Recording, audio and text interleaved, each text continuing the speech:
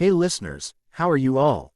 Thank you so much for being our awesome members. There's a lot to come more. Sit tight, be comfy, put your headphones, now let's begin.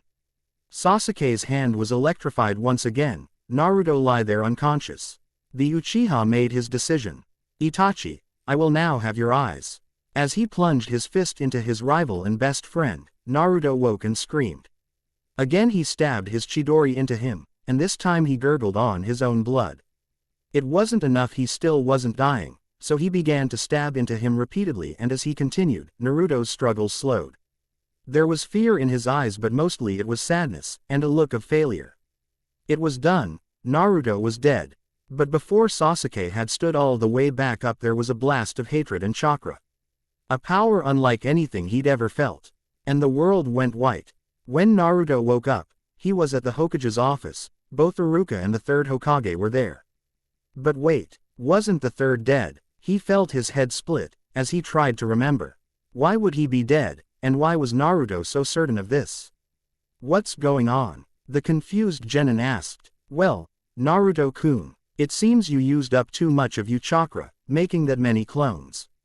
I expect you're hungry after such an exertion. If you'll promise me that you won't attempt to make so many clones at once again, perhaps you can get some ramen on me.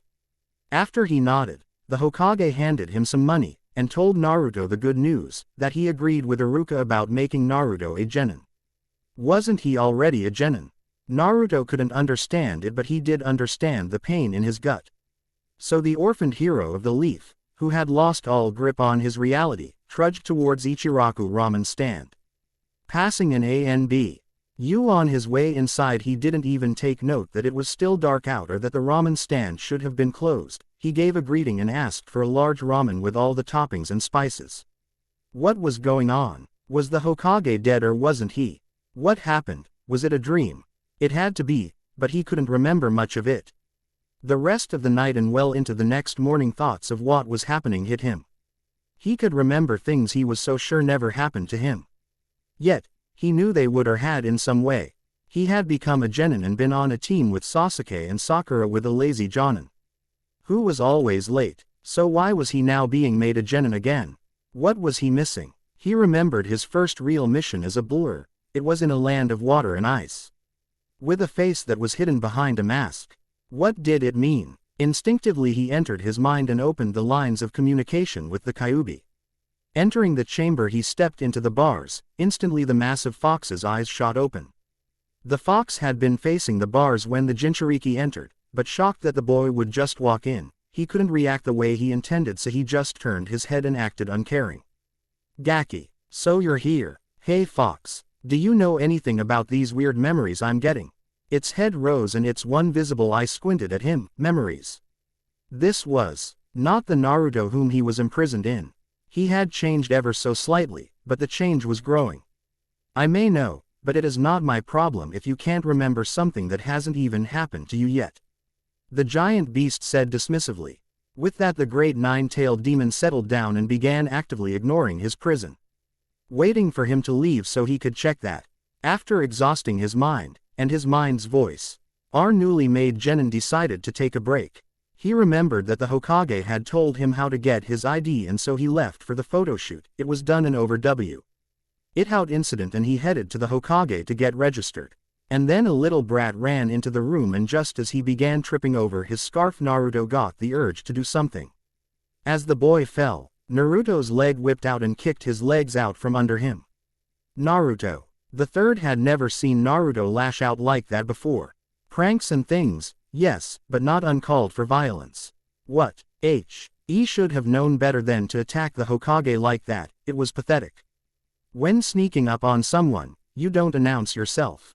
Even as Naruto said it, he felt as if he had heard someone else say that exact same thing to him. Down on the floor, the boy held his face and glared back up at them. You tripped me. So, what of it? Standing now, the kid pointed his finger at Naruto. You must not know who I am, he accused. Yeah, I do, Naruto nonchalantly replied. Your name is Konohamaru, you have 2 friends, and you're going to be a ninja in 3 years. Your babysitter is a CL. Osset pervert and self-proclaimed shortcut to greatness, when in reality he can't even keep up with you. And your scarf is going to get you hurt the next time you try running with it dragging between you feet. Konohamaru blinked, stared at Naruto and blinked again. The Hokage was also a little surprised and couldn't find the words to question Naruto's information, so he simply sat, trying his best to at least look all-knowing about the situation. All right, who are you? And how did you spy on me without me catching you? As if I would need to spy, your stealth skills are a bad joke. Yeah, well, you forgot one big thing.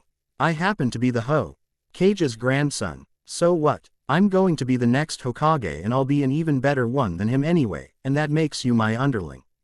As Naruto said this, he turned around and walked towards the window.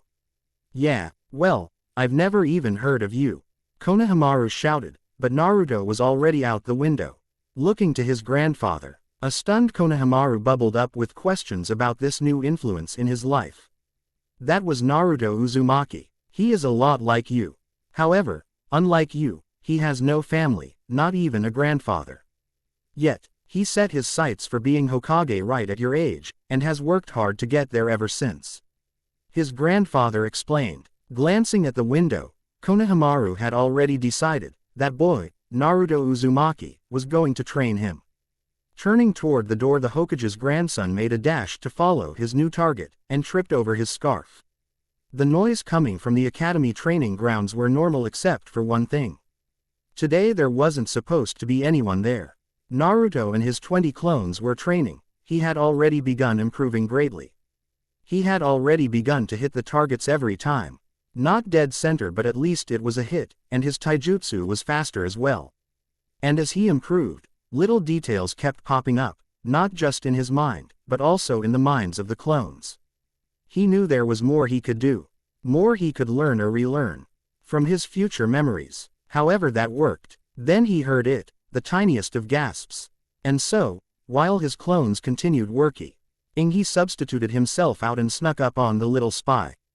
Konohamaru screamed and began kicking him the moment his hand grabbed the boy's ankle and flipped him upside down. Hey kid, what are you trying to do?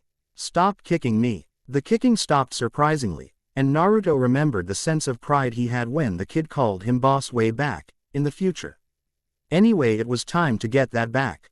So Naruto dropped Konohamaru on his head, getting a yelp of surprise and pain. So you came to me for training, right? No. Huh. How did you know? That doesn't matter. What does matter is hat you're not ready for my kind of training. What? Why not? You have a shortcut and I want to learn it, so how am I not ready? He was right. Naruto realized. These memories were a shortcut, but they were his memories, right? Meaning, he had learned them before, so it was still all him. Well, for one, there is no such thing as a shortcut in getting stronger, the older boy said as he bopped the smaller one on the head. Then what about that jutsu you were using with the solid clones? That was my own jutsu, and it requires too much chakra for you to handle. If you want an awesome jutsu, you work for it, Naruto replied in a proud tone. Blinking, he looked at the little kid in front of him. He was certainly willing to work for it, at least if his face said anything. Now, let's begin working for it. Naruto knew just what to teach the kid. First, we will run around the village 3 times, then we will work on your chakra control. Naruto dispelled his clones and began at a good pace. Not his fastest, but fast enough that Konohamaru would have to work to keep up. Once they had made the laps, Konohamaru could barely keep running.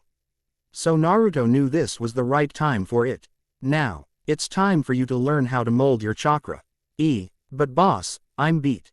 Of course you are. In order to become Hokage you have to work hard, and if you can't you'll never make it. Now pen your ears and get ready to learn how to mold your chakra. Boss, we already learned that. Okay, well, this was odd. Naruto was certain that he himself hadn't learned how to mold chakra until he was at least a year older than the kid was now, but then, that was probably the teachers getting back at the Kyuubi. So what now? What did he do last time? Oh, can you do a henge yet? We learned how to. But I can't get it yet.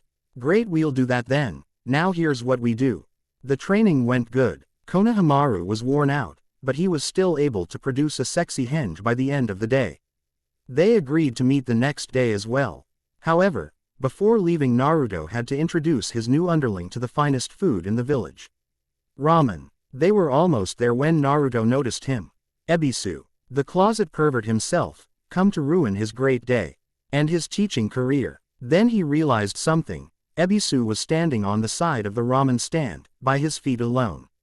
Seeing this, Naruto also saw him standing on water somewhere. It seemed like a long time ago. Then, he knew how to do it too. He remembered this guy training him in how to walk on water. He had learned how to use his chakra better, and in the end, he had been the link between Naruto and the legendary perverted hermit. But what to do now? It was true that this guy had almost taught him more than even Kakashi. That's kinda sad, but okay, he may be willing to teach him more. After a little persuasion, of course. Honorable grandson, I have finally located you. The man raced over to the 2DS and adjusted his glasses as he took in the sight of who exactly his charge was with. Please come with me, it is unbecoming of you to be seen with this trash. Biting his teeth, Naruto almost decided not to even try. Hey, don't you ever call Naruto-sensei trash. He is going to be my predecessor as Hokage. So why don't you just leave us alone? Hey, sensei. Ebisu looked as if he'd been told a joke. Naruto had this same reaction from everybody. What could he possibly teach you? He'll certainly never become Hokage. In order to be Hokage you need to be wise and strong. He is neither. Also, you would have to master 1,000 jutsu, and he has nothing to teach you there. Come on, honorable grandson, you know my training is the only shortcut to Biko. Explicit part is removed for guideline compliance. Visit Patreon for full version. At this sight Ebisu's jaw dropped. He's turning you into a delinquent. How could you even think of using such a vulgar jutsu? What? Why aren't you beat? The exhausted child exclaimed as he turned back into himself. I'm above such a juvenile jutsu. All it is trash, just like that brat who taught it to you. Shadow clone jutsu. Ebisu looked up to see an army of orange clones. Only about 20 of them, not enough to even laugh at. I'm an elite jonin, boy, not some fool like Mizuki. It would take chunin level skills in everything else, in order for that jutsu to be anything more than making cannon fodder. Oh yeah, the army began to grin. Well, get a taste of this, harem jutsu. And in a puff of smoke the entire street was filled with beauties, all of whom swarmed the jonin with what could look like unrestrained lust. Naturally he was launched into the air by his own nose blood. When the elite jonin woke he was tied and bound to a stool in the ramen stand. It's good that you woke up, said his captor. I beat you, so now, you have to help train me. Naruto couldn't wait to see what he'd learn next. Maybe he could learn how to walk on fire or on air. And why would that mean anything of the sort? Your so-called jutsu was a mere distraction and nothing more. Ebisu quickly sliced through the ropes and was hit by a pot of boiling water. Said pot had been hanging by a rope that was tied into his binds. Leaping up and patting his burned flesh, Ebisu growled angrily at the laughing blonde. You little bastard, I will make you suffer. Okay, how about a bet then? The prankster replied, completely ignoring his captive's threat. Never. Where is the honorable grandson? This was directed to Ayame, who had just replaced Naruto's empty bowl with a full one. He said not to tell you unless you were gentlemen during your talk. The waitress shrugged her shoulders and put her hands on her hips, and you're not acting very gentlemanlike. Now Ebisu was steaming, only partly due to the boiled water. No matter, I'll simply go find him myself. The waitress's eyebrow raised and she began to grin in the most creepy way he'd ever seen. And I'll inform the Hokage that you were sleeping in one of my booths for the entire afternoon. That got his attention. Why was this girl even causing him such trouble? It was obvious she was siding with the demon brat. Regaining his composure, the elite ninja looked down at Naruto. And what are the terms of this bet? Simple. Tomorrow I get my sensei and it would be rude of me to seek outside training afterwards. So if I win, you have to agree to train me when I need help. And if you win, after my missions with my team, I will do a free mission for you, doing whatever non-angers chores you can think up and you keep all the money earned. And now to sweeten the deal, and I'll stop hanging out with Konohamaru, too. This actually sounded good. And what is the bet? Had I can learn and master the tree and water walking skills I saw you use earlier today, by morning. And if I can't do them before I'm assigned my new sensei, you win. This was good. There was no way that the brat would be able to master them in one night. But he did have the shadow clone jutsu now, and on the off chance that he figured out its hidden power, the Jonin didn't want to be training him in everything. How about 10 lessons for 10 missions? This way he would limit the risk and make the demon brat do more work. Naruto knew what the closet pervert was trying to do. He would teach him 10 things that weren't any use at all and say he held up his bargain. Fine, but I get to pick what you teach me. Very well. What did you wish to learn? He would be surprised if the boy actual L.Y. had any ideas about training that were right. He'd probably be asking to learn a flash jutsu or a ramen jutsu. After I can walk on water, I want you to teach me how to walk on fire, and on air. He was right. This kid was such an idiot. There was no way he would figure out the shadow clone jutsu's secret. That's too. Oh, I wanted to learn an actual taijutsu style that fits me. He didn't say it had to be mastered. And it was actually a reasonable request. It wouldn't be hard for him to teach that. Just tell the brat how to punch right and teach him to use defense and call it a flashy name. Then he could let the brat work it out himself. That's 3. Naruto thought. Was there any other cool thing he remembered? Not the Chidori. He learned that was only Kakashi's. So what else was there? I got it. There's this Hyuga spinning chakra dome thing. The Kaken, or Kaden I think. That one was good, thought Naruto. He could just see Neji's face when he used that jutsu. Ebisu was now interested. If he knew what the boy was talking about, the Kaden, it was a pure chakra-based defensive jutsu, e-jutsu. Besides that, it would be phenomenal with his chakra levels. However, a technique like that required a lot of chakra control. Oh well, if he used the shadow clones right, he could teach it to him in a matter of weeks. After the Jonin nodded to him that he understood, Naruto continued. Then, there is this thing that Konohamaru told me to get. It's this Afrin. Affinity thing. I want you to teach me that. Well, he was a little proud that Konohamaru remembered his explanation of the elemental chakra. Yet, that was actually going to need a lot of work, depending on his affinity. First, I'm uncertain what you're asking for. Each person has their own affinity, and it is one of 5 elements: earth, wind, fire, water, and lightning. They each require their own type of chakra molding. If I understand, I believe you are asking me to identify your affinity and CHU that form of molding your elemental chakra, correct? Kinda, but I want you to teach me the advanced molding for it, not just the basic stuff. That way I can add it to my own jutsu. Well, he could give him the basics and let him work on those for a few months. And the thought of this kid making jutsu sounded pretty far-fetched, until he remembered the harem jutsu. Very well, and the others? Well, hey, you know how you said there were 5 of them. He didn't like the sound of this. Yes. I want a jutsu from each of the other elements that aren't my affinity. They also have to be ones that only get more powerful with more chakra, so I don't waste chakra using them. That was actually a good request. To think, the idiotic Gaki had thought of his large chakra on the spot like this. Now the Jonin was getting worried. That will be acceptable. He could give him some simple C-rank jutsu, maybe modifying 1 or 2 others down, but it was very doable. But the elite Jonin was beginning to think Naruto wasn't as dumb as he acted. And that might mean he would actually have to teach him this stuff. Okay, so what is the last one? This one isn't a jutsu or skill so much as, well.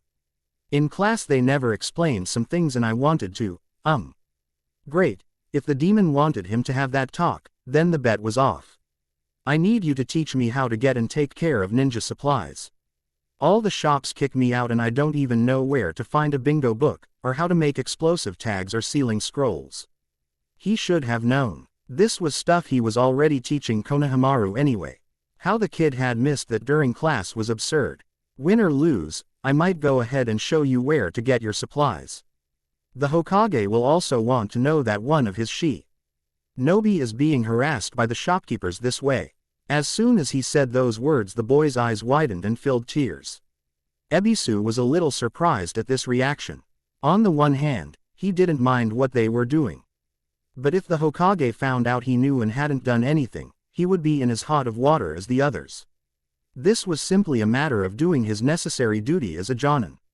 Yet, to the boy sitting before him, it was as if he had done something extraordinary, was simply informing the Hokage of misconduct such a great thing to the boy. With all of the details worked out, the Y agreed to meet at the academy an hour before it would open. And Naruto jumped up with a declaration of determination and raced to the nearest training ground. Ebisu was about to use a shadow clone tea. Oh, watch him when the waitress handed him something. Naruto couldn't help but laugh when he heard the scream. 27 bowls. How could anyone eat that much? That night Naruto worked off all of those bowls of ramen. He had already known how to mold chakra to his feet, as he had done it in his future past. However, getting it down again took some effort. It was a lot easier than he remembered it. Still, it took most of the night before he was able to stand on water. The tree walking had taken hours, unlike the week it took the first time. And it only took a little more than 1 hour to stand on the water. Now he had to master them. He knew he could to some other cooler forms of water walking. Somehow he had managed to race on the water using the water walking skill to flash around. It was like he was sliding on ice. By the time the sun rolled up, it was mastered. And so, he arrived at the academy training ground 2 hours before class would start, and waited for his new sensei.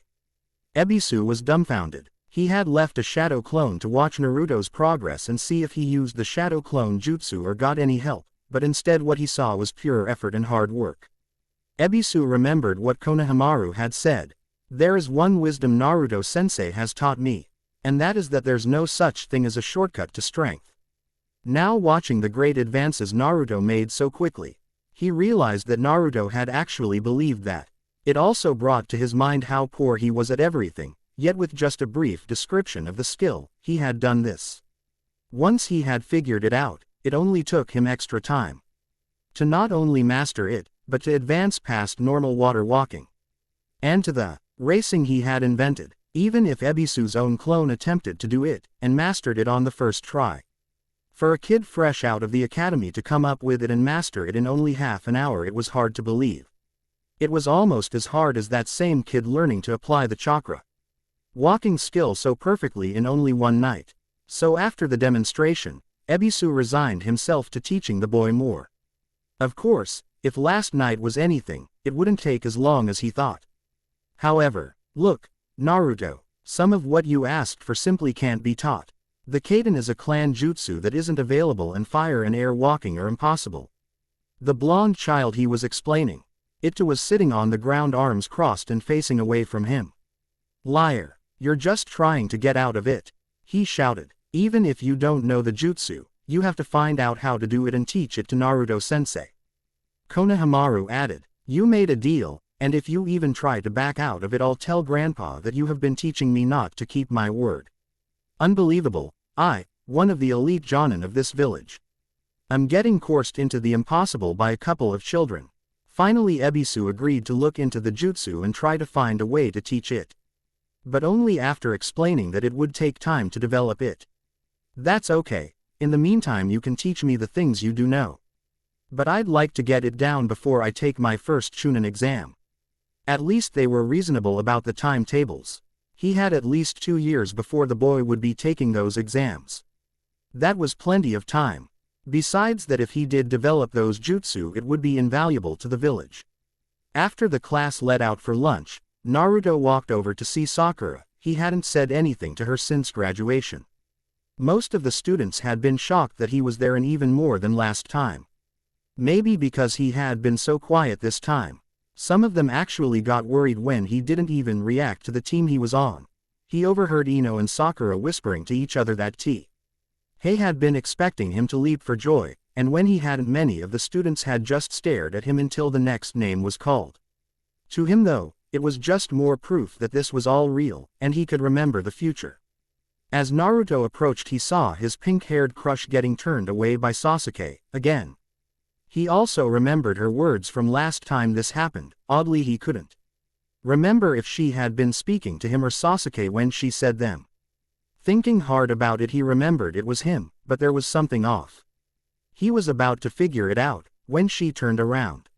Sakura was crying. She sat on the bench and buried her face in her hands. But Naruto didn't see it. What he saw was a slightly older Sakura who was also crying, and begging him to bring Sasuke back. Then he remembered. He hadn't just gotten all Thad died. And he knew exactly how he died.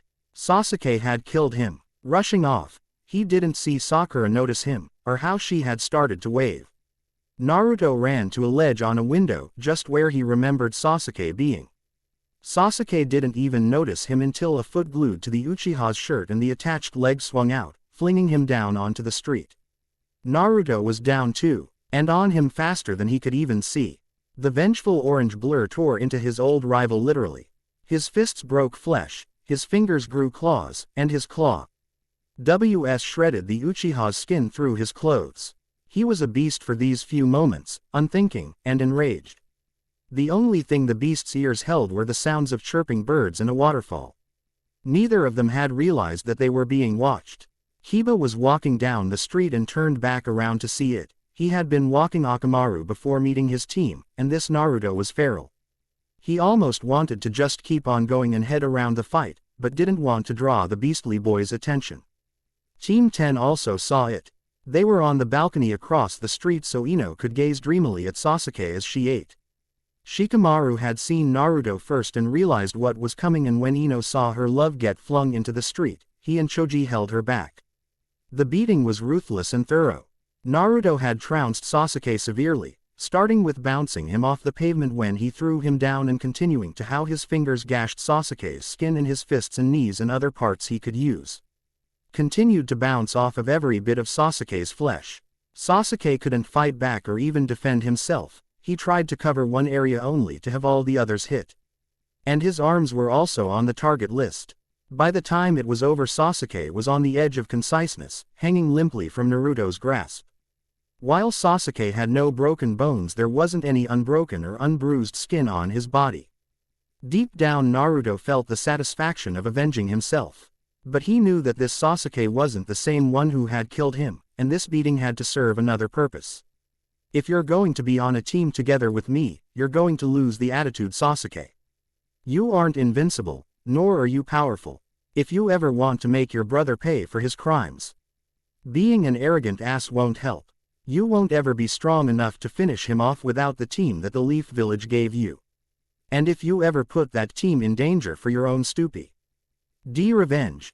Here he let out an evil intent bad enough that Sasuke knew he would die here. Bad enough that the watchers all fell away and cowered.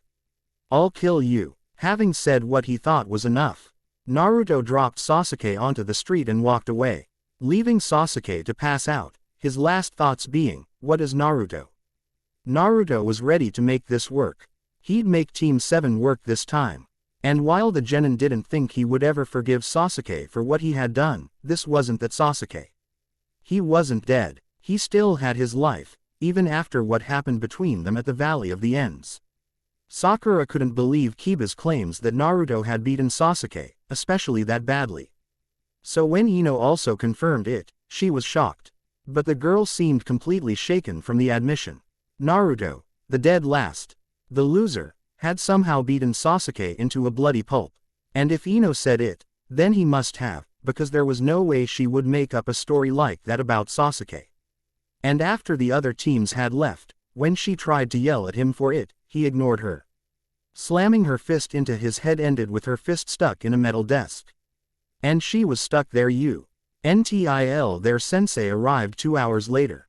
Only 2. That was different. He had been 4 hours late the first time they waited on him. Meeting him on the roof, their jonin told them they would do int reductions and a test of some sort at Training Ground 7 the next morning. Since Sasuke wasn't here, someone would have to tell him. Immediately Sakura jumped up, volunteering with a joyous screech. She would go to the hospital and feed him a nice peeled apple, at the instructions of her new sensei, and then tell him where they would meet up the next day. Maybe she could even convince him to walk there with her. Note: please keep in mind that Naruto has basically forgotten all of his past, and is relearning it all. He barely remembers most of it. And it will return, slowly. Naruto does Believe that fire and air walking are real. The fire and air walking are both mentioned in the anime episode when Naruto learns to summon. When Ebisu thought it would be 2 years, he was going off his own prejudice.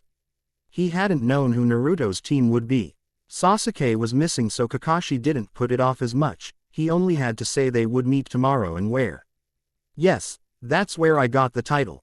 He is the late Naruto, as in dead. And life after the ends is like life after death, and life after the Valley of the Ends, and the first letters of each word spells late. I'm very happy that worked out. Most items in all my Naruto fan fictions will be based off of T8, Retroversion's timeline. Many of these details will be universal across them all, meaning any mission or OC, or other major details will be included, based on their background and trigger events. This will not include Kurenai's conspiracy or Hinata's abuse. While T8, Retroversion will be my main fic, 5 others are on my list to work on at the moment. Late Naruto, Life After the Ends, Uzumaki, A Lone Fox, The Thousand Ninja, Village Hidden in Plain Sight, and Wisdom of Chance. Descriptions on profile, changing for the better. New Dawn, changing for the better, for the sake of learning. Foray note, I have revised the last chapter a few times, most recently was Dec. 2015. This isn't my main fanfiction, and was NT meant to be more than 8k word per chapter, but it just flowed out so well. Thanks go out to Perfect Lionheart for inspiration in some of the jutsu concepts included. Leaving the academy, Naruto went in search of Ebisu, who had told him to find him at the Circle of Pillars after his team activities were over. Naruto hoped the closet pervert hadn't thought he'd be out very soon, or at least brought something to do while he waited. It wasn't like Naruto could have just told him who his sensei was going to be, and unfortunately for the Jonin, he couldn't think of another excuse to let the man know how long it would take. At least this time his sensei had only been 2 hours late, instead of the 4 they had waited last time. Naruto still wasn't sure why he had been early. It was shocking. The thoughtful genin soon found his temporary sensei, ironically, in the training ground right behind Team 7's own. It took about 10 minutes of running to get across training ground 7, and into number 17. The genin, having no idea where the Circle of Pillars was, had needed to use one of his few emergency resources. One sexy jutsu later, he had gotten a full map of Konoha from the Academy Geography teacher's office. Not that geography was the only thing the guy taught, he also taught history of the 5, and international politics, but Naruto had never really participated in those classes. As he entered training ground 17, he passed a row of towering training posts. The line of them went all the way around the training ground. Must be how it got its nickname, the vessel thought. Each post seemed to get taller heading east, but shorter heading west. As the genin continued inwards, he could see where they became normal-sized and began getting taller again heading north. The whole training ground was about 5 kilometers across. Inside the circle was a mixture of lands. The far side had a massive curving stone wall, just inside the circle. Probably so Anion, who fell from the highest posts could catch themselves on it. It covered about a third of the way around the circle. Coming inwards was various trees and a small lake fed by a rapidly flowing river, which passed right toward curve. The tree line stopped at the far side of the river. On this side of the river was its beach. Further inwards, in the center of the grounds, was a massive stone column going up as high as Naruto could see. How he wasn't able to see it from training ground 7 was impossible. Except that it seemed to become more and more visible as he got closer, like it was hidden by genjutsu or something the farther out you got from it. It was huge, at least a kilometer wide, and encircled by a ravine that went about 6 meters deep and 10 wide, all the way around. Around that was a stone path, flat and wide, almost like a track. It even had a few obstacles Naruto could see as it started to curve around the other side of the stone center. To the east was a pile of rocks that rose out of the lakeside and climbed all the way up to the top of the wall, before curving and steeply cascading down. On the near side of the rock pile was large uneven chunks of grassy land, which changed into the grassy plain he was on at the entrance. To the west side from the entrance was a flat-packed dirt training area with 10 more training posts near that area's center. Each of these, while normal in height, had different thicknesses and a rounded top. One, the thinnest, even came to a point. This was where Ebisu waited. Just beyond that, was the river's exit out of the training grounds. Where the tree line started, and the trees increased in size as they grew closer into the forest at the wall. He couldn't see where the river came in, the genin decided it must be around the other side of the stone tower. After a brief greeting, which was more respectful than the demon container had expected, the closet pervert told him he hadn't expected him to find this place right after. So he had occupied himself while waiting. In truth, he'd been intentionally vague about where it was so he could have time to prepare, both while the boy was in class and while he was searching. It wasn't like it took me that long to find you. Sensei was late for our introduction. Seeing the disbelieving look on the stuck-up adult's face, Naruto switched the comment from a MPL ain't to something more believable. Ebisu had said he looked up to his perverted sensei, right?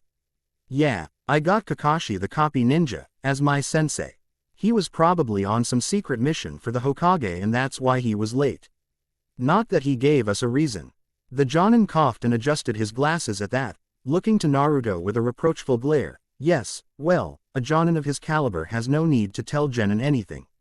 One can only wonder how you got him for a sensei. Naruto replied with much less enthusiasm. That's easy, I'm the dead last. And they always put the dead last with the rookie of the year. And the only one in the village who can teach Sasuke how to use a Sharingan is Kakashi, duh. I coulda told you that. Quote, ignoring complaints the boy had about his superior teammate, Ebisu re-evaluated his time frame. With the knowledge that the Naruto would be training under the copycat ninja, alongside the Uchiha genius, Ebisu decided that the little orange genin was going to need a lot of his problems fixed immediately if he was going to even keep up. Firstly, with the team the boy was on, their sensei was likely to focus on the clan heir, and leave the other two to their own training. However, Naruto's basics being so poor, they would hold the whole team back unless the genin himself was able to correct them. There was little hope for that. Assisting the pariah turned out to be vastly more important to the village's reputation than the Jonin had ever considered feasible. The team he'd been placed on would need to be sent on higher-ranked missions sooner rather than later. If for no other reason than to let the village brag about having an active Uchiha in the ranks. It was also likely that the Chunin exam deadline he had established would now be moved forward to sometime in the next year. It would be either this coming exam or the next. He couldn't possibly hold to his bet with the boy in that short amount of time. The only thing he could do about it for the moment was to see how far he had to go with what he had to work with. And so, his first task was to get an idea of what the boy was already capable of. In order to begin, I need to kn out the full extent of your abilities or lack thereof. So you need to tell me everything you can do that you think in any possible way could help with your being a ninja. And be honest about it. The more I know about your abilities, the more precise my own training schedule for you can be. The list was short and only included what he learned at the academy, which was incredibly less than he should have learned. And the shadow clone jutsu. It wouldn't be enough. How the boy was able to learn water walking when he couldn't even float a leaf was confounding. Besides that, all the boy's basic abilities such as rope escape, substitution, general kenjutsu and for lack of better classification, intelligence, were all lacking. What had the instructors been teaching? While the man could understand their bias toward the beast, there was no way they could have possibly held the boy back this far without endangering the other students. So Ebisu decided, against his better judgment, that he needed to reveal the secret of shadow clones. Once the boy had a grasp on retaining the feedback, the agonized Jonin could start him on an education spree disguised as training. After he had ensured the boy had the basics of shinobi theory and rules, he would give the boy a break from the mental strain and work with him on his atrocious taijutsu. Uzumaki-san, there is an aspect of the jutsu you acquired that as yet seems to still elude you. Quote, the boy looked at him in confusion. What do you mean? The clones work great. They're not sick or weak or stupid looking or anything. Brad, just listen to me. The shadow clone, while meant to be a solid, was not created for battle or labor as you have been applying them. Looking the boy in the eye, the trusted educator for the honorable grandson braced himself for what was likely to be an extended lecture. When the clone is created, it is a shell of chakra that extends inwards based on the quality of the construct. However, this shell is empty and hollow.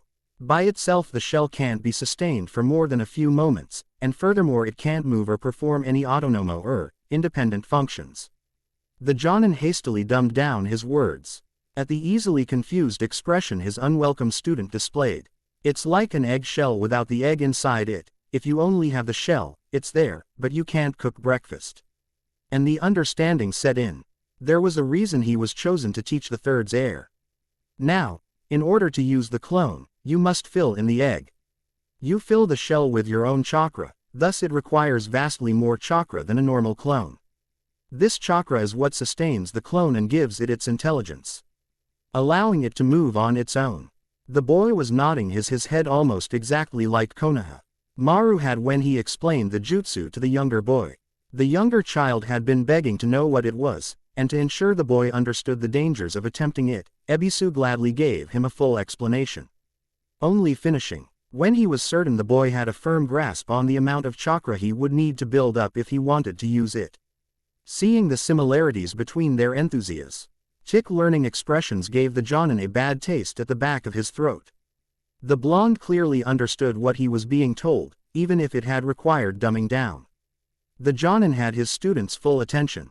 And there were no pranks, no misbehavior, or distractions. Clearly the boy wanted to learn. It was as he had begun to suspect. The boy's reported behavioral problems in class stemmed solely from the treatment he received at the academy. Privately Ebisu allowed his mind to picture what the boy could have become if he had been the one teaching the container from the start. Wheeze disrupted. From either chakra or a physical blow, the shell will dissolve. At the same time, the chakra that had filled it will return to the clone's creator, as in you. When you receive the chakra from he clone, you will also receive all the information it carried with it. Meaning, you will remember everything that the clone experienced. Naruto was clearly surprised. I had considered the possibility that you knew. After Konohamaru told me about your training the other day. To say he'd been shocked was a little short. Once he had agreed and sent the boy off to class, he wanted to immediately request an audience with the third himself on the matter. However, he still had to relieve himself of his own untamable ward. It was as he was debating the avenues of care for the boy to be placed with had the honorable grandson begged to know what the jutsu was, explaining as he did how he had found Naruto-sensei using over a dozen of them in his training. Which was cause for question. If the fox vessel did know the secret, then why hadn't he used it during the bet? If you didn't know you were receiving memories, then why did you have your clones training too? Well, it was mostly to figure out how to do it, and once they got that down I either saw how they did it or they told me. It just meant I could try more ways faster. In actuality it had been because once one of them remembered something they could tell him, and if he thought about it for a moment he would remember it too. Naruto had recalled many of the minor improvements he'd made in his training over the last year that way. But he could still only vaguely recall his future life. Alright Naruto, we should start by getting you accustomed to reading the feedback, as it is called. First I'm going to have you create a clone. And I'm going to work with the clone on a new jutsu. Hey, this better not be a trick to get out of your 10 lessons. Naruto wasn't sure anyone would be willing to teach him something not on the list. Never you mind that, boy. This is a variant of the shadow clone. So really, I'm only assisting you in your chakra control, which I might add will need to be mastered far more if you wish to have any hope of completing the whole 10 lessons. Besides that, the jutsu I have in mind does in fact fall under a section of lesson number 10. Well, you still got a lot more than a single jutsu to teach for that one. The genin was a little shocked. Ebisu was actually planning out a fair deal to him. The man he remembered hated him. Maybe it was the bet. Or could Ebisu actually be that Uda teacher that his pride as a teacher wouldn't let him simply half-ass it? That explained why the old man hired him anyway. We will get to that, yes. But for now, create your clone and then I want you to run from here to the memorial stone and then back to the line of training posts you passed to get here. You will circle the posts on the outside until your clone dispels, and then come back to perform the jutsu. I will not be telling the original you any part of the jutsu so that you will need to recall only what your clone has learned. If you can't perform the jutsu, then I will instruct you to make a new clone and restart your running. After making the clone, the real brat took off at a speed the Jonin could only assume was as fast as the genin was able, reminding Ebisu that he needed to teach the boy how to set a pace when running. Looking to his clone student, the special Jonin began explaining how to perform the shadow clone projectile jutsu. The boy quickly understood the concept of casting his shadow clone onto something other than himself and was easily able to pick up making the shadow clone of a rock in his palm. But when it came to throwing the rock and cloning it at the same time, the genin was unable to do so. Deciding that it was good enough for his purposes, the Jonin struck the genin with a very painful nerve strike. If the feedback from that didn't catch the brat's attention, then this method of teaching him wouldn't be possible. The Jonin had considered numerous times in the last half hour about why the boy wasn't able to receive the memories, and it occurred to him that it may have been the sheer mass of chakra the boy had. Which meant if the original wasn't actively watching for it, then it would have to take a sizable shock to bring the memories to the surface. It took Naruto another 10 minutes to arrive after he received the memories of the shadow clone. His path around training ground 17 was not a very short one. He had only gone around once since he started. It had to be at least 20 kilometers. As he ran, he watched the posts get taller, and once he hit the wall he found that they were no longer spaced evenly. There were even some that were posted in the ground farther out so that if you were hopping, as Naruto assumed they were used for, then you would have to turn. This continued and even got worse as he passed the end of the wall. Soon they began to slant at angles as well. As they became shorter, some of them even started to sway in the breeze. These were made of entirely different types of wood so that the sway could be measured. Once the posts became low enough that he could see their tops, the running genin saw that unlike they had been when starting at the 10 training posts, the tops of these ones were no longer flat. They had rounded or angled or even bristled tops. He was almost back to the entrance when he felt it, like someone blowing air into his ears, or a really big sneeze that built up and up but never came. It wasn't unlike his own lost memories of the future. He could see both what he was doing now and what he remembered doing then. The jutsu Ebisu taught him was able to make a copy of his tools or whatever else he had in his hands, and he also felt the phantom shadow of a really bad pain in his chest, just at the shoulder. Arriving at the 10 posts, Naruto paused to catch his breath. And in a few short breaths he had it back. Hey, I think I remembered it on the first try. We'll see. On another topic, when running for long distances, it is not beneficial to push yourself to your top speed from the very start. The Jonin was clearly irritated at him, But that wasn't anywhere near my top speed. I can run loads faster if I want to. Given the tales he'd heard about the boy evading the Anbu, the special Jonin wasn't sure if that was merely an empty boast or if it had merit. However, his last boast had been the topic of their bet, and that had ended so wonderfully, hadn't it? With a heavy sigh, the Jonin explained, the track around this training ground is roughly 16 kilometers long. The average civilian would take 2 hours to run that, if they were able to keep going for the entire length. Not at all likely. The average academy graduate can usually do it in only an hour at a moderated pace. You failed at taijutsu and are reported by the instructor to have the worst physical conditioning out of your peers. You may be faster on your feet, but the goal of long-distance running isn't speed outright. It is speed over time, meaning that if you need a break to catch your breath, then you are pushing too hard, and need to slow your pace. Having to stop when being pursued is one of the first weaknesses of a protection detail. Which is why most of the royal or wealthy clients will ride shoulder carts when being escorted. Fortunen can carry one of those, with a passenger inside it, over 10 times the speed that a civilian with no regular exercise could possibly run. And still not need to stop for breaks any more than usual. When training by running long distances, the goal is to build up that endurance is the key. Naruto was almost shocked at the thoroughness of his explanation of long-distance running. Once more the closet perv was outdoing his future memories' expectations. As part of teaching you a taijutsu style, I will require you to perform physical exercise as I assign it. The first thing I will be assigning starts tomorrow. From now on, every morning, You are going to run.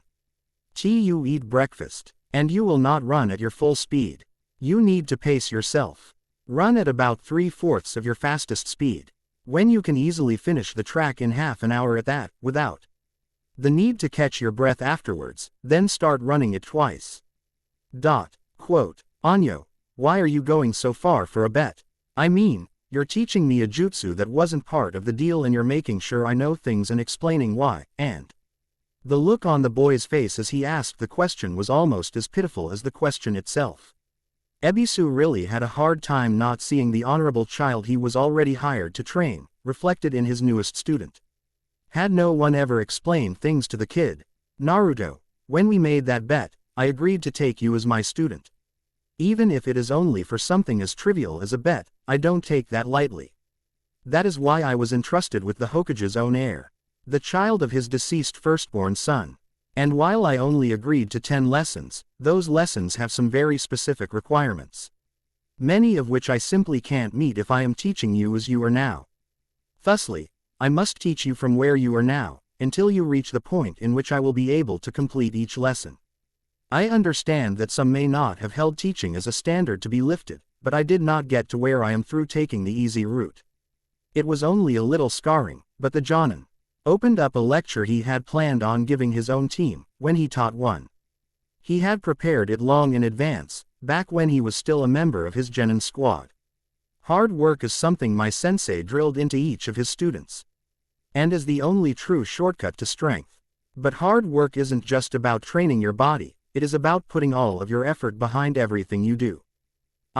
T is much like how a child will put everything they are into to what they are doing, from playing at the playgrounds, to throwing a tantrum, from being happy to being sad. The youngest children have to learn how to hold back their efforts and become lazy or content. They will always try their hardest and cry their hardest when the time calls for it. True hard work is when you can try your hardest at everything in the way those children do. To be fully invested in every aspect of your life and community. That is, the Jonin had to give a wry grin, as his teammates' words found their way out of his mouth. The power of youth. Naruto looked at his temporary sensei as if he had grown a second head. The Jonin, which he had gained some respect for as a teacher, was now spouting that same youth crap as bushy brows and super bushy brows. What the hell was going on? He wasn't one of them in the future the genin could remember. Seeing the boy's strong reaction, Ebisu could only assume the genin had met or at least seen his teammate before. Feeling one's eye twitch wasn't that uncommon for those who knew Maeda Guy. First in irritation at him, then in despair at his continued behavior. And most pleasantly in laughter at the reaction of others who were just meeting the man. Allowing himself to have an amused smile, the Jonin explained to Naruto exactly how he knew the man in green tights. Once the boy was calmed down, he continued his educating, explaining how the jutsu he had taught Naruto was both part of the 10th lesson he'd asked for, to maintain his kunai by not having to use them as projectiles, and how it related to the chakra control refinements he needed before being able to move on. He also informed the genin that he would be teaching him another variant of the shadow clone. When the boy gave a suspicious look, Ebisu stated in no uncertain terms that he would only teach him the variant once he had been officially enlisted into the Chunin selection exam. He would be teaching him the explosive variant of both, explosive clone and explosive projectile clone. Neither of them would be one of the 4 jutsu he had agreed to teach, either because he already had an idea of which jutsu he wanted to teach the boy. The explosive clone. That was way cooler than anything Naruto had ever learned. Even from what he learned in his last life, well, as far as he could remember. There was something about a balloon and a toad, but for the life of him, the vessel just couldn't figure out what putting a toad inside a balloon had to do with anything. Other than that as something the toad hermit had taught him. And he taught the 4th. So it had to have been something cool. He'd remember it eventually. So he moved on, and listened to the man explaining things to him. Ebisu continued to tell him why he was willing to teach Naruto yet another extra jutsu. And the answer was advertising. Because the exam was so public and had so many spectators from all over the 5 nations and their surrounding smaller states, it became an important resource to the village. The showing there had to be of quality. The better they performed, the more people would hire them. And that meant everything. Shinobi were paid to exist by the daimyo. But that was only really for a few elite, which were meant to be his personal guard. The village on the other hand was funded by clients. They paid for a mission, a tax went to the daimyo and a tax went to the village funds, and the rest was paid almost directly to the shinobi who performed them. Based on the amount of taxes the daimyo received, he may pay more or less to fund the village. The mission tax and the daimyo's funding were what allowed them to operate. By funding the academy, and paying village's own required missions, at cost to the village itself. This included routine patrols and gate duty, as well as the TI department. It also funded a percentage towards stipends such as the Orphans Fund created after the event 12 years ago. And for retired or wounded shinobi who needed to be supplemented until the village could place them in another profession. Most of the injured ones were either mended and sent back out, or an agent in the village found them new jobs. Most of the oldest or more capable injured were put in the Anbu training corps, as anyone good enough to train them and not injured would be in the field. The daimyo himself could also order a mission, and paid very highly for it to be completed. If however, he thought it would be done better by someone else, then he was more than allowed to hire others. And so, with almost all of their prospective clientele in attendance, their good performances were a must. Therefore any team not ready to excel would be held back from the exams. Of course, the exams were not the only way to become a chunin.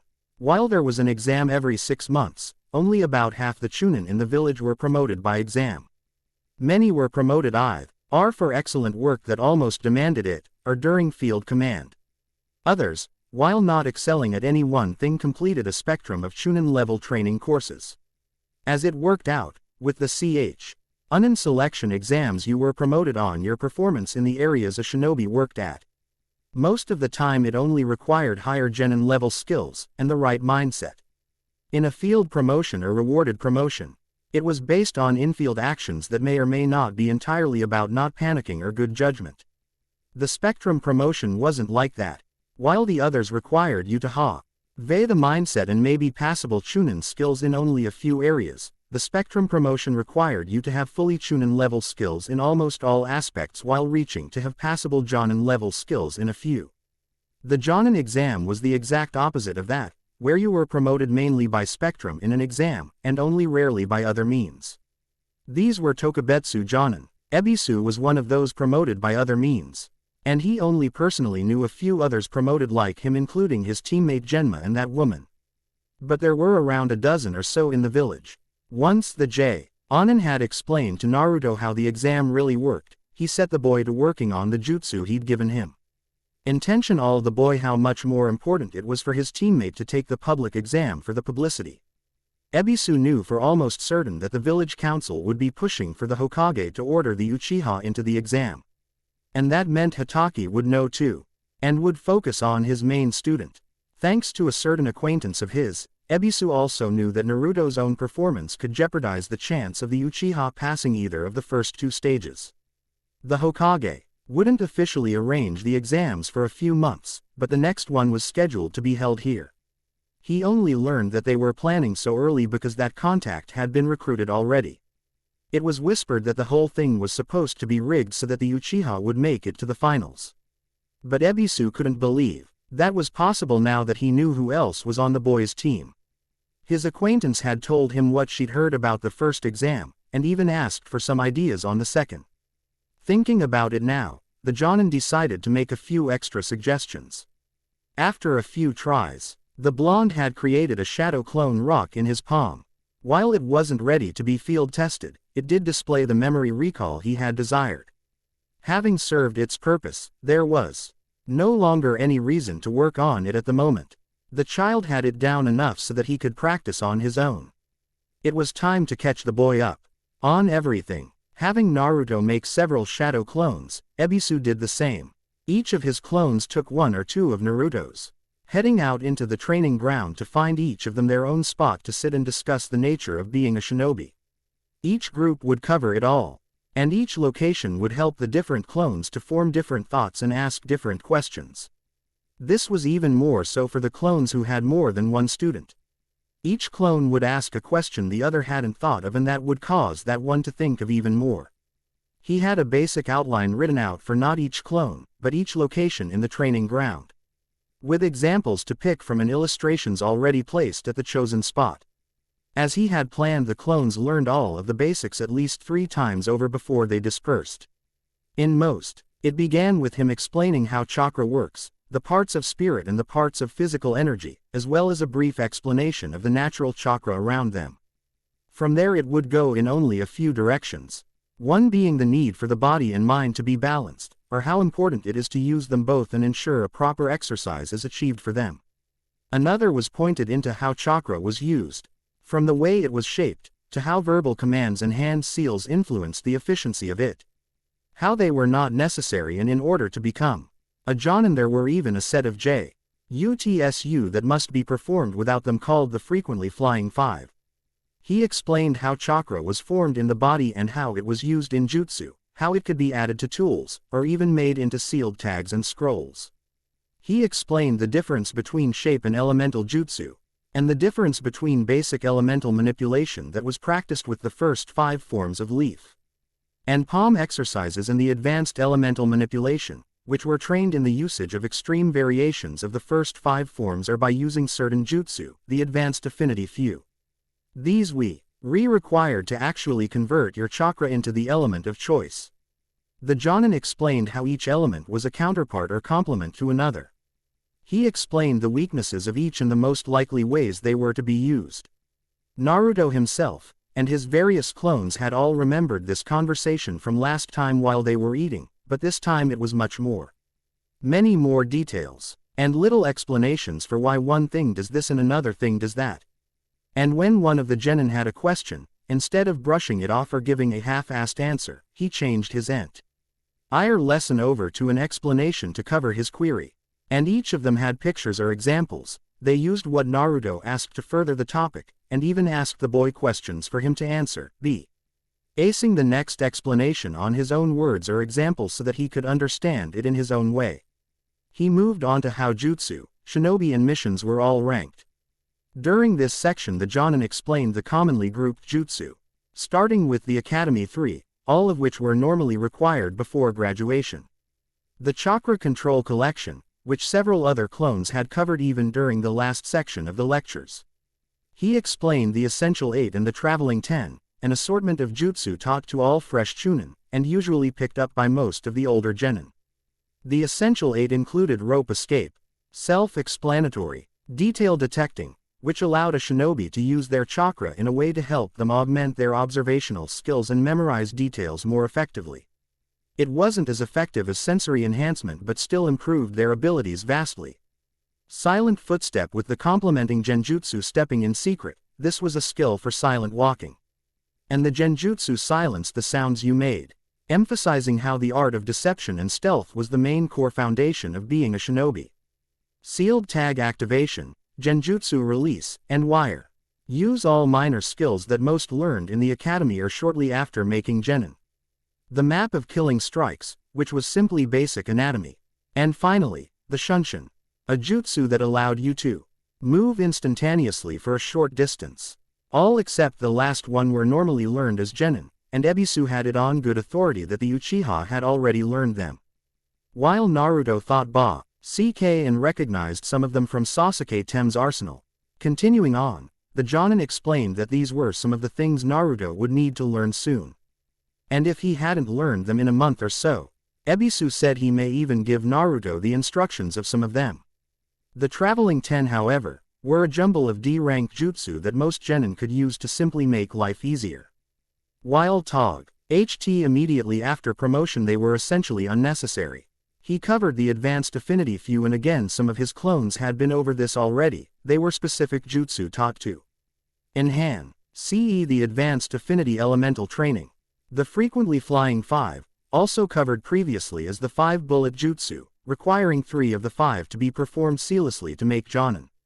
The major miscellaneous, composed of 10 jutsu, 2 from each element, which were the first major jutsu taught to those who had each elements. Then he covered the specific career paths of shinobi, from front-line fighters, to medical nin and genjutsu specialists. learning the major MISC, medical musts, or instrumental illusions respectively. Tracker Nin who evolve into Hunter Nin only after learning the Hunter Nin have-to-haves. He explained the Anbu, the TI department, and what they really are, and the village council, as well as the once-used military police. He even went into the various clans and DY and how they became parts of the village, covering all their basic information and their most commonly known customs. Each of his clones covered all of these topics, while some focused on one or another with more effort. Each topic was covered entirely when added together. It may not have been the full academy education, but Ebisu prided himself in how he had stripped out only the most useful and essential information about being a genin. There was no way he would have covered it all, but he had planned on only covering chakra and its uses for today's lecture. The Jonin was more than surprised when, at the end of the lecture, he discovered that his clones had managed to move on to the jutsu groups and even into the career paths and village clans. He had planned to cover those topics later on, and still needed to cover international diplomacy for missions out of the village, a biography of the world and internal laws and structure of the village. But from what he'd seen today, he was certain if the clone method worked he'd be able to cover all of those in only 1 or 2 more lessons. It appeared the genin soaked all of it up like a sponge. While he would enjoy stroking his ego with this, the fact he'd taught the village dunce how to understand it all, Ebisu knew full and well that the boy had been more than able to understand the concepts on his own. In the time the clones had been learning, the originals were having a different lecture. This one was entirely based on the benefits of meditation and calm. How being level-headed and focused improved every aspect of his training. Ebisu explained at length the various methods for meditation, calming the mind and achieving focus. Near the end of the lecture he had Naruto perform each method he explained in turn. During this time, he also gave the boy a much more detailed lesson about the chakra control collection, leaf floating, tree walking, water walking, chakra sensory and sensory enhancements, and finally the chakra submersion meditation, in which you allowed your chakra to flow through the environment around you and feel its existence. This was usually done under a waterfall, but could also be done on other types of elements. While he hadn't actually taught the boy how to do it, it would come. And sooner rather than later. When it was finally time to finish the discussions, the clones all prepared. Ebisu had Naruto sit on one of the thicker training posts and take himself into the deepest meditation he'd achieved thus far. One by one the genin clones dispelled, pausing for several minutes between EAC H to allow the boy to accept the memories before moving on. Ebisu's own would dispel later when he himself could meditate. As he watched the boy absorbing the memories he saw the mixtures of emotion and apprehension, understanding and excitement. The boy displayed a vast array of strong emotions which told the Jonin stories after stories of what the boy had been through in his childhood. When finished, Ebisu instructed Naruto to go over his memories and meditate on them. Then accepted his own clones, in the same way his student had. Each memory of each discussion was like a needle in his mind, and a tug on his heart. The boy had learned so much more than planned, and was so focused on learning that Ebisu's small remaining prejudices towards the boy dissolved in his admiration of the perfect student. He could barely understand how the academy could have held the boy back so much.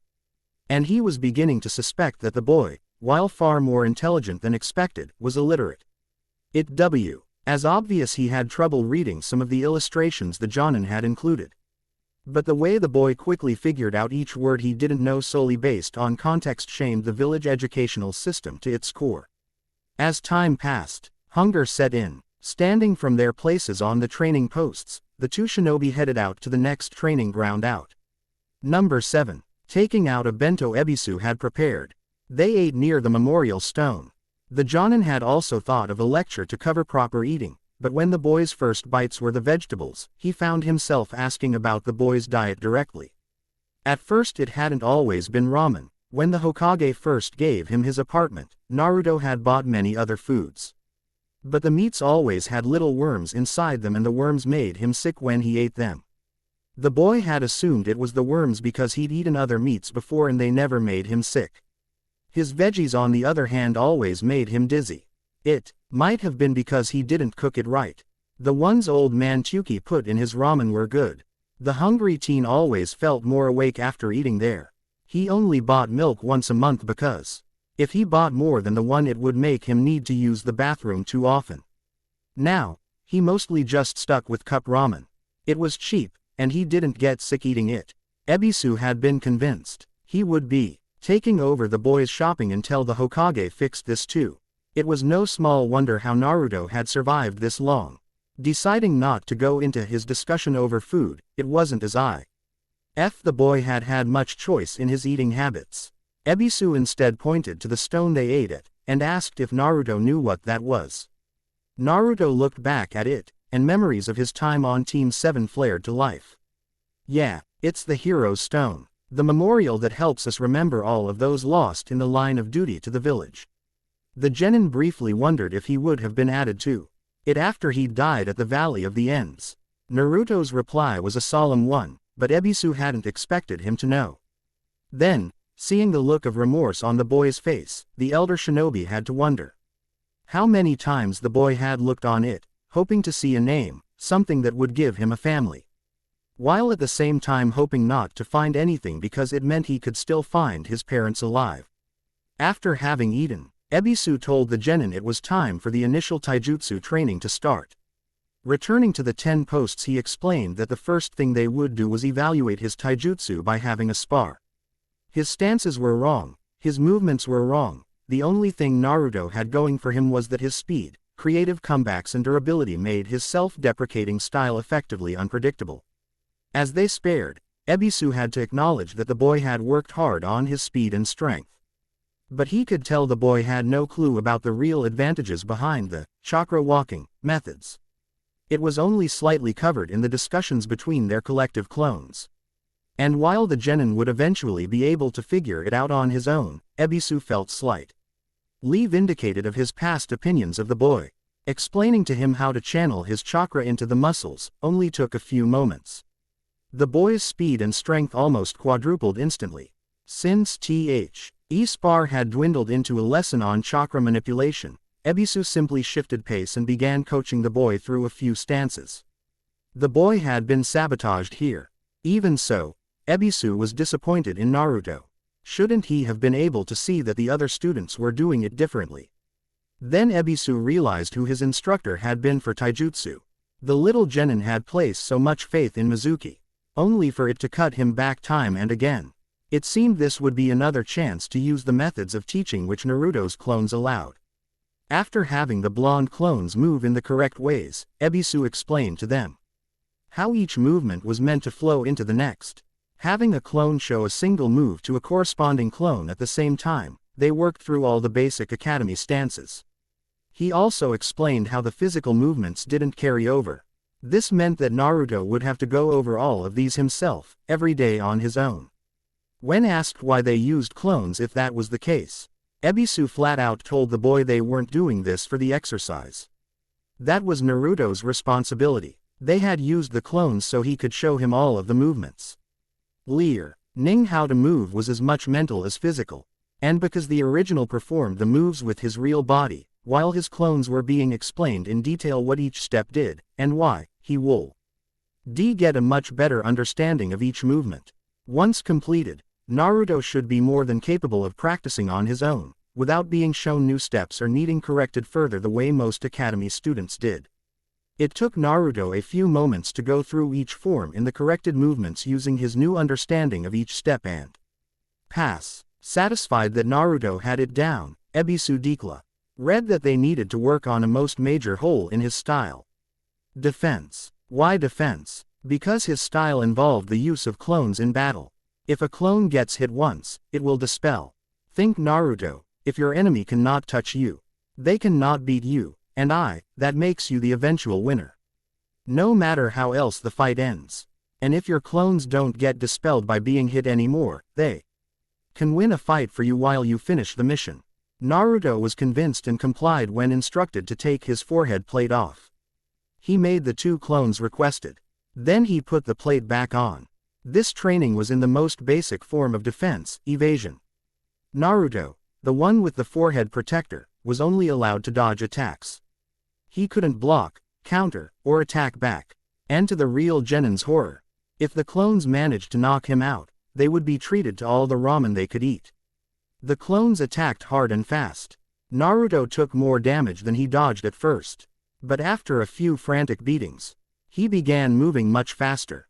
Not only was this from putting chakra into his speed, but also from the fear of being hurt more. Ebisu's comment that pain was an excellent motivator didn't help. After about half an hour of this, the Jonin called the chase to a halt. He allowed the boy to rest for a few moments and explained to him how his movements had worked or hadn't. Once Naruto was rested up, he repeated the training. This time Naruto was able to dodge most of the hits, but the clones were also moving faster than before. He let another half-hour pass before Jonin told him that it was enough for the day.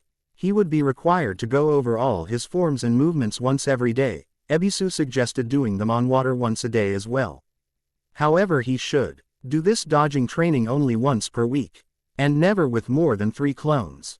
Promising to move on to blocks, parries, and counters the next time, they left the training grounds in search of the shopping district. Each shop they stopped at had been expecting them, and while normally they were open until sunset, which was still a few hours away, they all seemed to be empty. It was slightly eerie to Naruto. Almost worse than the glares, the few people who were out hastily made their way once they noticed who was coming.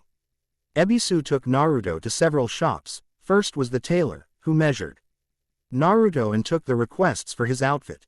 Ebisu requested a fully equipped Anbu uniform made to his fit. While it was missing the flak jacket, it came with a dense male sleeveless overcoat slightly resembling a black flak anyway. And when told that he wasn't going to be charged for this out of pocket, Naruto ordered a new orange outfit as well. I'm not going to get all dressed up just to paint a fence or catch that blasted cat. The uniform you asked for is good for real missions, but when it comes to those D ranks there's no point in wearing it. Not able to fault the child's logic, the Jonin wholeheartedly supported Naruto's second uniform, and made his own alterations to Naruto's requested outfit. Naruto didn't hear anything too different, so he let the Jonin speak. He had to know what he was doing right. While those were being made, the duo went to the next shop, a sealmaster's shop. They weren't actually seal masters, that was simply the name of the type of shop. It wasn't that hard to make sealed tags, and usually Jonin could create their own easily, but many genin dropouts or injured wouldn't have enough skill to teach, and while learning their next trade or job would be able to come here, where under the supervision of an adept they could make the tags. They made everything from exploding to chakra-suppressing tags. There were a vast amount of tags to be made, and Naruto had only known about 2 or 3 before that morning. The explosive tag he knew.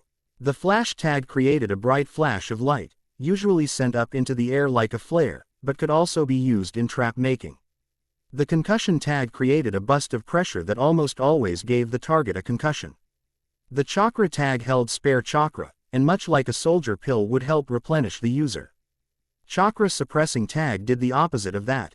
It suppressed the chakra. Gravity tags were how Lee had made his weights so powerful, and were almost always used with movement resistance tags. CH had nothing to do with air or skin or anything Naruto would have thought. No, they operated by inertia or somehow restricting gravity itself to the object. The real understanding of it was beyond Naruto.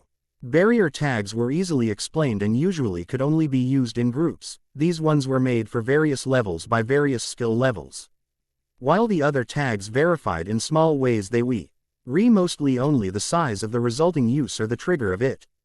Barriers on the other hand had hundreds of different variables, and could be used for hundreds of different purposes. Some sealed sounds into a room. Others sealed chakra or demons like ghosts and things, and still even more could seal solid things like people or water or even germs.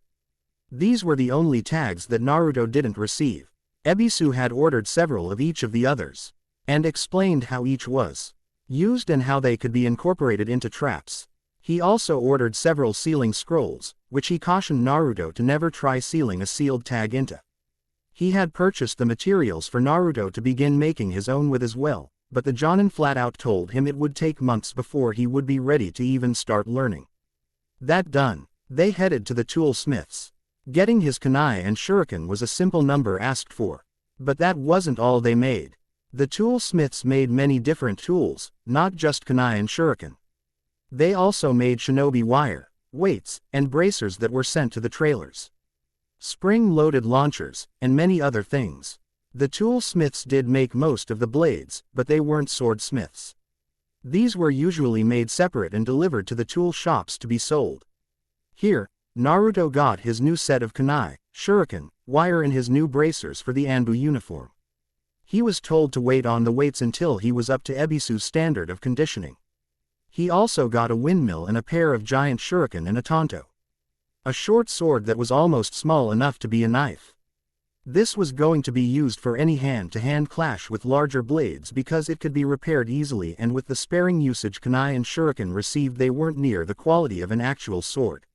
Which explained why being a swordsmith took so much more work. Sealing all of his new tools into one of the sealing scrolls he'd received, they headed on to the herbalists and apothecaries. There were several of these shops to stop at, and each one had different items, from numbing salves to acid powder, poisons of all kinds and medicines of all kinds. They had older pills and emergency field rations that were able to power a jonin for days. They picked up 3 or 4 things at each of the few smaller shops, and over a dozen things at each of the bigger 3. Naruto recognized these 3 from the discussions earlier that day as being the clan shops of the Ino Shikacho. As they selected each item, Naruto was told of its use, its make, and its counters.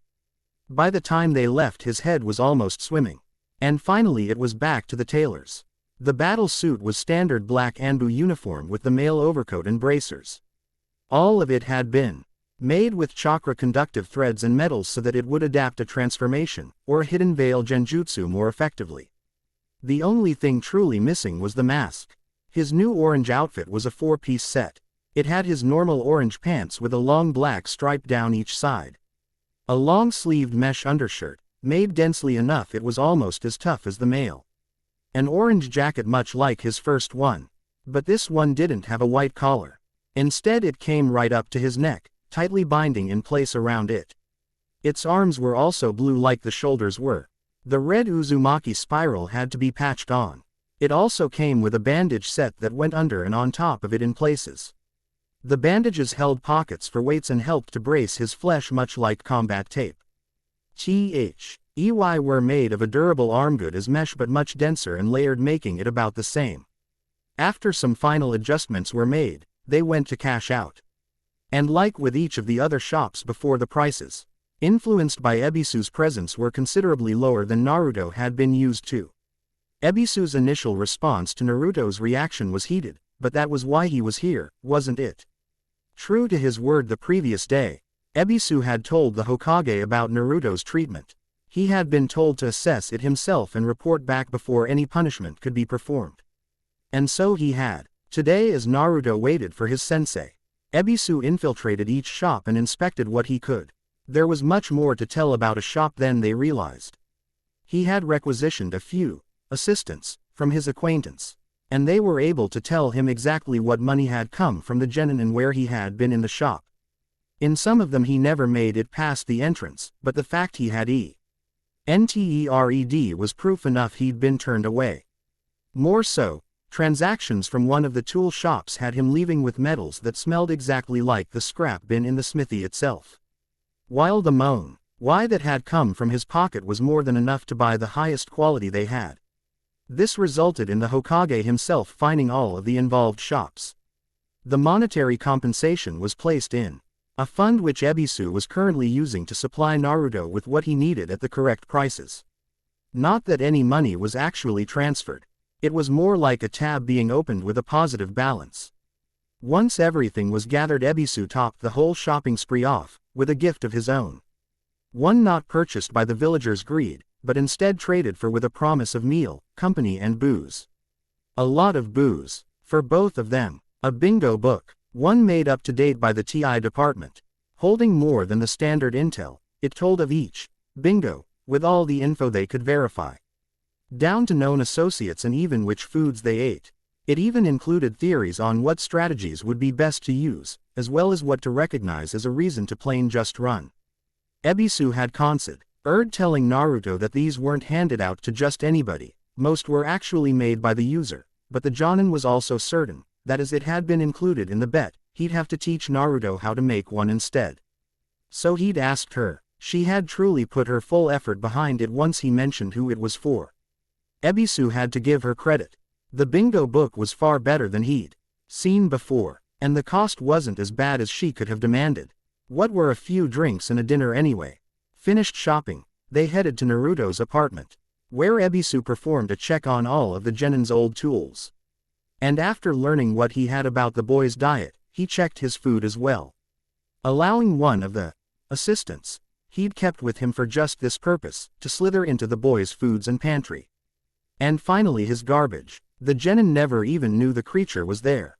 While the spy was working, he showed Naruto how to maintain his tools and gave a few demonstrations on their use.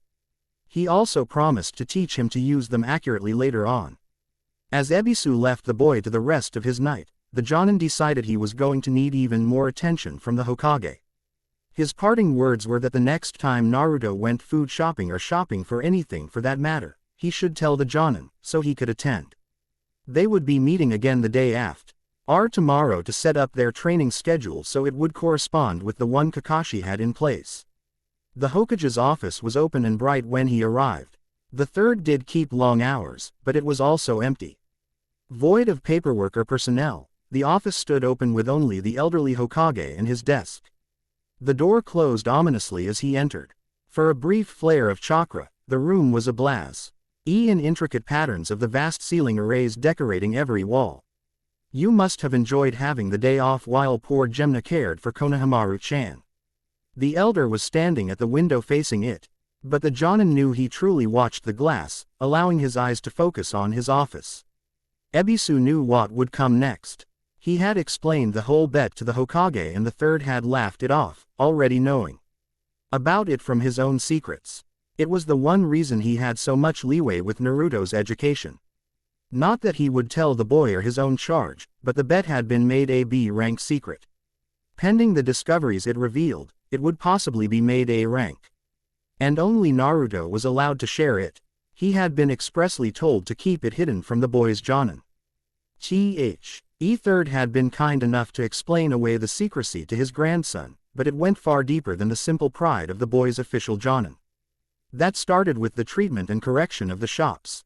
It ended with his status as a Jinchuriki. Today I watched as a boy, harmfully neglected by the teachers and peers in his life, was given the first true education he had ever had.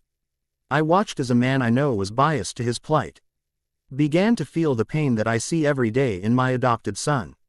Quote, the Jonin swallowed his nerves and kept his jaw tight, as the Hokage turned on him with disgust at what he'd learned.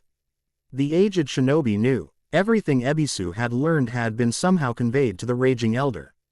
And fury was incarnate. Within moments of his arrival, the Hokage's trusted educator could see shop owners being dragged bodily out of their homes from the window of the office. Some were violently brought to justice as they were dragged screaming to the streets. The one doing it was also recognized. She had easily cast a genjutsu to keep bystanders unaware as the shopkeepers begged for help. No one would see them, no one would hear them, no one would save them. One by one, the earth clones that woman had created gathered them and dragged them into the pits of hell they would reside in until she and Ibiki killed them. The next day no one would know where they went, and their loved ones would soon be visited for counseling by Yamanaka no doubt. Taking his seat at the large desk, the cold-faced shinobi began talking. Explaining almost as Ebisu had to Naruto, why they were going to die. The spy Ebisu had delivered, had found the traces of no less than 100 different poisons, only a few truly fatal. But many were placed there over several different lengths of time ago. The elder personally knew the boy hadn't replaced the garbage bin since moving in. It was only Ebisu's bringing the issue to light that had warranted a full investigation. In the short time since that first spy reported in, all of them were deployed. Not just her summons which had already reported similar, if not the exact same poisons in the shops Ebisu had investigated that morning, also the best trackers from the Inuzuka and Aburame. It had been less than an hour before they had identified the scents of the ones who used the poisons and some of them even carried them still, Ncluding the hateful wife of an innocent shopkeeper. Those that weren't dragged out would be dealt with, but these were only the ones where true, hard and solid evidence had been found. This wasn't First time he'd heard about Naruto's nutritional issue though.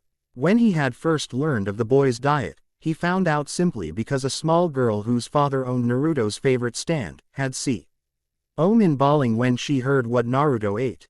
And when he told her that he had no control over what the boy wanted to eat, nor could he make sure on a daily basis that the boy didn't let his food go bad.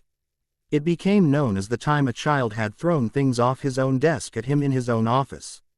And gotten away with it.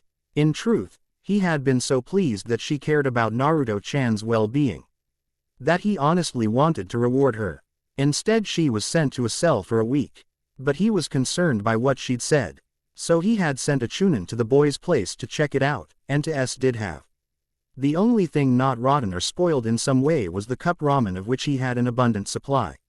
He had known the boy was being overcharged, and mistreated at some shops. But he would ever have thought they would outright turn him away or sell him bad food. And it was well within their rights to demand whatever price they wanted. He had unfortunately assumed the boy's love for the ramen stand had been because the girl would often play with him when she was younger. That and the fact they gave all her ruined ramen to him for free when she was starting out.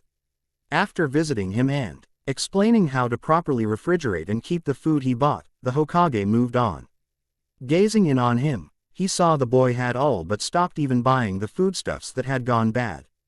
This led to asking the Inoshika Cho Nutritional Corps aka the Jonin's wives, to create some special spices, which he commissioned to be added to all of the boy's meals at the ramen stand.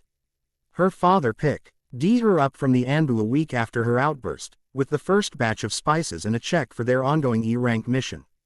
He had made a point to personally pay them for a case of coupons made specifically so he could send the boy there if it had been too long since his last healthy meal. So the boy would be certain to get the nutrition he needed. That one case had lasted for the last 6 years and still had at least another year's worth left. They would receive the coupon and cash it in at the bank, later that week, to be paid for the meal. He was also well aware of the fact that the TWO working there had taken to giving the boy free bowls too. Learning what he had today, the Hokage understood why the girl was so upset. He decided that he would be making another investment in their shop sometime in the next few days. Turning away from the Jonin standing before him, Sarutobi ordered him to provide a full and complete training course for the genin. And when the chunin exams came, he expected the boy to be promotable, or Ebisu would face dire consequences. Note: special thanks go out to Perfect Lionheart for some of the jutsu theories. Ebisu's lecture on Naruto's endurance was more a lecture on pacing himself. We all know Naruto is an endurance god, but do you really think that anyone would have told him to pace himself? Especially with the fact that he lasts so long anyway. Also he said Naruto was reported to have the worst condition. Now who would report a thing like that, I wonder? Ebisu didn't teach him any of those jutsu mentioned, he only explained that they existed and why. Ebisu is only going so far as to catch him up to the basic academy graduate level and keep his end of the bet. Which was fire and air walking, a real taijutsu, the Kaden, advanced elemental manipulation for his affinity. A jutsu from each of the other 4 elements that only get stronger with extra chakra, and getting maintaining or creating shinobi tools, tags, and a bingo book. Please keep in mind that Naruto has basically forgotten all of the future, and is relearning it all. He barely remembers most of it, as displayed by his lack of understanding about the Rasengan and Toad summoning. He is remembering things slowly, but it will be a while before he has his full memories back. They went for lunch at about noon, so 2 hours plus the half hour it took to find training ground 17. Then about 40 minutes spent on the shadow projectile jutsu, another couple hours on lectures, and an hour or so on food and taijutsu leaves them at about 6 or 7 when they go shopping. The shops are open until about sunset here, so they have plenty of time. A 7-kilometer wide circle has a perimeter of 15 kilometers, if the posts were extended out just a bit as n. Naruto passed the wall it can become 16 kilometers, if ran in 40 million equals 24 kilometers per hour equals 15 mph, so he ran 10 miles at 15 miles per hour in 40 million. Yeah, that whole spill about his diet kinda played out as I typed it, it was not planned and I had no say. My fingers typed and typed no matter what I did. It really doesn't fit with the ideas I had for this story, but I can work it in pretty easily. The lesson groups that I have led are as follows. Academy 3. Must have before graduating the Academy. Substitution. Illusion transformation, illusion clone. Essential 8. Must have after making chunin, will be taught if you don't. Rope escape, detail detecting. Silent footstep plus stepping in secret genjutsu, a skill for silent walking, plus a genjutsu to silence the sounds you make.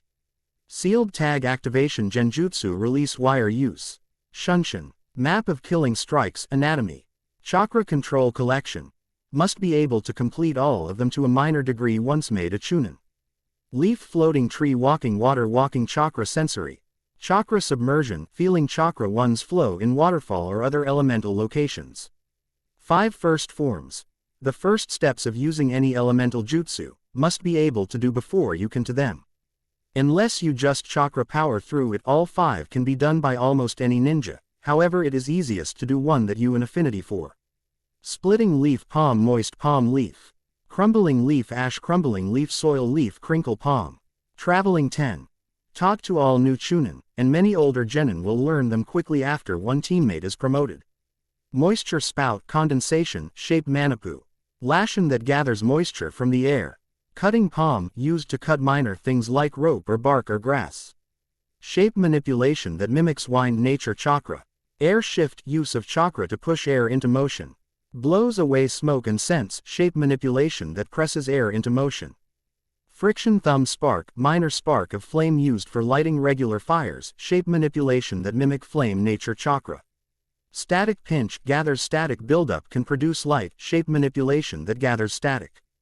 Soil shift, slight shift of soil, softens the ground for sleep, shape manipulation that moves top soil.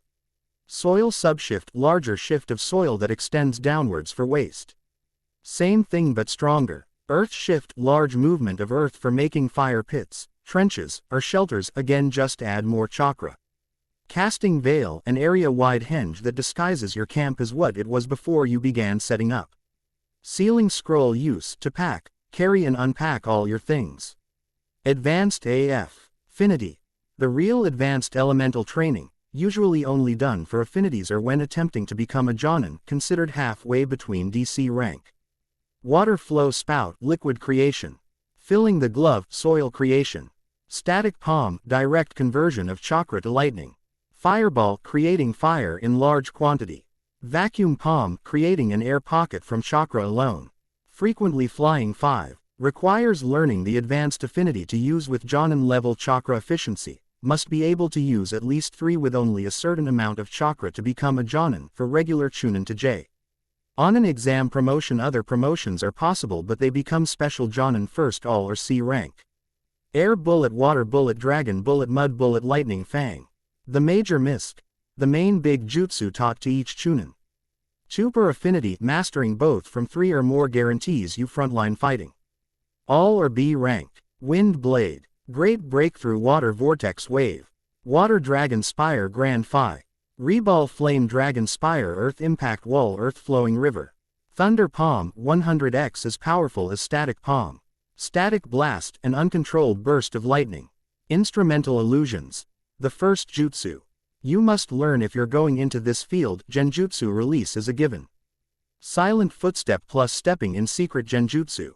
Hidden veil, hides you visually, close to, but not complete invisibility. Dis. Illusion of sight, illusion of leaves or blossoms, distracts and disorients. Sound disturbance, creates sound somewhere else. Lost perception, causes the target to become lost in their environment. Med. Ical musts. The first jutsu you must learn if you're going into this field. Chakra diagnostic, scan chakra sensory. Chakra transfer or absorb poison extraction. Map of K-nin have to haves. A group of jutsu required of all hunter nin. Silent footstep plus stepping in secret chakra sensory. Map of killing strikes, nerve striking, temporary paralysis, hidden veil. Earth passage, submersion, inner decapitation. Most items in all my Naruto fan fictions will be based off of T8, Retroversion's timeline. Many of these details will be universal across them all, meaning any mission or OC, or other major details will be included. Based on their background and trigger events. This will not include Kurenai's conspiracy or Hinata's abuse. While T8. Retroversion will be my main fic, 5 others are on my list to woe. RK on at the moment. Late Naruto. Life After the Ends. Uzumaki. A Lone Fox. The Thousand Ninja. Village Hidden in Plain Sight, and Wisdom of Chance. Descriptions on profile. Underneath the underneath. New Dawn. Underneath the underneath. For the sake of cooperation. Uchiha Sasuke enjoyed the texture of the bark on his back, the grass in his fingers, the warmth of the sun shining on his bandaged skin. He was leaning against one of the many trees in Training Ground 7, waiting for his team. Team. The Uchiha thought to himself. He was on a team with him. The indignant boy remembered the vague beating he had received only yesterday. It angered him to no end, that his skills had been unable to even defend against the dead last. But also, he was excited. The blonde had held back, he had somehow fooled everybody as he became stronger. How? Looking over at the would-be Kunoichi, he thought back to the night before. At least now he understood why he was on a team with such a pathetic teammate as her. He remembered her coming to the hospital to visit him, and for some reason the nurse had given her charge of him. She was supposed to see to it that he got home safe. At least it got him out of the hospital, he had thought. Yet, when he got home, he told her she could go and began his way to the Uchiha dojo. Only to be yelled at as if she could give him orders. No training. You need to rest up and eat, and then you're going to bed. If you even think of training when you're so hurt, you'll be back in the hospital for the rest of the night. He knew by the way she spoke that nurse had actually given her the authority to have him taken back by medics if she reported it. Besides, he could use the rest if he were going to be really tested tomorrow. Following him inside, Sakura had him show her to the kitchen. I'll make you something to eat. You need to eat your fill tonight because sensei said it would be best to skip breakfast in the morning. That was how he found him. Self-eating with one of the few people he actively ran from. It wasn't that he needed to run so much as she was annoying. He actually preferred Naruto's constant attempts to beat him over the drooling of his female classmates. When he finished eating, Sakura came back from the restroom and told him she had drawn him a bath. And if that wasn't enough, she pulled him to his feet and began undoing his bandages. While she did this, Sasuke was certain she was mumbling criticisms on the quality of how it was wrapped. It had been a simple civilian wrap. Shinobi bandaging was only slightly different. Once the bandages were off, he waited for her to leave before getting into the bath. He still thought he was going to be peeked at, but a few moments of making sure she was gone and was able to relax. The soak was good for his injuries, and here, he thought over how his other teammate had beaten him. There was no way he had just gotten that much stronger, and that's when he realized that the boy had been acting weak on purpose. He hadn't even passed normally, so that he had been hiding his real strength. The shinobi way was the art of deception, and it seemed Naruto knew it. It also explained how Naruto was able to trick so many in the village, and how he somehow managed to evade the Anbu for as long as he could. Many of their classmates had thought he was exaggerating or just plain lying when he told them. But now, Sasuke had no doubts about it. When he exited the bath, he was startled to find out that his useless teammate was still there. And it only became more surprising when she took out a pouch of ointments and salves. And again he found himself put out by a girl he avoided.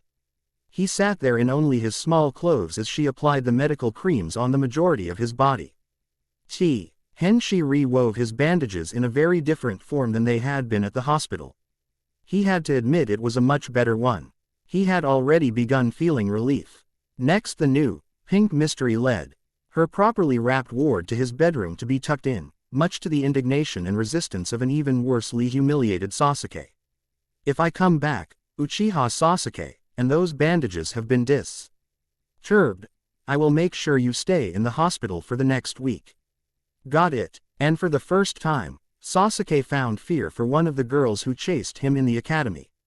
When he had awakened, he had been pleasantly surprised. It was as if all of his aches had disappeared overnight.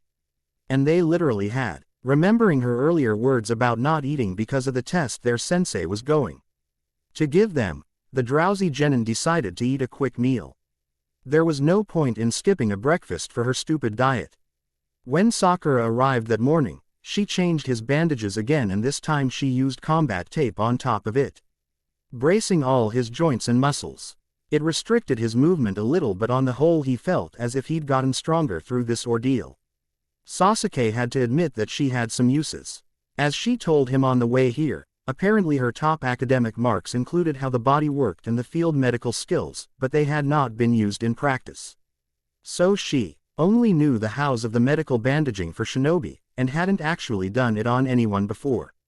As his teammate babbled away, Sasuke thought over what she had told him. Keeping one of his ears turned towards her incessant voice in case she said anything else worth hearing. He had never given much thought to the medical field. He knew his path was on the front lines, fighting, not in a tent, fixing. But the little details she had memorized paid off big time when he needed them. Even as he walked to the training ground, he could feel his body healing.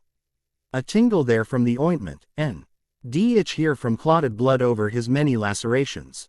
If he was ever hurt, he would need medical aid like this to get him back in the fight that much sooner. So maybe the Dobi was right.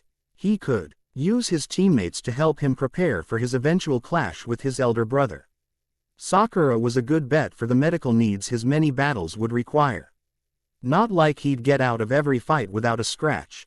If he wanted to grow stronger, he needed to fight strong opponents, and that meant fighting against those who could cause him as much damage as he could cause them. And speaking of stronger opponents, could he really keep calling him the Dobi? How had Naruto been so fast? How had he grabbed him with his foot? The beating he'd dished out was far more than anything the boy had been capable of in the academy. Just how much had the boy held back? How strong could he be? The genin was actually excited to test himself against Naruto, and not have to hold back for fear of setting his training back. Yes, Uchiha Sasuke could use this team. Uzumaki Naruto was not a morning person, well, not at first.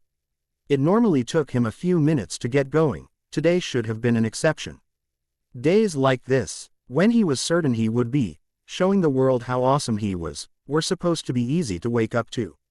Today was not easy to wake up to. He had been up all night, in fact. Well, in a way. His clones had been out setting all the traps he'd planned out, and many others they had come up with on their own. This time around wasn't going to go the way it had last time. He had come up with the perfect lines for his introduction, and he was ready to attack Bastard Sensei with vengeance. For LR, his memories seemed to begin lifting as he learned to meditate. He had spent most of the morning on one of 10 posts in Training Ground 17, rightfully named the Circle of Pillars. That had been just after he had ran his first morning lap, and eaten breakfast. Yeah, it was good to know the future. Anyway, he meditated over his memories, not only of the future, but also of the traps his clones had lain the night before. It helped that he had used his shadow projectile jutsu, and every single one of them was a clone tool. He had no real tools out there. And while doing that, the clones had figured out how to throw them. He had the jutsu down, drawing them all on a scroll. He made a very crude map of Training Ground 7. It was a small scroll, thin once rolled. He could easily slip it into Sasuke's pocket later. Addressing it to Sakura-chan, he pocketed his trap map. It was about an hour after they were supposed to meet. That meant they still had a few hours until Sensei showed up. It was time to join his teammates. The excited genin could barely keep his calm as he walked into the training ground. What would they think of his new uniform? He had intentionally worn the outfit Ebisu Sensei had designed for him. Its similarity to the Anbu uniform should make him look more serious about being a shinobi, and would only highlight his improvement. Hopefully it would be enough for them to completely forget who he was before, not that they remembered all the dumb things that had happened to him over the year that hadn't happened yet. It wasn't as if he remembered much of it either, for that matter. He could remember only bits and pieces, but he was CERTAIN. He'd been humiliated more than a few times. The mission ahead of them, the Chunin exam, he knew he had faced Neji, and that he didn't like him. Something was missing there, and something really bad happening just after, and then. Boobs. Something to do with blowing a frog up using a balloon. He wasn't sure about that one, but he could clearly remember a giant frog. And then Sasuke. He had left the village, they had fought. And Sasuke had killed him. He didn't know why. He wasn't sure who was right or wrong. But Sasuke had killed him. So it must have been something big. Something Chi made the Tem think he had to leave to kill Itachi. Naruto saw the man's face in front of him. It wasn't as blurry as the rest of his memories. But he had no idea where it came from. The upcoming test, on the other hand, was something he clearly remembered. And he didn't want to live down the 1,000 years of death again. And even if he still couldn't remember much about the big mission with the mirrors and swords and things, he was sure whatever it was, the 7 years bad luck didn't carry over. How many mirrors had he broken for that to keep being such a clear memory? And what the hell was with the mask that kept showing up inside them? Was he going to get super ugly or something?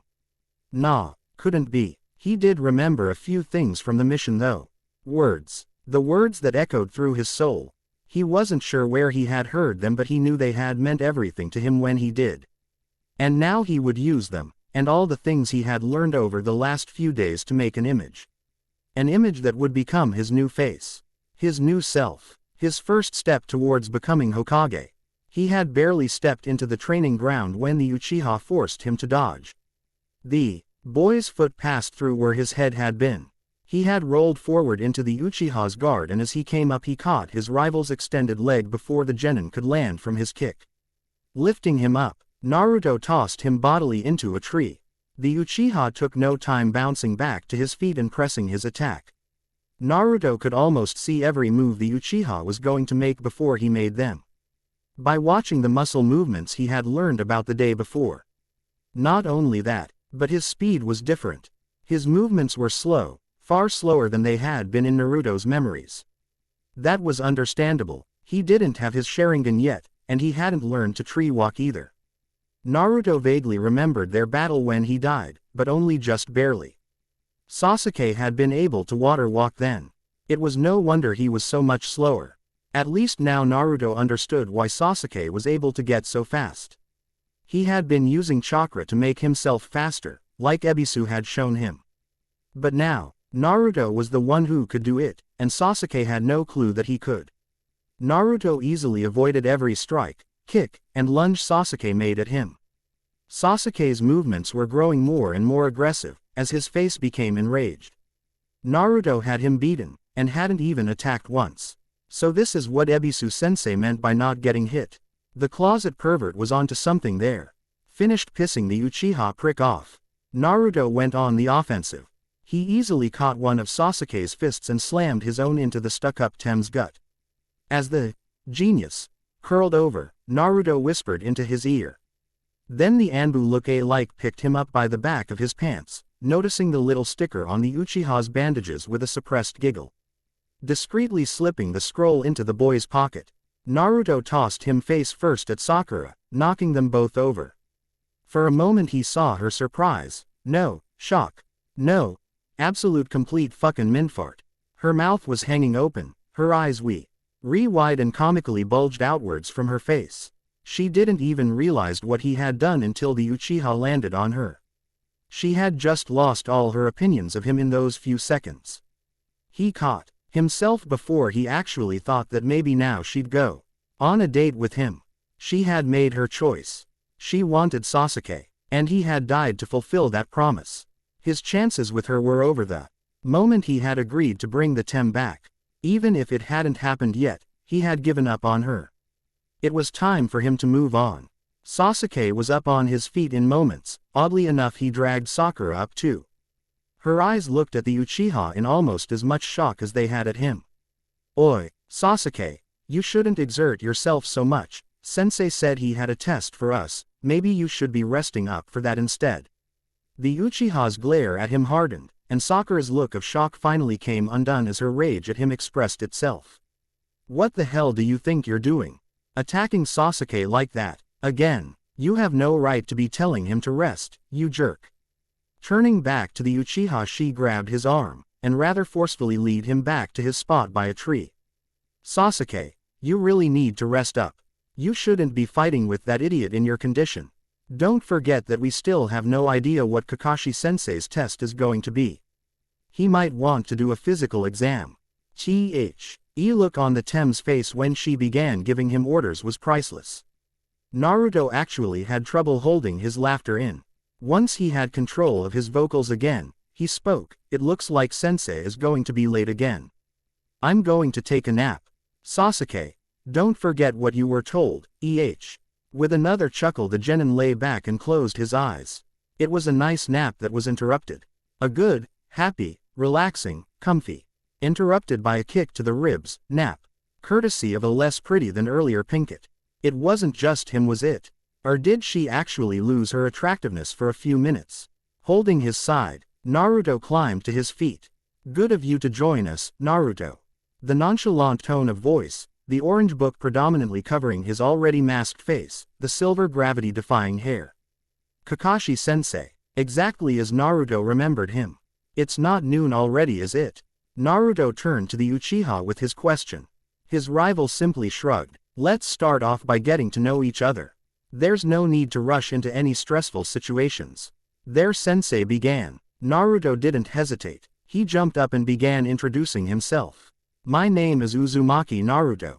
I like ramen, training, and learning new things. I hate when people treat me birthday being the same day as the festival. At the comment about learning new things, he only heard one snort. I swear Sakura wasn't this mean last time. Naruto thought to himself. His sensei didn't even flinch at the hint about the Kyuubi. I don't like people who think they're better than others just because they have an advantage that others don't. And I can't forgive anybody who would betray or abandon the people who care about them. He said this. He gave a pointed glare to each of his teammates, making absolutely sure not to look at Sasuke any more than the others. My plan for the future is to become an awesome shinobi by following my 5 shinobi truths, and my 5 guidelines to ninjutsu. As Naruto declared Hi's last statement, he shoved his hand out to count on each finger. First, never give up or go back on your word. This was something he had believed for the longest time, even before the memories. Second, hard work is the only way to become strong. There are no shortcuts to strength. It was kind of funny to think that the so-called shortcut to strength that Ebisu-sensei had been preaching was the same youthful dedication to hard work that had the bushy brows duo so tough. Not a shortcut at all. Third, true strength is found by protecting those precious to you. And fourth, when you have something precious to you, you must protect it, with both arms, with both legs, and with every other part of your body. His memories of that mission, while a blur, rang clearly with those words. Both rules were dear to him, even if he didn't know why. And finally, my 5th nindo. Naruto was ready to see how the Jonin reacted to his own words being parented before he ever said them. Not that he was going to say them exactly. That would be too much of a giveaway. Those who abandon their comrades are worse than the worst scum. ! Quote. Kakashi's reaction was a slight widening of his visible eye, and a narrowing of his peripheral vision as he began to reassess Naruto. Not that Naruto caught either of those. To the genin, his sensei hadn't reacted at all. My 5 guidelines to ninjutsu.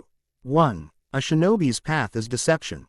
2. Always be ready. The best victory is a battle that's won without a fight. If you can eliminate the threat before it happens, then do so. 3. If the enemy can't touch you, then they can't beat you. This means contact with fist or chakra. A genjutsu is far harder to evade than any kunai. 4. Anything available to a shinobi can be a weapon or tool. However, if a tool isn't used to protect what's precious to you, then it is dead weight. And 5. You haven't truly mastered a jutsu until you can do it silently, from every part of your body, without vocal commands or hand seals. Each of his guidelines had been a lesson learned from Ebisu-sensei. Over the last day, Naruto's entire view of him had changed. He had never had anyone teach him as much as that man had. And from the few hours they had spent together, Naruto felt as if he had gained more than even the whole year of life that he had lost. Taking a deep breath, Naruto took the famous youthful, nice guy pose. It was time to finish with a closing statement. I am going to become Hokage. And I will protect all of the people precious to me. Believe it. Quote. With that said, he sat back down, signifying that he was finished. Hatake Kakashi was not a fool, no matter how many times he acted like one. And he was fully aware that there was something wrong here. Naruto, asleep when he arrived, should have been bored and impatient. That small oddity could have been explained by him not sleeping well because he was too excited. But what couldn't be explained was the outfitting. It was as close to an Anbu uniform as one could get without being put under suspicion for impersonating the Anbu. At the same time, while his body, language and attitude hadn't changed, he seemed calmer. He was more intelligent than he was a week ago. Hell, he was more intelligent than he had been at the academy yesterday. The Jonin could see it. The boy knew things that he hadn't before. His rules and guidelines were a single step towards the suspicion that the Jonin felt festering in his gut. The Sandaime had rigged it. There was no other explanation. The ex-Anbu member had heard about the scroll theft, and that Naruto acquired a certain jutsu from it. Obviously the Hokage had felt that the opportunity to force-feed the boy knowledge via clone feedback was too great to pass up. This apparently had to have been paid for by bribing him with a new outfit and tools. And that last Nindo of his. It was as if the old man had been trying to mold him into Kakashi's own personal Obito Chibi. How dare that old fool use his past like this? Sasuke was the next to speak, although he didn't get up for it. My name is Uchiha Sasuke. I like training and testing myself against strong opponents. I dislike being caught off guard or unprepared for something. My plans for the future are to test myself against as many stronger opponents as available, until I can kill a certain man, and then to revive the Uchiha clan. The Uchiha was wrapped soundly in medical and combat tapes. Not the standard civilian wrap, or even the shinobi combat weave. Clearly the one who had done it, had studied extensively on the human bod. Why? To maximize the range of movement and durability of the weave. The Jonin was mildly surprised at the extent of the boy's wounds. Nothing too damaging was done, but the total amount of minor injuries spoke of rage and violence. He couldn't believe his ears when he was told all that had happened to the boy. An ambush with shadow clones could understandably result in Naruto's victory, but his few hiccups on the boy over the last year or so had him certain that there had to have been an exaggeration about how ruthless it had been. Seeing the outfit and the slight, but drastic changes in Naruto, almost changed his mind. Sakura spoke next. The Kunoichi clearly hated Naruto and even more clearly had a crush on Sasuke. Mentioning how taking care of him had made her feel, and how caring for his children would be a rewarding life. Subtlety must have come as hard to her as it did to the previously orange boy. But no point in wasting a minor opening, so the Jonin gave an offhanded comment that maybe she could be the team's medic. Her eyes brightened up at that. With their introductions over, he said a few words about himself and offered to explain the test. Taking out the two bells, he told them the rules, explaining as he did that they were not genin yet. When the possible medic objected that one of them was injured, he merely replied that they may have to finish a mission injured, so there was little difference. It was a shame that the Uchiha was hurt as badly as he was, but that didn't mean he would change his test. And if they failed, they would go back to the academy, and he would eat their lunch in front of them. His eye narrowed when both boys subtly became amused. Sakura was the only one to react with the panic he had expected.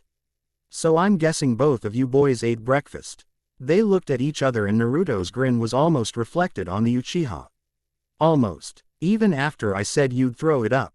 It was Sasuke's reply that came, just another thing the Jonin hadn't expected. Even if we vomit, it was early enough that the nourishment has been absorbed. Neglecting to feed your body out of the fear that you might vomit is like not sharpening your kunai because someone might cut you with it. At that he even sent a small glare at the Pinkett. Message received. I'm not taking stupid risks when it comes to my shinobi career. Each of them had straightened. They were all ready to fight. One last thing and he would start the timer. I am a Jonin. Against me you will have very little chance of victory. So come at me with the intent to kill. Their eyes hardened. He shouted, "Goo," and two of them vanished. With a sigh, the Jonin looked at the remaining would-be genin, and raised his eyebrow. Sensei, do you mean it? Naruto was in a ready stance, but his head was down, his eyes just barely cold. At his lack of response the genin spoke again. Do you really want me to attack with the intent to kill? Ah, that was it. The poor not even a genin obviously thought he had a chance of hurting a jonin. No surprise there. He had already beaten a Chunin with relative ease.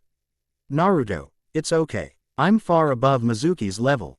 I won't die, so hold nothing back. You mean it? No holding back. I can use any tool I have to kill you, and I won't be punished for it. That question wasn't as unexpected as anything else Kakashi saw today. There were only two possible reasons he would ask a question like that. Either he was asking for permission to use that chakra, or Mizuki had been punishing him if he ever got too good. Use only whatever you feel comfortable explaining to your teammates. But don't hold back out of fear of the consequences. Even if I am hurt, you won't be punished. There. That should help his resolve. It not only hid the first reason letting him know that if he wanted to explain it to his teammates he could, but it also let him know there would be no punishment if he did use it. And it ensured he knew that victory wouldn't get him in trouble here. Kakashi was mildly amused when a small amount of killing intent flickered to life in Naruto. Don't underestimate me, sensei. The genin looked up at him with a snarling face. He level of killing intent he was producing spiked.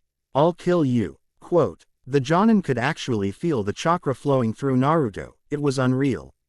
It certainly wasn't that chakra, but his own. How much had Naruto been holding back exactly? If this was what the boy was talking about, then it explained a lot. All those times he would escape pursuit, his many successful prank infiltrations, even the easy defeat of Mizuki. In a flash Naruto's fist slammed into Kakashi's open palm. His speed was at least Chunin. And the power behind the fist. It almost felt like Sasuke remembered this feeling clearly. It was the same as when Naruto had said those same words to him. Terror. The complete and absolute certainty that he was going to die. If not for the knowledge that Naruto was on his side, the Uchiha might have fled. He remembered the words the Dobi had whispered in their spar.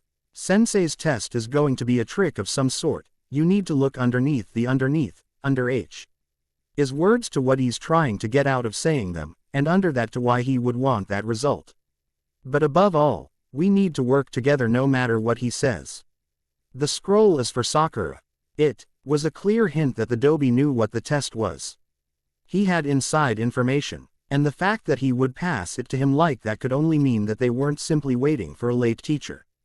The Jonin was watching them. So when he landed from the toss, he passed a message to his landing pad and deftly transferred the scroll as per instructions. Foregoing the payback spar he had desire. In lieu of keeping his true abilities his own until the test. When Naruto moved, his body seemed to vanish. He was fast. Whatever punishment he thought he would get for not holding back must have been there for a long time. There was no possible way to get that fast overnight. Sasuke didn't know what happened between the Dobi and their taijutsu instructor, but it had to be directly relevant to his secret skill. Was Naruto getting punished unless he held back? Or had he accidentally killed their sensei? It didn't really matter anymore. His secret was out. Naruto's quick maneuvers of hand to hand had almost caught the Jonin several times. Whatever it was Naruto was doing had managed to push the Jonin from his crouching position. Then Naruto leapt back, and when he landed, he wasn't alone. What was that jutsu? Naruto had never been able to perform the clone jutsu, and yet their sensei was dodging these ones like they were solid. It almost looked like he had their sensei cornered when the Jonin struck out and killed all of the clones, with a single hit to each. When the smoke dispersed, there were no Narutos left. Where had the original gone? He was about to come out to try his luck at the Jonin when the entire area was covered in kunai from above. The Jonin leapt away and all the kunai vanished like the clones had. Naruto landed back on the ground where his clones had been killed. His Anbu-ish uniform, added to his speed and movements, perfectly granted the illusion that he was a real shinobi.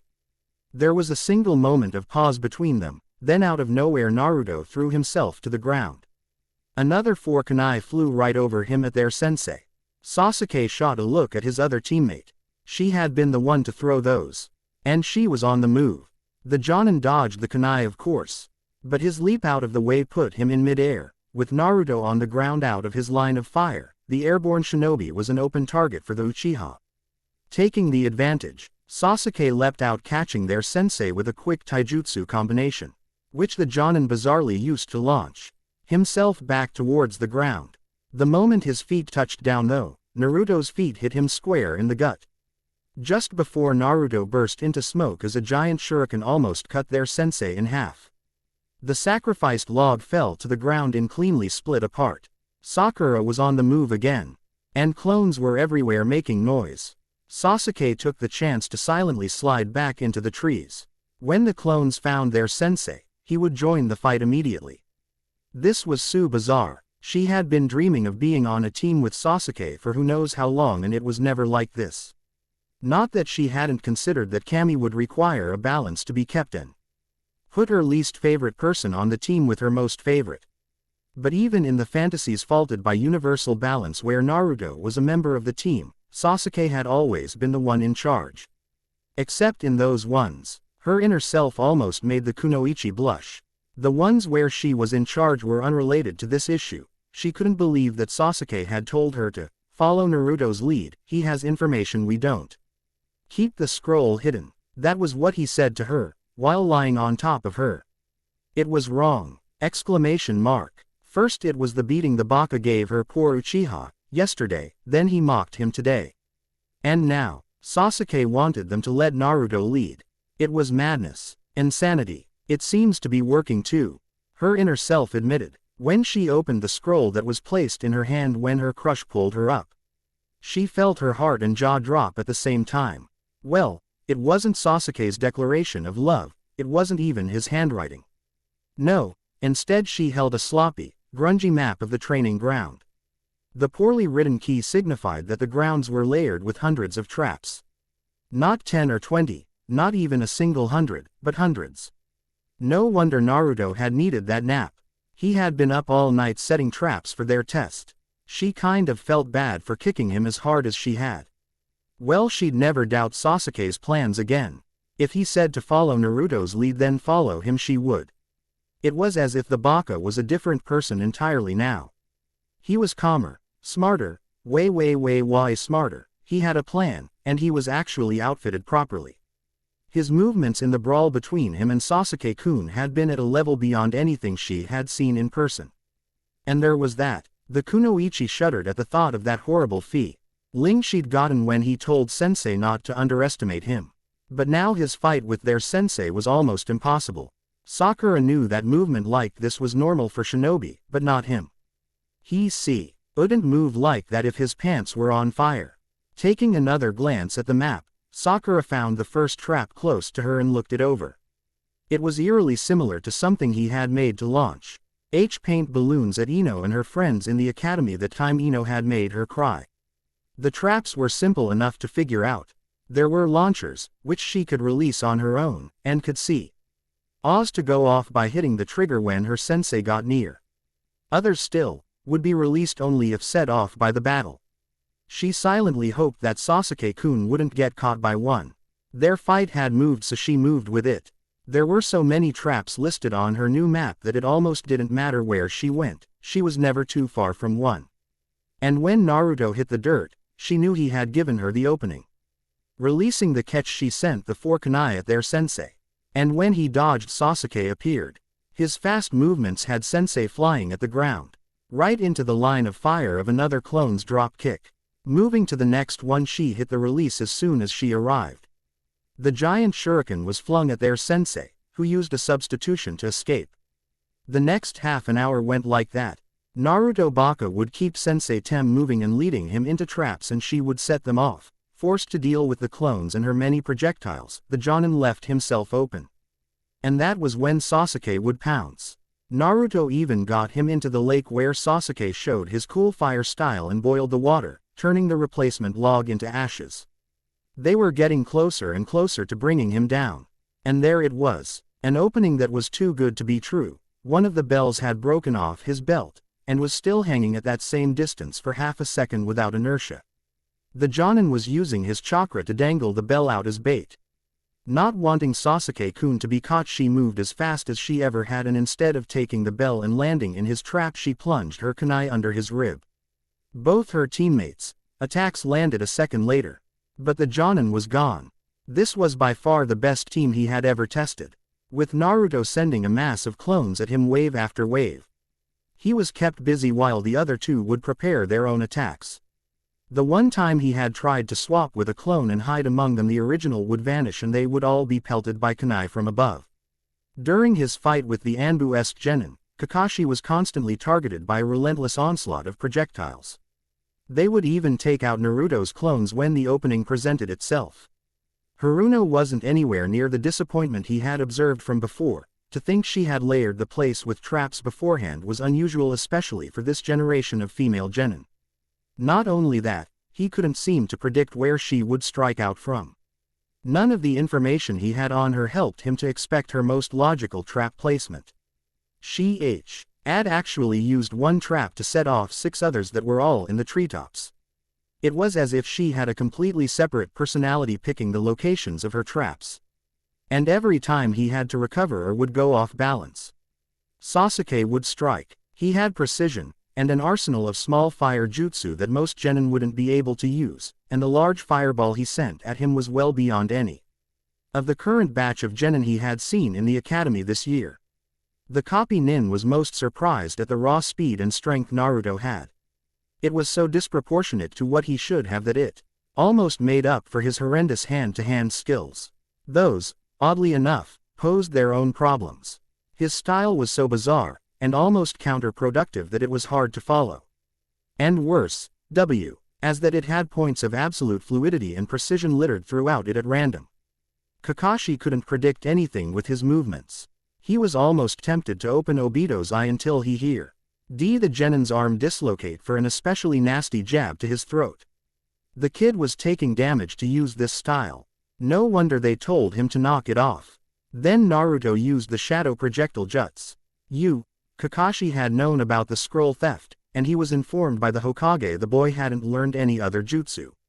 Naruto couldn't have figured it out on his own, could he? That was just absurd. Together their teamwork was unexpected. They hadn't even tried to compete, working with one another from the very beginning. He had tried not to move any faster than a high genin speed, but at this point he had been forced to move at mid-chunin speed several times to avoid being hit by a stray fist or kunai, and the Uchiha had almost forced him into Jonin level speed with his quick turnaround attempt at the bells, flipping upside down and launching off of a clone at them. The copy nin was almost willing to let them take the bells, just to see how they would resolve his little ruse. And so, he tried to arrange an opening, letting the bells go, but instead of his genin taking the bait, the Jonin had taken a blade and found himself bleeding from a vicious stab to his side, courtesy of the Pinkett.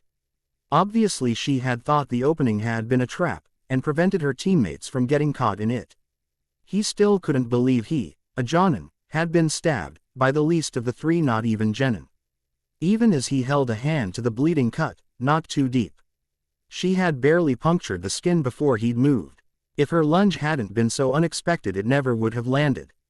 How was he going to live this down? The timer should have gone off already, and seeing no real end to this constant assault, Kakashi decided to show them exactly what a Jonin was, and what it meant to fight a losing battle.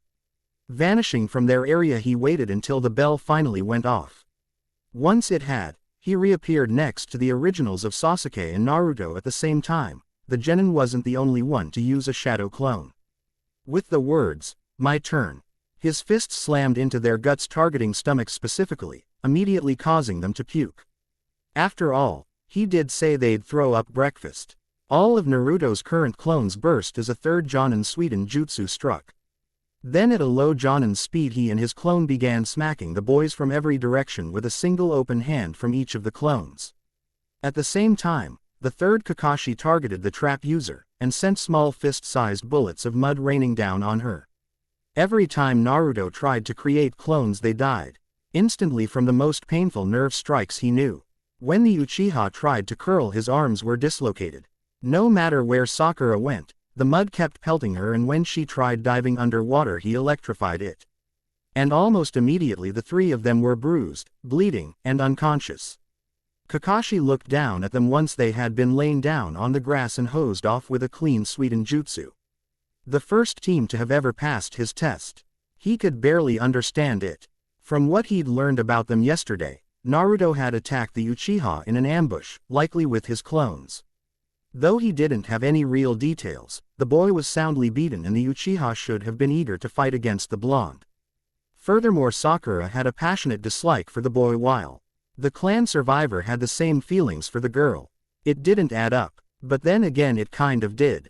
If Naruto's attack had been as brutal as he had heard, then the Uchiha may have began respecting him. The girl could have taken his cues and followed Naruto's lead, accepting him as the alpha of the group, especially after that pressure of killing intent. And it was obvious that she had rebandaged Sasuke this morning. The Uchiha definitely hadn't seen the property of Haruno Sakura label placed on his lower back by the girl's bandages. The tramp stamp was only visible to him because they had been fighting. Altogether the Jonin had one hell of a team to start with. Note: yeah, Sakura must have known some of the medical stuff in canon, but she wouldn't waste it on Naruto, and Sasuke never seemed to get hurt. You might think she would have used some when he was bitten, but what could they have possibly taught in the academy about a cursed seal? Also, it is entirely possible that she would look it up before going to see him in the hospital. Or later that night. Sasuke's new intro is due to not hearing Kakashi's first. Sakura's changes are extra time spent with Sasuke the night and morning before, as well as the shocking change in Naruto, and Sasuke's own command to follow Naruto. Kakashi doesn't know Ebisu is training Naruto, so the genin's skills had to come from somewhere. He hadn't checked the place out that morning, and since Sakura was the one who was setting the traps off, he assumed it was Sakura who had set them up. Of course, she wasn't the one who set them up, so he wouldn't predict where she would strike from. How hard would it be for a bookworm like her to know how to use them anyway? Also, there were, as mentioned, hundreds of them, so she only needed to go to the simplest and best angled ones. And since it was Naruto who set them up and not her, he couldn't predict what traps she would use. While the boys kept him occupied to track her movements through the horde of clones that kept swarming him, her landing a stab on Kakashi was purely because he hadn't expected it. Sasuke and Naruto fighting together are a force to be taken seriously. Even at that stage, remember, in canon, Sasuke surprised Kakashi and almost got the bells. Well, his skill and an improved Naruto working together, with additional cover fire from Sakura, would more than force the Jonin to move.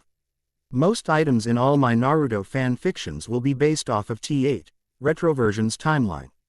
Many of these details will be universal across them all, meaning any mission or OC, or other major details will be included, based on their background and trigger events. This will not include Kurenai's conspiracy or Hinata's abuse.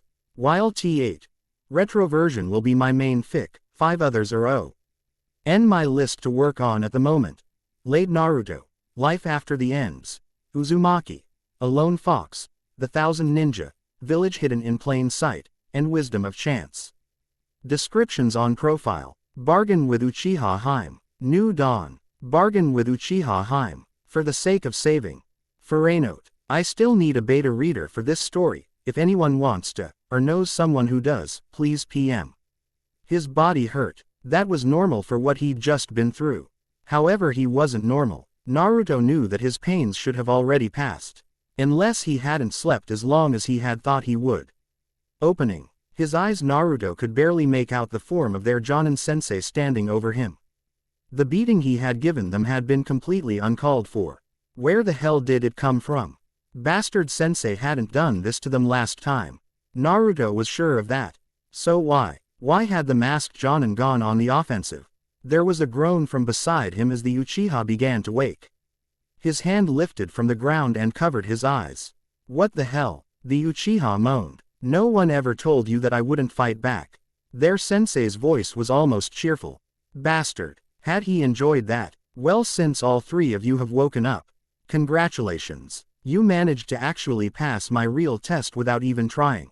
Blinking the pain from his eyes, Naruto looked around for Sakura. She was on Sasuke's other side. She had actually managed to sit up. Her hair was a tangled mop almost completely covering her head and shoulders. It was soaking wet, and so was she. When Naruto tried to sit up as well, he realized he was wet too. Well, that explained why he had woken up. Sensei must have dumped the whole river on them, if the soaking ground were anything to go by. Oi, what do you mean we passed? And why the hell did Ga kick the shit out of us for? Naruto accused his sensei. The test was never really about the bells. Their sensei explained. It was about the mission to get them, and how you would perform it. If you had all attacked on your own, you never would have gotten close. And if you had fought each other. Letting that statement hang, the masked Cyclops gave each of them a pointed look. The only way a group of genin has any chance to win against a jonin is if they work together and get very lucky. However, even that was a test. You were given a mission that would normally have caused you to fight against one another, and in order to see the true test you needed to be able to look underneath the underneath. That was something I thought you would have had trouble figuring out without it being explained. But even a jonin can misread someone. Naruto tried to ignore the look Sasuke was giving him.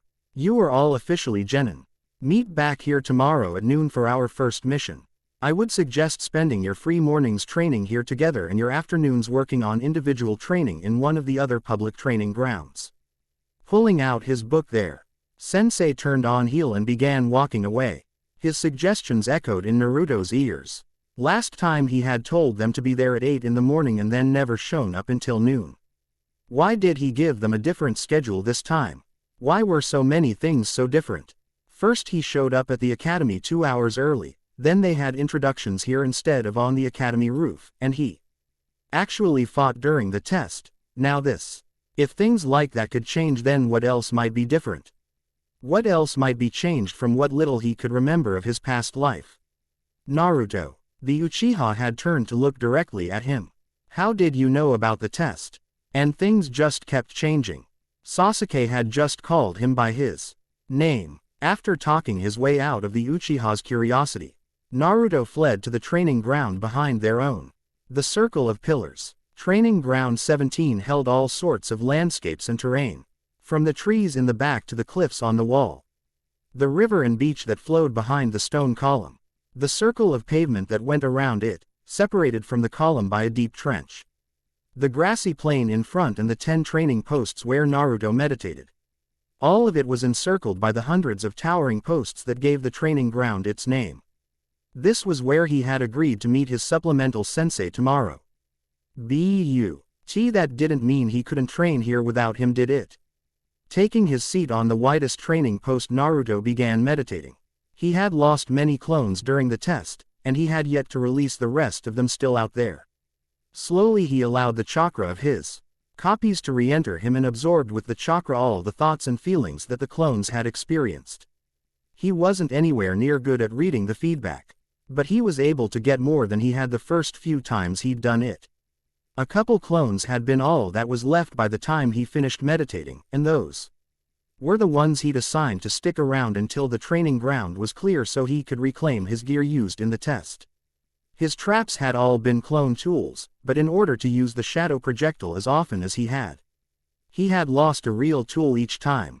It wouldn't be very long before the other two finally went home, or wherever they were going. Until then Naruto would go over the forms and kata he had learned for his taijutsu. The test had gone great. He had made his impression and earned their respect in a matter of mere hours.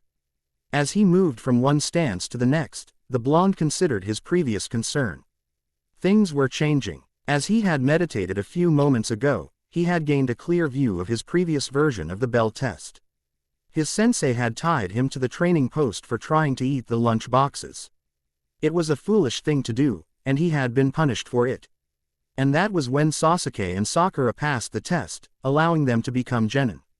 His memories of a certain technique that their sensei used on him brought out a whole new disrespect for the man. However, unlike then, this time they had all fought together and his sensei had beaten the living hell out of them for it. What happened to change it? The time-displaced teen spent his entire training session trying to figure it out. When the answer finally came to him, he almost had a panic attack. The only things different were things that had been affected by what he did. The thing changing everything was him. Ebisu sensei had been forced to train him, and that was how he got so much better than he was last time around. Next it was his fight with Sasuke before team placement. That must have been what caused Kakashi to change his test. Sasuke hadn't been there, so they hadn't introduced themselves. Sakura had been the one to fix him up, if the fact that her name was stamped on the bandage on his lower back said anything. Something she had done had gotten Sasuke to open up during the introductions this morning. And everything else had been him trying to make sure they passed. His traps, his warnings to Sasuke. They had been what got the three of them working together from the beginning. And that was why they had passed the way they did. Sensei had only fought back because Sakura had cut him a little. Her surprise attack had surprised all three of them. And the fact that the very tip of her kunai had tasted blood was something Naruto had never thought would ever happen for the girl. Every single thing that he did changed things. And everything could be changed if he didn't try to keep it the way it was. How could he be sure they would get the same missions or even the exam? Naruto was certain nothing he did could stop the exam from happening in the first place, but how could he be sure they were in it? He needed to find a way to make sure things happened as they were supposed to. And then, when he had the chance, he would stop Sasuke from leaving before he made it out of the village gates. Uchiha Sasuke wasn't fooled by a single one of the excuses Naruto had made. Saying things like, "That's just common knowledge," and, "Everybody knows Genin teams are 3 Genin to 1 Jonin," didn't explain anything. It was all bullshit. Sasuke had seen several Genin squads with only 2 members, and he had witnessed firsthand as several of his clansmen were taken as apprentices. Naruto knew something before the test. There was no doubt in his mind that the blonde had been the one to set up all those traps Sakura was using. It wouldn't surprise him if the boy had somehow been behind her little ambush of their sensei too. Still, Sakura was the only one to have gotten the drop on their sensei. She had actually drawn blood, even if it was only a tiny splat on the point of her kunai. The blood was still blood of a Jonin. When he and Sakura had tried to look closer at the traps, they all vanished in a cloud of chakra. The scroll with the map disappeared with them. All that was left were a few kunai and shuriken that Naruto had used in the actual battle with their sensei. A pair of clones quickly swept all of those up. Solid clones. When did Naruto learn to make those? After the beating he had taken, the Uchiha had began looking over every memory he had of the Dobi. He had thought the Dobi had just been holding back a little, but now his speed and technique from the bell test were leagues above what the proud Genin could manage. The taijutsu style he was using was so unfamiliar to the Uchiha. Even their sensei had been taken by surprise. And the sheer amount of these solid clones he had used. If Sakura's understanding of the concept of substantial chakra constructs was right, then Naruto had at least 100 times the amount of chakra Sasuke had. King it over with the kunoichi brought the two of them to a single conclusion. Naruto was not a Genin. He couldn't be. There was no way the Naruto they had known could have been hiding his abilities so well otherwise. If he had simply been hiding without any true training, then he would have slipped up. It was a bizarre conclusion, but they were convinced. He was a spy for the Hokage who had been placed on the team. Once Sakura had confirmed where Naruto lived, they had no doubts. No child his age would be allowed to live alone in the red light district. At first Sakura thought that he had been replaced entirely. Like maybe he had been dropped from the program and someone else took his place. But Sasuke was certain that wasn't the case, or his disguise would have been disrupted when their sensei had attacked. The Pinkett admitted she knew he was the same person too, because she could feel the same body size and shape when she kicked him. If he had been in a henge, it would have felt different. It actually made more sense if he had been a plant even back in the academy anyway. Naruto had always been pulling things in class and always got bad grades even when he did the work. It took a little arguing, but they soon agreed that the adults did treat him differently than the rest of the students. All of the hushed whispers as he walked by their parents, the glares always sent his way. He had assumed his treatment was because of his behavior. The only one who seemed to like him had been Iruka, and he was the boy's main target most of the time. The conclusion: Naruto, a shinobi who lived in the red light district and was good buddies with their sensei outside of class, who had the ability to completely hide his true skills, which were on par with at least Mizuki sensei, had more chakra than anybody they had heard of. Except maybe the Hokage, and routinely evaded the Anbu, was being treated like his very presence was an insult to the other instructors. The only explanation that fit was that he was a secret agent placed there by the Hokage because of the number of clan-born students in that class. And the other sensei didn't like a full shinobi infiltrating their class. He never did his work because he was always bored from having done it already. Finally, once they had graduated, Naruto had been put on their team to protect the Sharingan. Sasuke knew that since that night, he had been placed under guard by the Anbu when he was alone. And since Naruto had been there with them even before then, it meant he wasn't there simply to keep the Sharingan safe. That must have been a new mission. It also explained how he had been made a genin anyway. They had probably expected him to be finished when his mission at the academy was over, and that was why he failed. He would have been able to simply drop the act and return from his mission. As skeptical as the two of them were about that final conclusion, the alternative was that Naruto, the goof, had been flawlessly hiding at least Chunin-level abilities. That surely would have passed him from the academy a long time ago, and that he had been getting punished when he displayed them as part of a village-wide shay. To keep him down for something that he or his family did some time in the past that nobody was allowed to talk about. Shinobi infiltration, or village-wide secret conspiracy against a super genius, moron as a person. Easy answer in a shinobi village where they all train to be shinobi. Morning arrived with Naruto making his lap around the circle of pillars. He wasn't sure why, but last night had been a very strange sleep. It felt like he had been told some huge joke and he couldn't remember it. Whatever it was, his mood had been affected greatly by it. Everything seemed to make him laugh today. It slipped his mind that his shadow clones had only returned with his missing tools after he'd fallen asleep. But the tools were all there in the morning, so he repacked them and dressed in his new orange. Today Kakashi would likely take them for their first D rank. But if not, it meant Naruto's slim grasp on the few changes he had made was worse than he thought. Try as he might, Naruto couldn't remember what his first D rank mission was. All he remembered about it was that Iruka had yelled at him in front of the old man for complaining about it. That wasn't the only time Iruka had yelled at him for it either. Naruto had one more hint at what the big mission was. He had been begging for a new mission and Iruka had been there then too, which meant that it was going to be during a break in the academy. Classes started up again in a week, and they would go on for 3 months before the next break. That must be when it would happen. During the spring break, Naruto had until THN to figure out how to ensure they were on that mission. Otherwise there was a Cheng couldn't let them take the Chunin exam. And that meant that whatever happened in the end would happen differently. He wouldn't get the chance to save the old man. Naruto wasn't sure how he knew the man would die, but he had been so sure the old man had been dead when he first returned. He wasn't going to miss the chance to save him. His musings finally came to an end as he sensed movement just outside the training ground. It was Ebisu-sensei. Ah, Naruto, you've already taken a lap this morning. The Jonin quickly jogged over to the 10 posts. Yeah, sensei. I was going through my kata before grabbing something for breakfast. Straightening his glasses, the bandana-browed shinobi considered.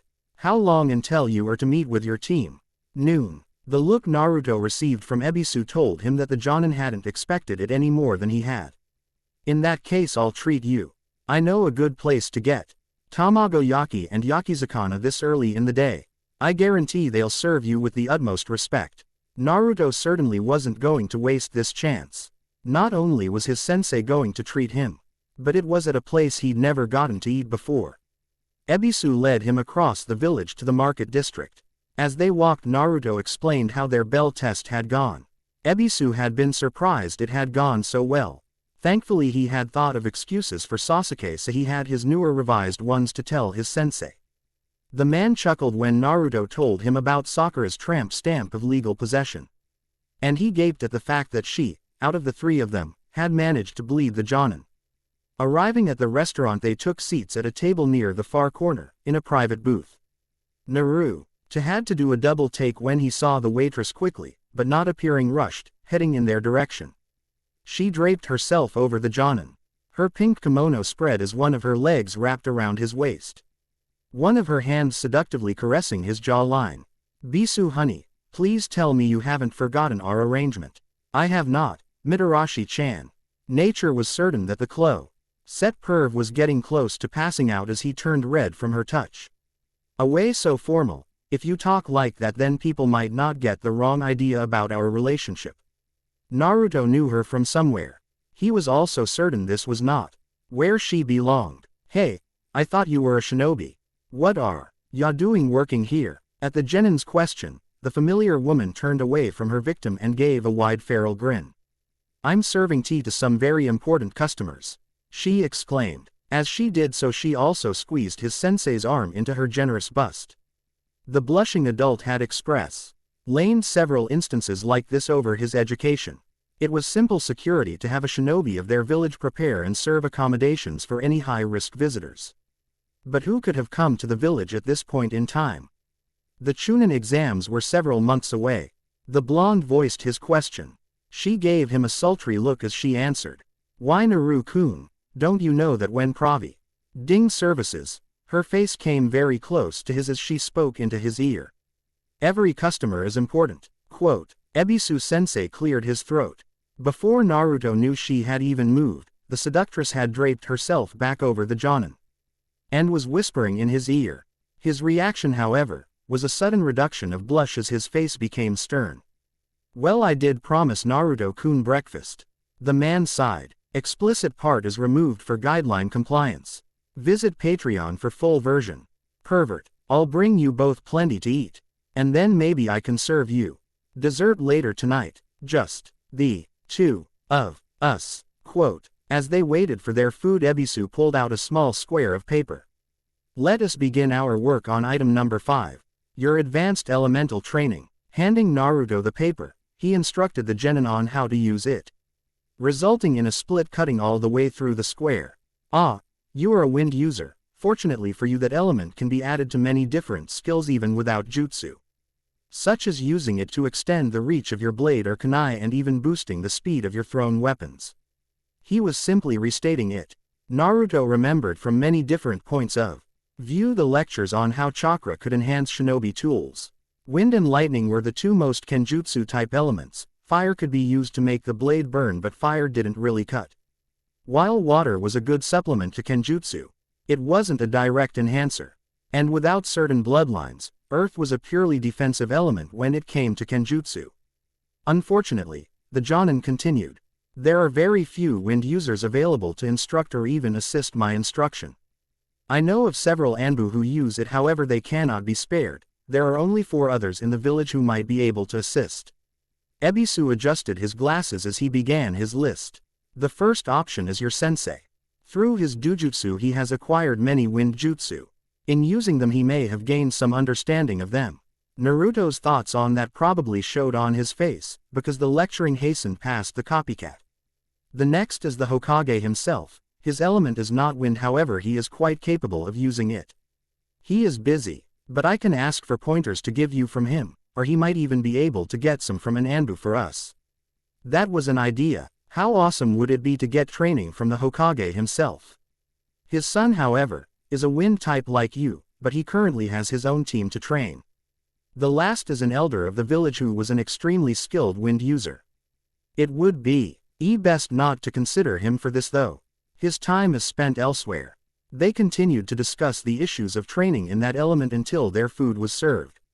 Ebisu-sensei would request the pointers from the Hokage, but he could at the very least get him started on the leaf-splitting palm. Said jutsu was the wind type of the first 5 forms. The instructor had just began explaining the primary scale of steps that could be taken using solely the splitting leaf palm, when she returned. As she served them, she bowed low enough that both males could see she had loosened the sash holding her kimono closed. Ebisu's hand immediately gripped his nose to prevent the coming bleed. With a wink at the pervert, the kunoichi stood, turned and walked away. Ebisu's eyes were glued to her retreating form until she vanished around a divider. Shaking himself out of his trance, the jonin ushered him to eat. The food was amazing. Grilled fish and an omelette with toppings and sides to spare. Naruto had eaten food like this before, but for some reason eating it this time gave him the same feeling of being extra awake as eating at Ichiraku's. As they ate, Ebisu asked about his plans for team training. "I don't know. I guess I was just going to wait until Sensei told us his plans." He wasn't sure if Kakashi would even be having them train together. He had told them to train on their own in the mornings, which was different than before. It was entirely possible that the fact they had impressed him was what he had been waiting on last time around. The jonin nodded his head vigorously, his bandana swishing as it moved. "Yes, that is a sensible intention. However, one must at least have an idea of their goals. What thoughts have you considered about your team training? Well, I was kinda thinking I'd just keep training with you or by myself when on my own, and do whatever team training that sensei gave us. The blonde ducked his face into his food when Ebisu gave him a disappointed look. Naruto, you are part of a team now. That means you need to think about more than just making yourself stronger. Increasing their strength will only increase yours in the end. As a small flush of shame entered his face, Naruto told him his thoughts on the Jonin, telling them to work individually in the mornings, suggesting that he already had things planned for after the mission. Ebisu sighed. As long as that was their plan. The Jonin advised him, after Nakata they would be able to meet every morning to train. They could even eat out like they were this time if Naruto was doing well. Naruto was abo. Finished with his food as Ebisu pressed the issue of team training. He was adamant that since Naruto could water walk and they couldn't, his first course of action should be teaching his teammates to do so as well. Naruto didn't want to lose his advantage against Sasuke, and even more so, he didn't want to change things any further. But it wasn't like he could tell Ebisu about why. So he settled for arguing that he shouldn't have to give up his hard work to someone who would just copy everything. But the Jonin chuckled and replied, sharing your training with your teammates is the correct thing to do. It would be abandoning them to do otherwise. Still though, if you do share your training, you don't have to do it for free. Wait, you mean I could make them pay me for the training? Naruto was sure that it wouldn't work. Sakura would think he was trying to get a date and Sasuke wouldn't be able to accept it without hurting his pride. No, certainly not. The man quickly rejected Naruto's inquiry. What you can do, however, is to trade the training for jutsu. Do remember that the requirement of our bed only includes teaching you the advanced elemental conversion. While it is possible to use wind in an excess of ways without actual jutsu, the Uchiha is certain to have the wind jutsu he could trade. Sasuke would never go for that. He's too proud to give up anything in exchange for getting taught by the Dobi. It sounded like a great idea. Naruto could actually get behind it. But how could he ever get the others to agree to it?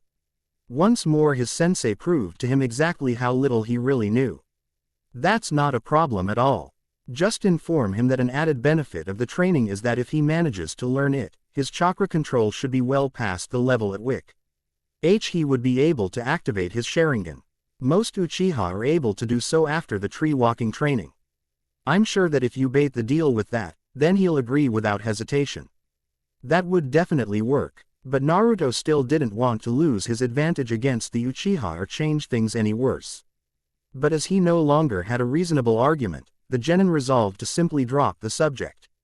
When they met at the training ground for their first mission as a team, Naruto's return to the color orange was as surprising to his team as his first outfit change had been. It seemed Ey had thought he would be permanently garbed in his Anbu-esque uniform. He explained to them that the Anbu uniform was his formal outfit and he didn't believe this mission would require it. Both Sasuke and Sakura shared a look. At the same time, Kakashi's visible eye narrowed into a squint. There was little talk as they made their way to the mission office. Just as Naruto remembered, Iruka-sensei was there. He hadn't paid any attention to the others during the last time that they had learned they would only be doing chores. This time, he watched as their expectant expressions quickly morphed from surprise to defeated groans. His reaction was a little less than the adults had been expecting. He didn't argue or groan like his teammates and so, instead of getting yelled at the way he had before, both of his sensei were staring at him as if he'd loudly passed gas. Again, his teammates looked at each other. He wasn't sure why, but that look made him feel as if he was missing some kind of big joke and felt a ghost of laughter rising in his chest. Their first mission was painting a fence. So while their sensei took the scroll, they followed him to the address listed. As they worked, Sasuke and Sakura began whispering out of earshot. Naruto considered creating clones to help, but decided against it. If he did create a clone, the construct would be just as distracted as he was. His dilemma over whether or not to teach Sasuke to water walk was beginning to eat away at him. Sure, he could teach Sakura, if she'd let him. But then, she would turn around and show Sasuke. And while that might help her to bond with him, Naruto still couldn't think of a way to get her to agree to it. It took the whole mission, but he eventually decided that this time, Sasuke would stay in the village. He could change things right. If he changed things, they wouldn't be what he remembered. But he didn't want Sasuke to be the guy he remembered. So why not? Already his act of revenge had changed the boy's attitude towards him. So why not stop Sasuke from leaving in the first place, instead of trying to make sure he could bring the boy back this time? If he really was the one changing things, then it meant all he had to do was make sure he only changed certain things. Things like what he did around his teammates and friends. Those couldn't have too much effect on the big stuff. And as long as he went on the same big missions and took the Chunin exam, things should stay roughly the same, right? He could only remember one mission that could change anything before the exam, and that was the foe GGY mission, where he had gained 2 of his rules. Anything else should be fine to change. This meant that Naruto could do everything he could to stop the Uchiha from leaving. The best way to stop him was to make Sasuke want to stay. To do that, the blonde needed to rebuild his bonds with Sasuke and make them even stronger than the last time. Which meant he had to forget his anger at the boy for what his other self had done. He needed to stop thinking of him as the guy who abandoned them, who killed him in the Valley of the Ends. Naruto needed to forgive and forget that Sasuke. This new Sasuke couldn't be Sasuke Tem. He was a different person. He would become a different Sasuke. Naruto had come to his decision. In order for this Sasuke to become different, he had to treat him different. His actions were what changed things. So if he changed the way he acted towards Sasuke, then it should change what the boy felt. To that end, his rival and one-time friend was no longer Sasuke Tem. Just as Sakura was no longer his Sakura-chan. From that point on, Naruto would fully support Sakura's efforts to gain Sasuke's love. This Sasuke was not the Tem, instead he would be Uchiha Haim. Sasuke flinched and glared at him for announcing the boy's new nickname. "What do you want, Naruto?" the newly titled princess demanded. "You think we could get this knocked out a little faster already? Let's pick up the pace. 'Cause we're already almost finished and I want to see what kind of training sensei will have for us when we're done." Both of his teammates lit up at his suggestion and they had the rest of the fence painted only a few minutes later. The masked Jonin led the way back to the mission's office with the signed mission report. His pace seemed to have increased the same way theirs had while painting. The Hokage had already left and Iruka-sensei was the one handing out the day's payments. After turning in their mission, instead of getting a new mission or being dismissed, Kakashi told them they had 5 minutes to get to the training ground or they wouldn't get to sleep tonight. After he had made good on his words about throwing their breakfast up, all 3 of them bolted out of the office. Their arrival at the training ground was punctuated by a ringing timer.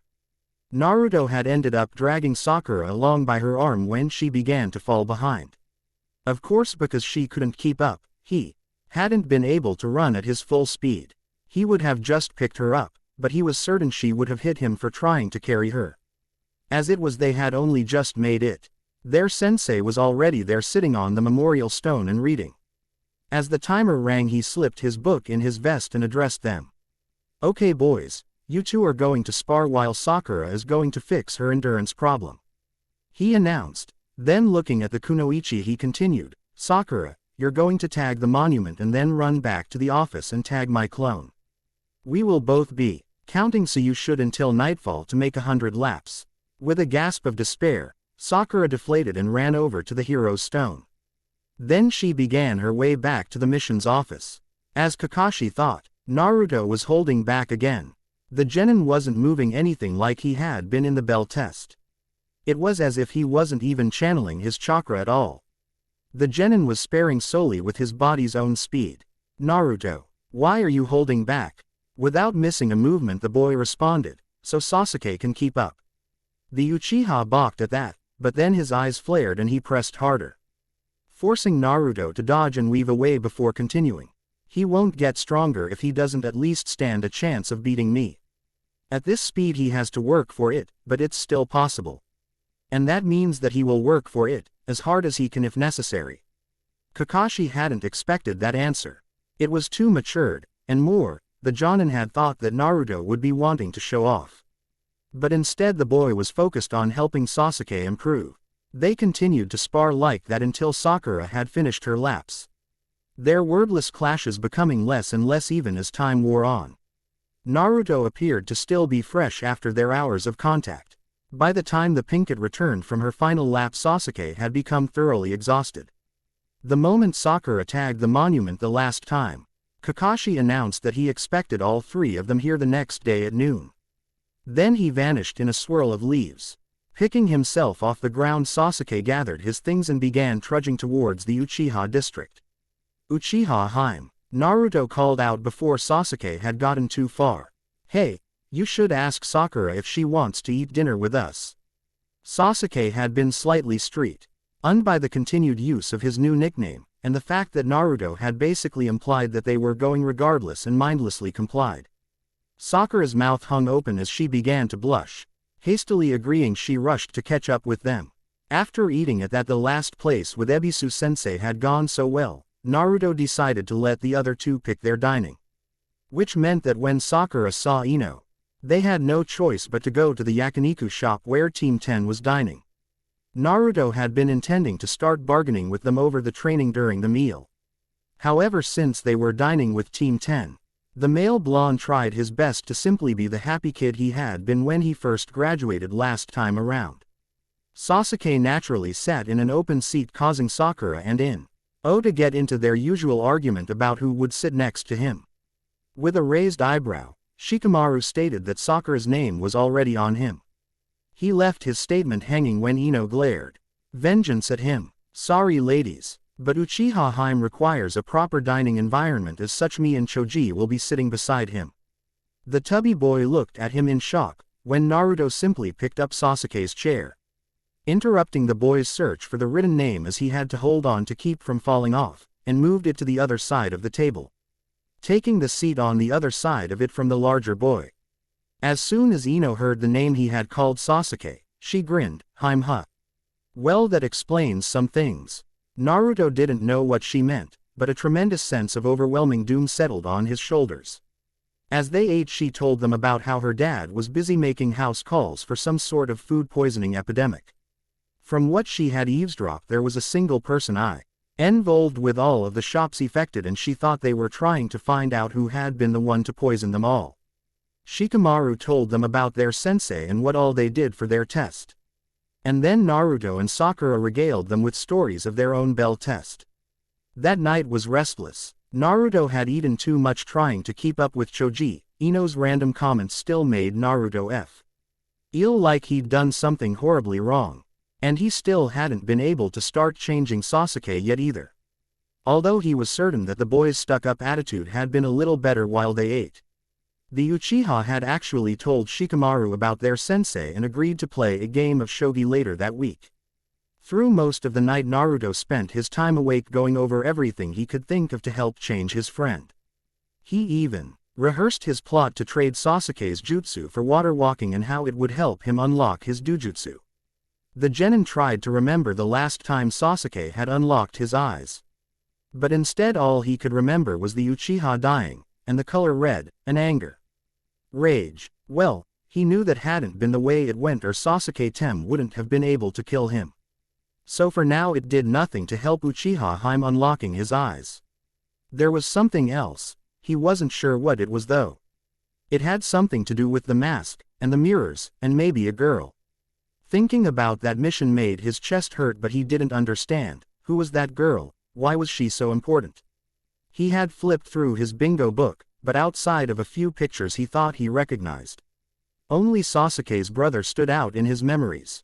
He was certain that the fish dude that was with the Clankler was Hoshigaki Kisame. But Naruto had no idea where he had even seen the two of them together. He could remember something about boobs and a toad, and the perverted shinobi. But that had nothing to do with the mission that he was trying to remember right now. That mission with the words of his past, and the deep-seated feeling that he had made a mistake carried him off into a fitful sleep. The next morning Naruto finished his laps and did his kata with a weary slump. Once done, he left a clone at the training ground to let Ebisu know where he was going. He was going to talk to Sasuke about the training, and once he had taught it to Sasuke, the Uchiha could teach it to Sakura. The clone would explain his ideas to the man and get whatever instructions he had for Naruto to do for the day. Then the clone would come to Naruto and tell him about THM directly to ensure nothing was lost in the feedback. It only took a few minutes to find Sasuke. He was already up and training in the Uchiha training fields. His body no longer wrapped in the banda, just that he had worn the previous 2 days. Making a clone to tell his other clone where to find them, Naruto announced his presence. Yo, Uchiha Haim, I got some training plans I want to talk to you about. The Uchiha immediately stopped his agility motions and trotted over to the edge of the field to glare at Naruto. Did you know about the tag? The Uchiha's borderline accusation was laced with venom. It wasn't really safe for my health to say anything. Naruto grinned sheepishly and rubbed the back of his head. He was ready to bolt if Sasuke retaliated. We both know Sakura has been looking for a reason to hit me, and I didn't really want to give her any now that we're genin. The taller boy almost flinched. Not fully, but more than just a blink. His downcast expression lost the heat of wrath from only a second ago. What kind of training did you have in mind? So the Uchiha had been changing already.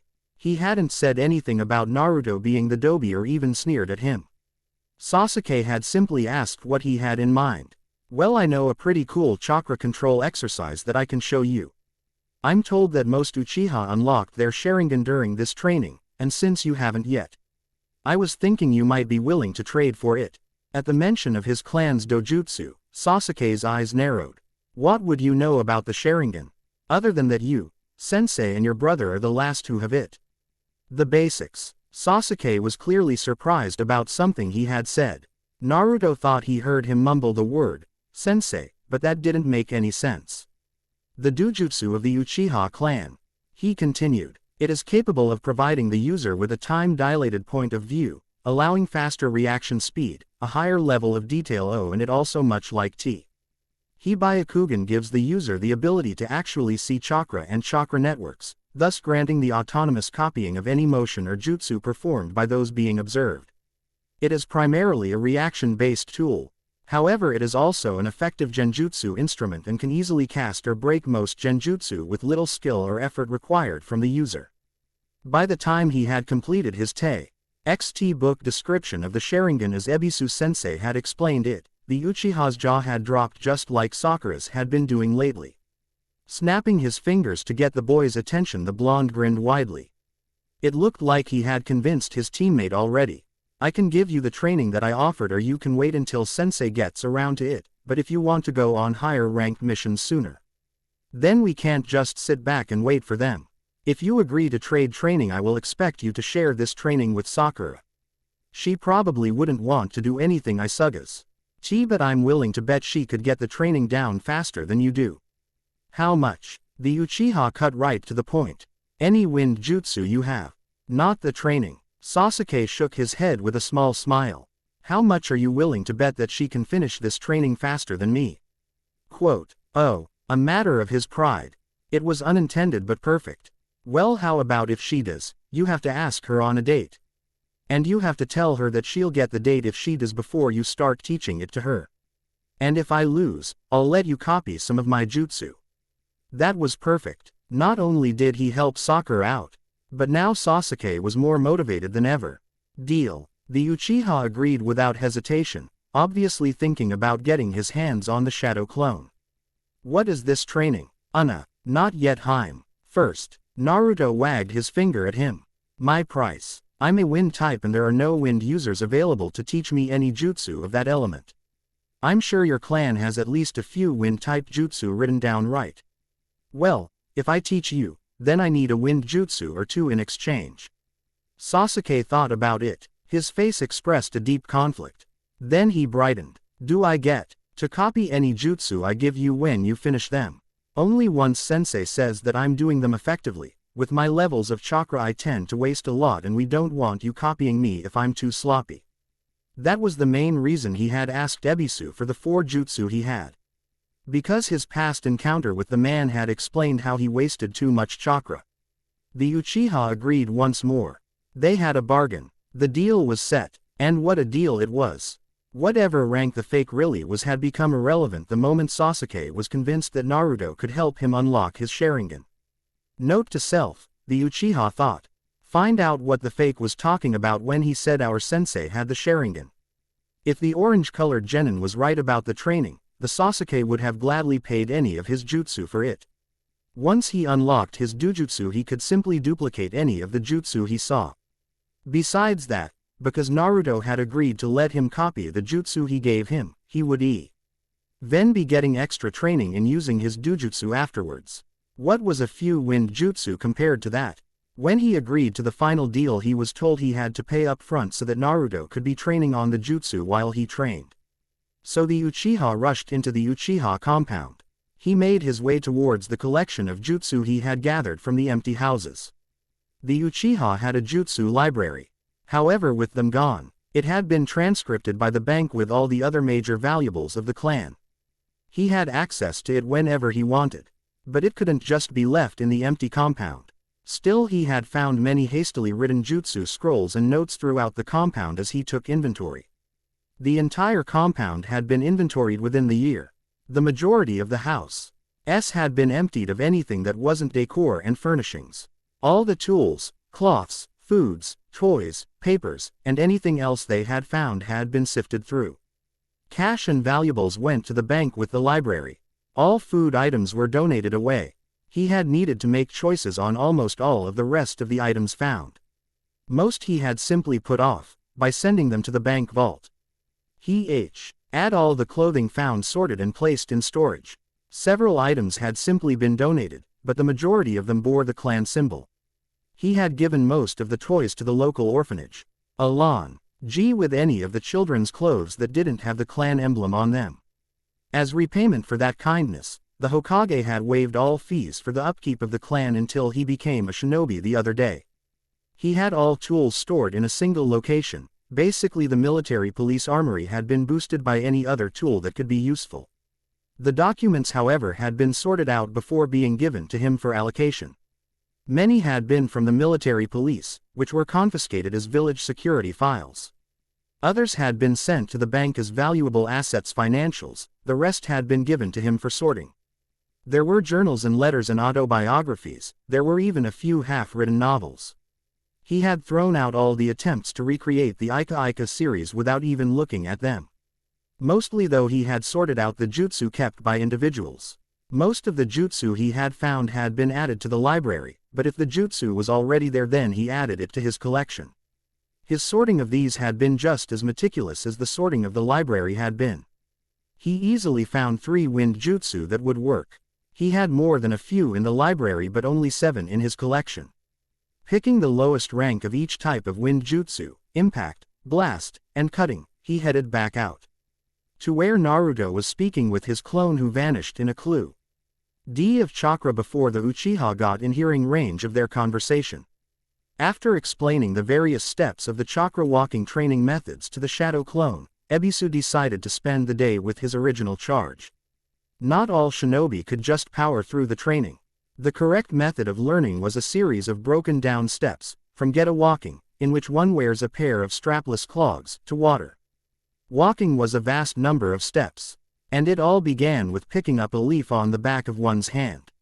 Once he wrote all the step on a scroll he gave it to the clone to deliver to the original and told the clone that he expected the original to master all of the steps as well. Each step helped to refine the process and could very well increase his control proportionally. Ing out behind the clone, Ebisu headed off the Hokage's night nurse, who would be dropping Konohamaru off at Gemna's. Today, Ebisu would see how quickly Konohamaru could pass each of the steps. He began by having the boy float a leaf on his forehead for 10 minutes. Unlike all the times he had told the boy to do it before, Konohamaru didn't complain once. Then he asked the child to try picking one up with the back of his hand. It took about 20 minutes before he could pick it up and hold it. So he moved on to the same task with the foot. As the Jonin watched Konohamaru's improvement he couldn't help but acknowledge the effect Naruto had on the boy. Nothing he had ever said to the child had gotten this much effort out of him. By the time they broke for lunch, Konohamaru was able to walk with the geta on his feet. After that they would begin walking up increasing inclines until it was time to move to the stone wall. The last step before tree walking. Naturally Konohamaru wouldn't be able to get that far as quickly as he had come this far. It required much more chakra capacity than the child had. But it was a great progress. The last 3 days the Jonin had gotten the vessel caught up in most of the academy lessons. There was very little left for them to cover that applied to practical use.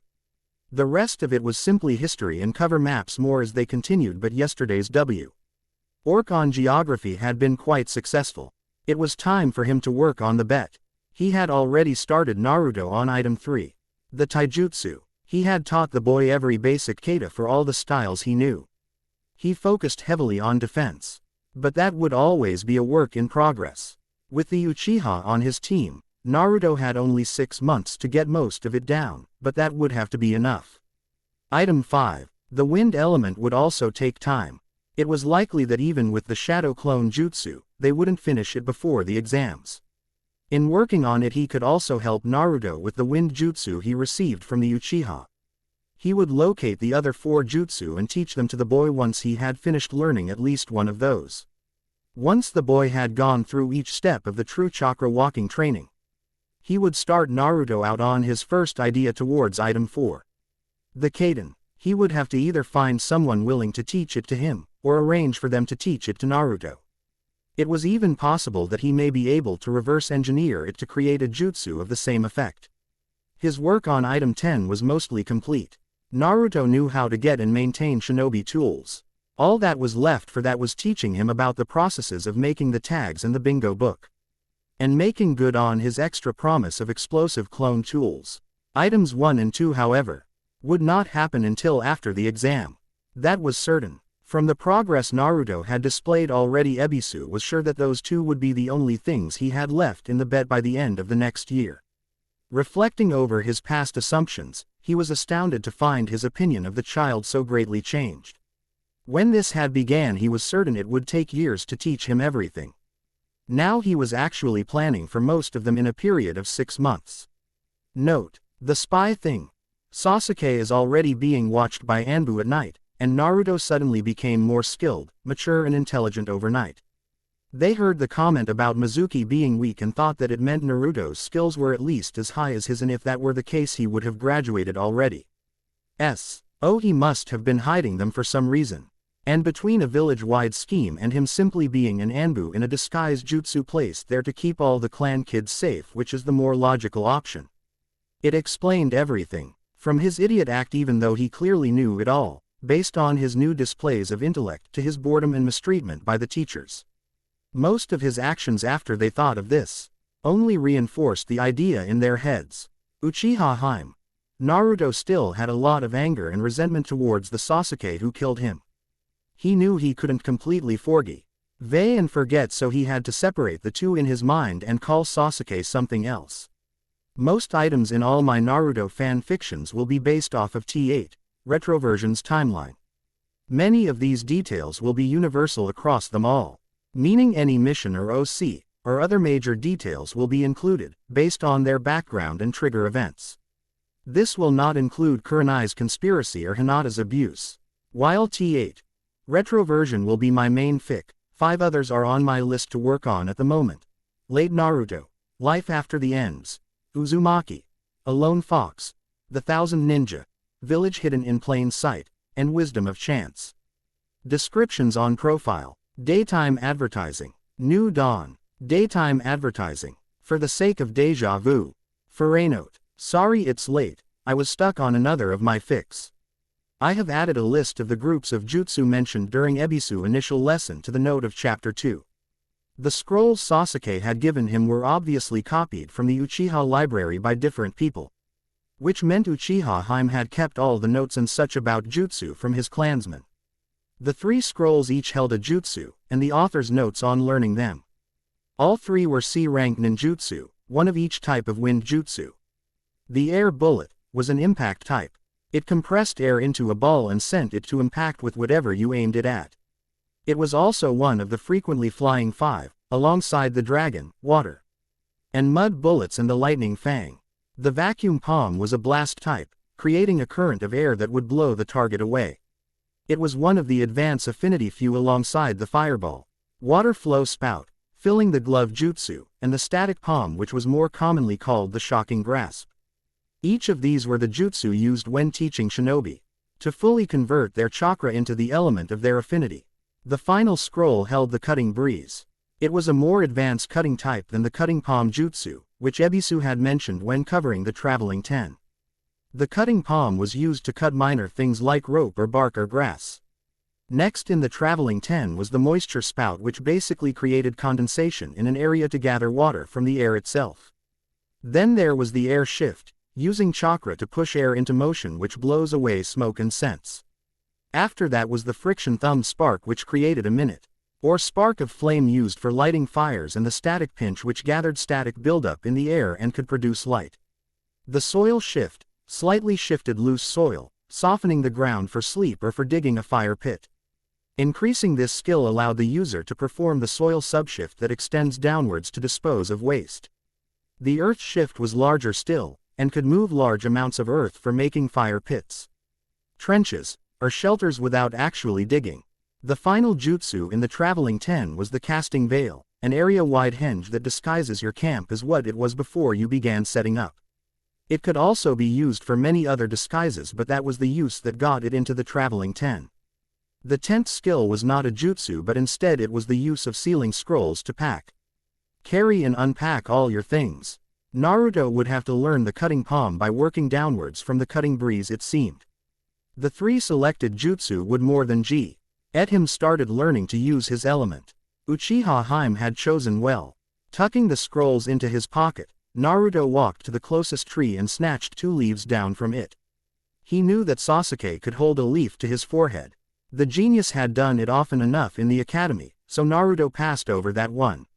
They would begin with holding a leaf to the back of each of their hands. As he described the first step, he reminded Sasuke that he would have to teach each step to Sakura, so he needed to pay attention to how they were explained as well.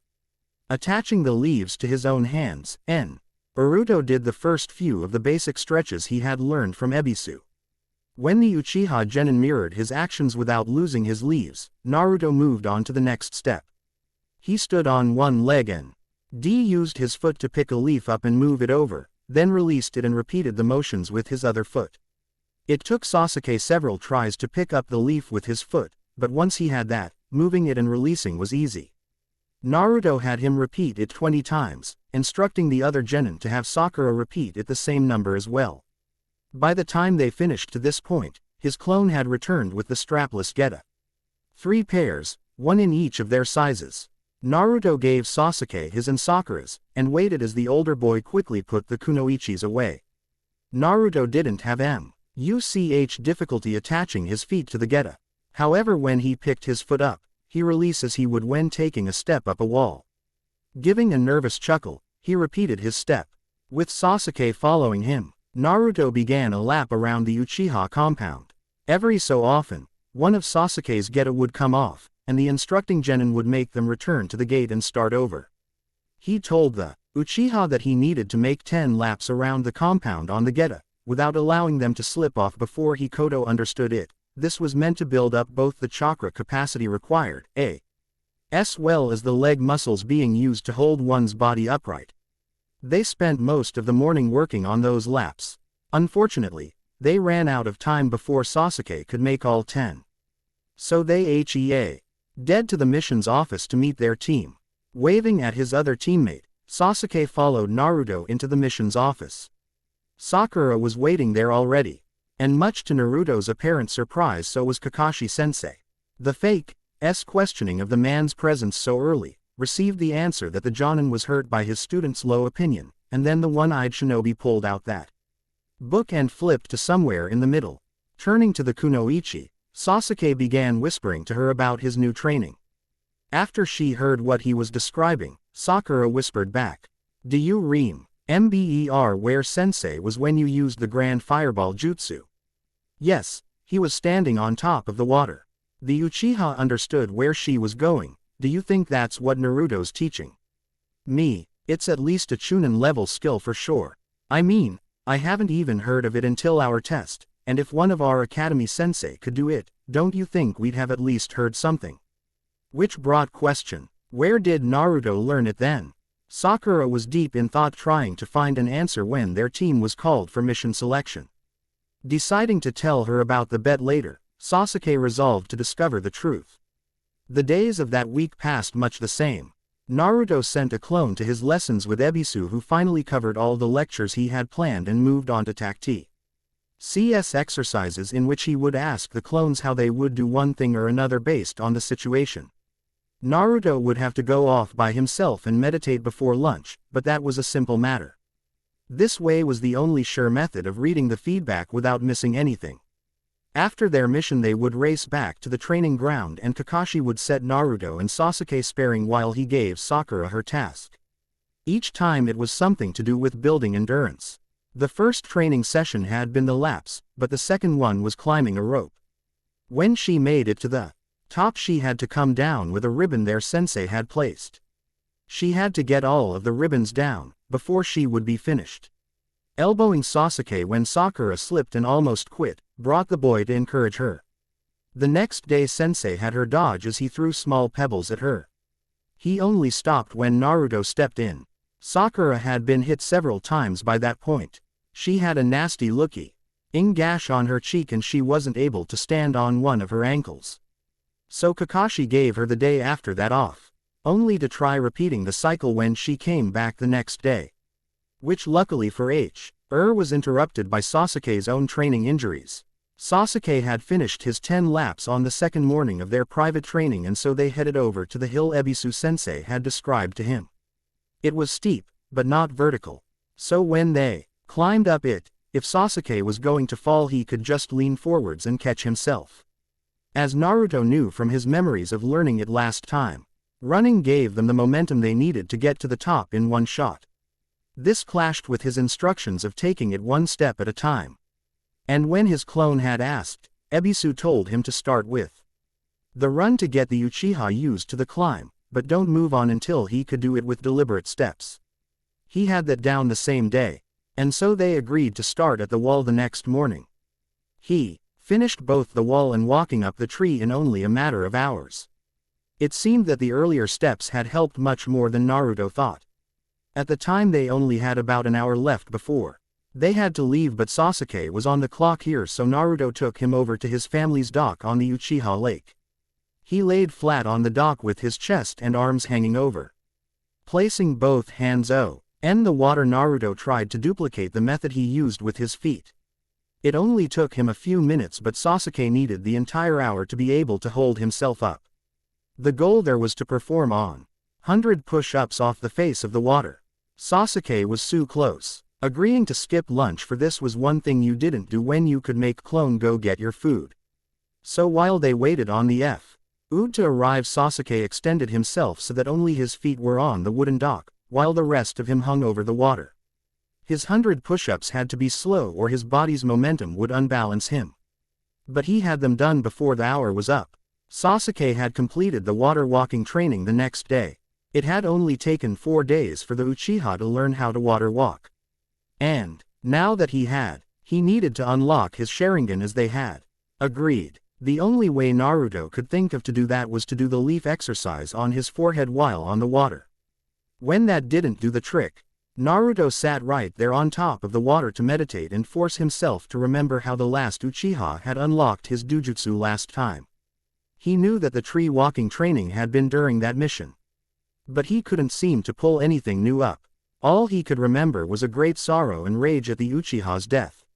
So instead of focusing on his Sharingan, Naruto decided to try it from the other angle.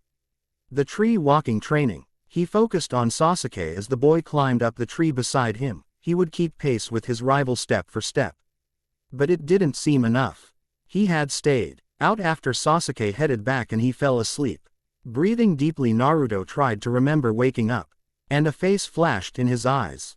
The girl. She was so cute. But Naruto could also feel this sense of despair. He didn't understand how he knew. He couldn't even remember it actually happening, but Naruto was sure he had watched her die.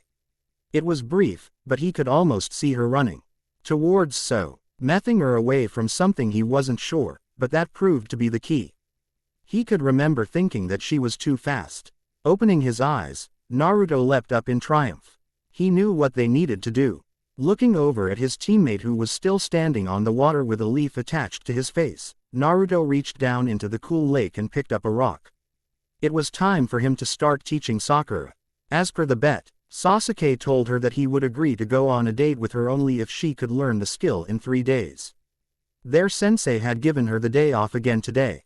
He had wanted to make her run laps again, but when he saw all the wounds Sasuke had received from Naruto, again, the Jonin relented and had her tend his injuries.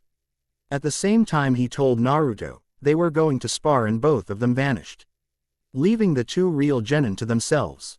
Even with his Sharingan activated, Sasuke had missed their movements as they rushed from the mission's office towards the training ground. Of course, there was the possibility that they had just been clones dispelling, since it seemed both of them did that now.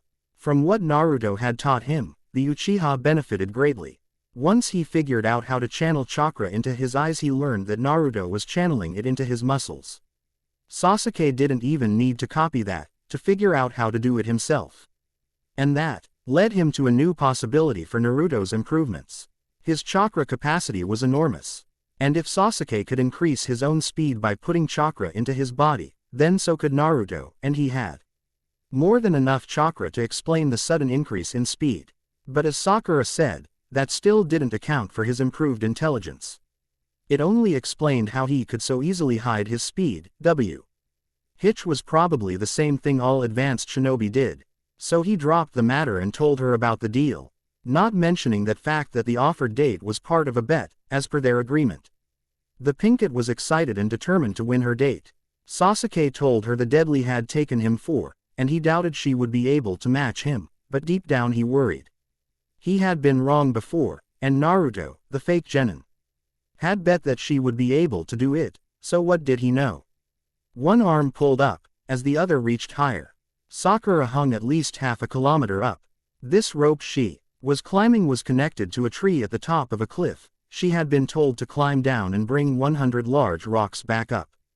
That wasn't as hard as it sounded now that she could channel chakra into each fiber of her muscles.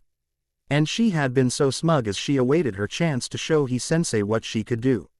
She had half planned to simply walk down the cliff without the rope, but her sensei seemed to be a step ahead of her. He instructed her that the rocks had to be brought up 2 at a time, one on the bottom of each foot. Even so, Sakura couldn't stay down about the training, no matter how exhausting it was. She would meet it with joy. She was going on a date tomorrow. Her inner self was completely occupied with what she would wear and how she would rub it in Inobunta's face. The afternoon she'd had off so she could tend to Sasuke's wounds and been wonderful. First, he had her attach a leaf to her hand and move through a few basic stretches. They were similar to the ones they had learned at the academy, but they were more specific.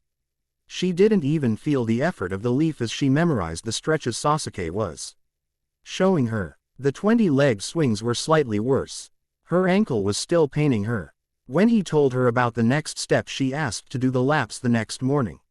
She needed to soak her leg and wrap it for the run. That had taken the longest out of all the steps in the process. But she had gotten through them without needing to restart even once. Sasuke admitted he had needed to restart many times. And because of that, it had taken him more than 1 day. The rest of the exercises all the way up to the water push-ups were simple for her to master in an hour. The walk up the hill was once up and then down, the climb up the wall was the same. And she didn't even leave a mark on the tree. If not for the fact she had to do 50 of the on-the-water push-ups, she would have finished them all that morning. She had to wait until after her set of laps assigned by their sensei before she could wearily take on the challenge of walking across the water. However, before she went home on that second day, she had learned to water walk. With a groan about making Naruto suffer, Sasuke dropped to his butt and put his head in his hands. Not exactly the response she had wanted, but he eventually asked what she wished to do for their date. Sakura wanted to go off and shout her victory to Ino. She wanted to sing in joy, but she had been too sore to do anything. So she went to bed. Keeping Sasuke's comment about eating in mind, the next morning she decided she had burned enough food. she could splurge a little, and devoured the food her mother had cooked for breakfast. Shamefully, she had eaten every last scrap she'd been given. And then, in her gluttony, she'd asked for more. Sakura didn't know what had come over her, but she had eaten until her belly was distended. She felt devastated. How was she ever going to fit into the outfit her inner self wanted to wear? Seeing her distress, both her parents began laughing. But their answer to her plight was simple, and she would already be stuck doing it. She had to burn it all off. Train until her body was thin again. And so, Sakura pulled herself one more arm length up the rope. Below her, hung a pair of large stones attached to the bottom of her sandals with chakra. She couldn't wait to tell Ino. She had a date. Uchiha Hime had actually been nervous about his date with Sakura. Naruto half thought that the boy would simply be the cool and uncaring rookie he had always been. It was actually kind of cute to see him primping himself up for the date. Every so often he would shoot a glare at Naruto as they did their mission at a rushed pace the way they always did. Naruto could remember how last time around, they used to drag it out, lazily performing their task with as little effort as it took.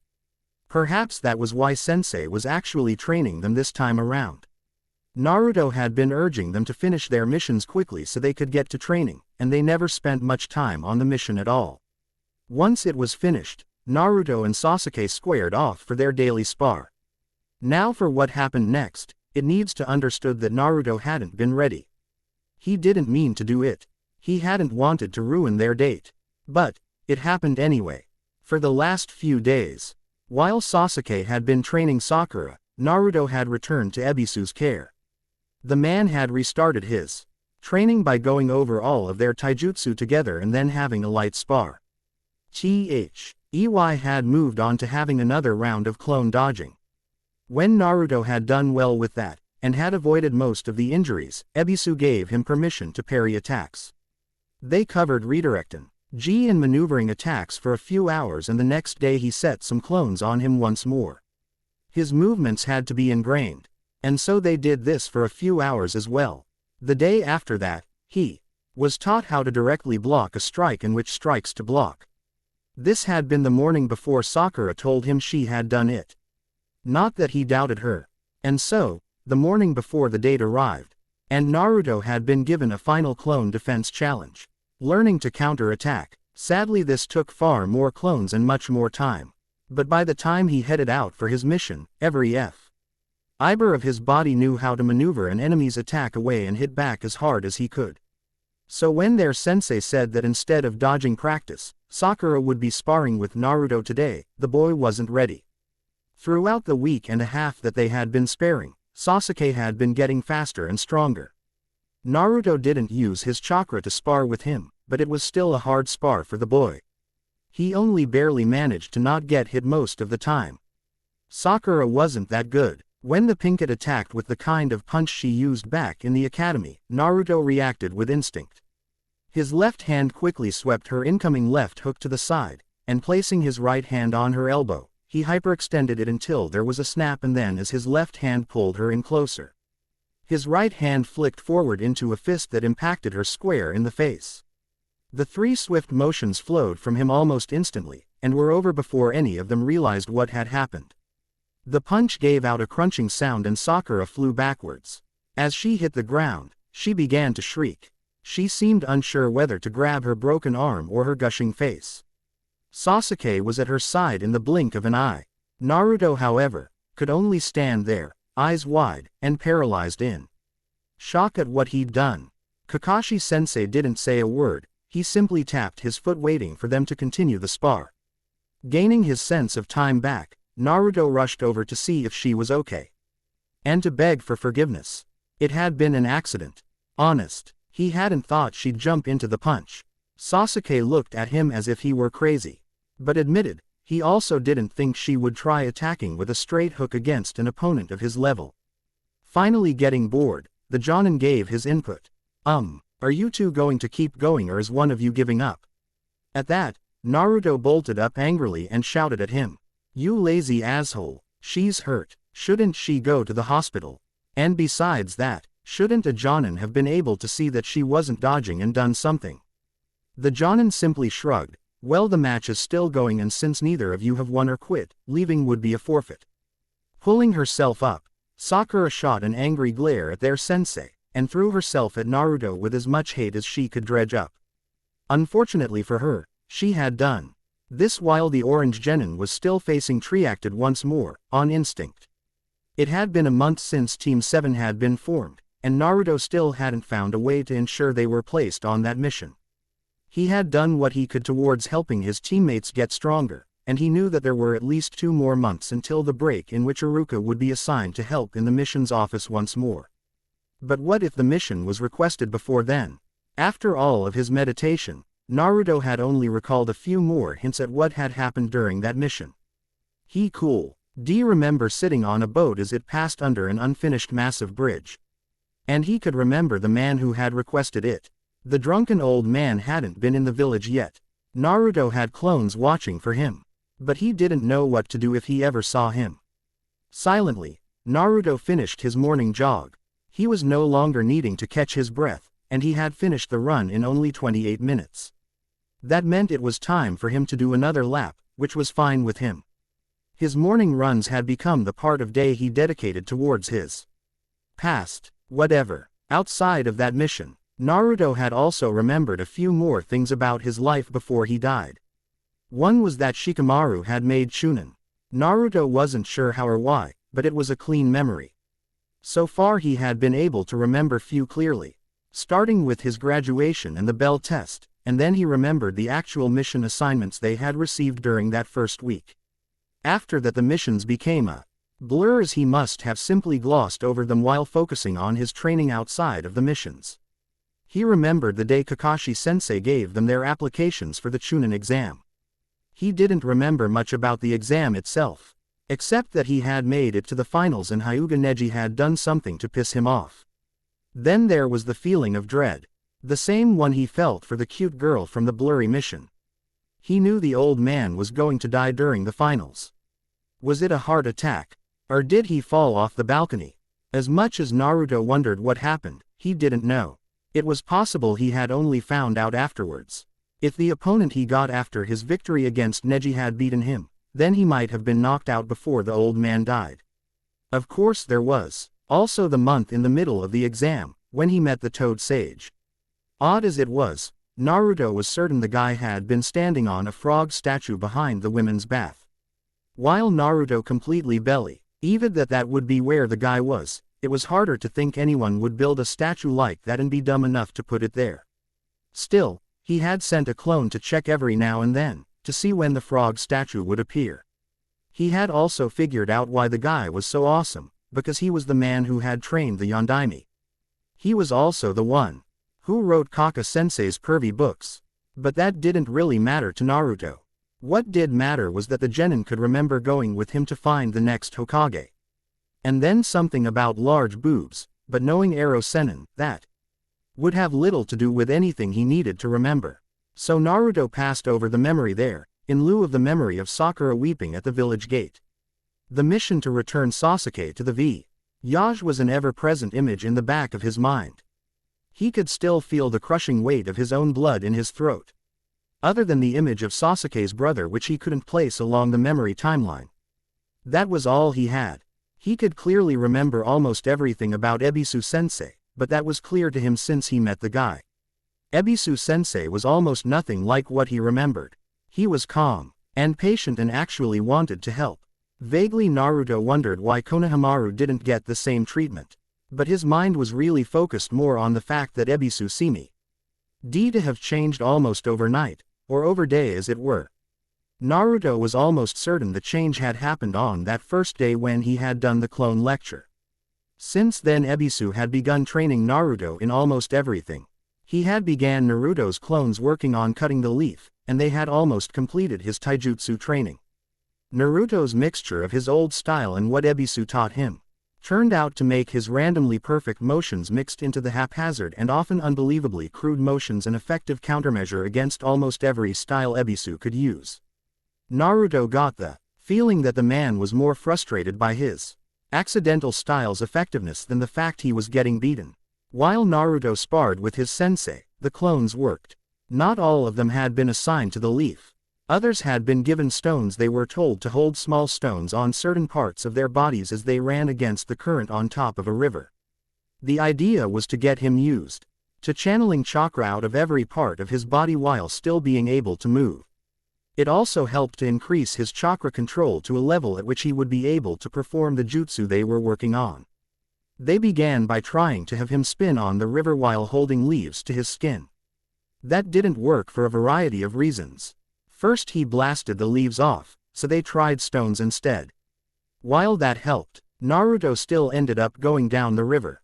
So putting the spin on hold, they simply made him run against the flow of the river while holding the stones. They could build from there. When Ebisu asked why not try the spin on the ground, Naruto stubbornly argued that he didn't want to leave any marks on the ground from his learning the spin. The Jonin didn't understand why it had to be hidden, but he accepted it after only a mild dispute. The clones set to split the leaf eventually managed to cut it all the way through, thanks to Asuma-sensei's suggestions. The elder man had explained wind manipulation to a fine point when Ebisu-sensei had asked. The two Jonin had discussed it for hours it seemed. At least, it took hours for Ebisu to tell Naruto everything he had learned. From the leaf, they took the next step and began cutting other things, such as small strips of wood, and then bark, and moving on to actual branches. According to Ebisu, the final two steps were cutting a waterfall and then cutting through a full-grown and living tree with one's feet. But those were in the highest extremes and it wasn't likely he would finish them by the upcoming exam. While Naruto was making progress with Ebisu, his training with Team 7 had been stunted. Because of her broken arm, Sakura couldn't spar. She couldn't do half of the endurance training Sensei had planned for her. So instead, she ran. And since he was the one who had caused it, Naruto ran with her. As they had ran during that first day, the Pinkett told him how her date had gone. She was angry with him for certain. However, she had also spent most of the previous afternoon being cared for by Sasuke-kun. So she could forgive him. From there, they spent the laps around random parts of the village talking about one thing or another. From what she had told him, she spent her mornings studying for her Irionen tests. She had perfect scores with the academic side just as she always had. However, unlike in the academy, her practicals were also perfect. Even with only one of her arms useful, she was able to not only keep up, but surpass the students who had been there before her. Thanks to the water walking training she had received, her chakra control was leagues above the others. Kenko-sensei had simply rejected the idea that she had gone from a leaf on her forehead to running on water in only 2 days. When she was able to synchronize her chakra to match the woman's on her second try, the Iryo Jonin changed her tune. The medical instructor had fast-tracked her lessons to match her learning RVE to the point that after 3 weeks of going to the clinic every morning, she was already being taught to refine the diagnostic scan for viruses.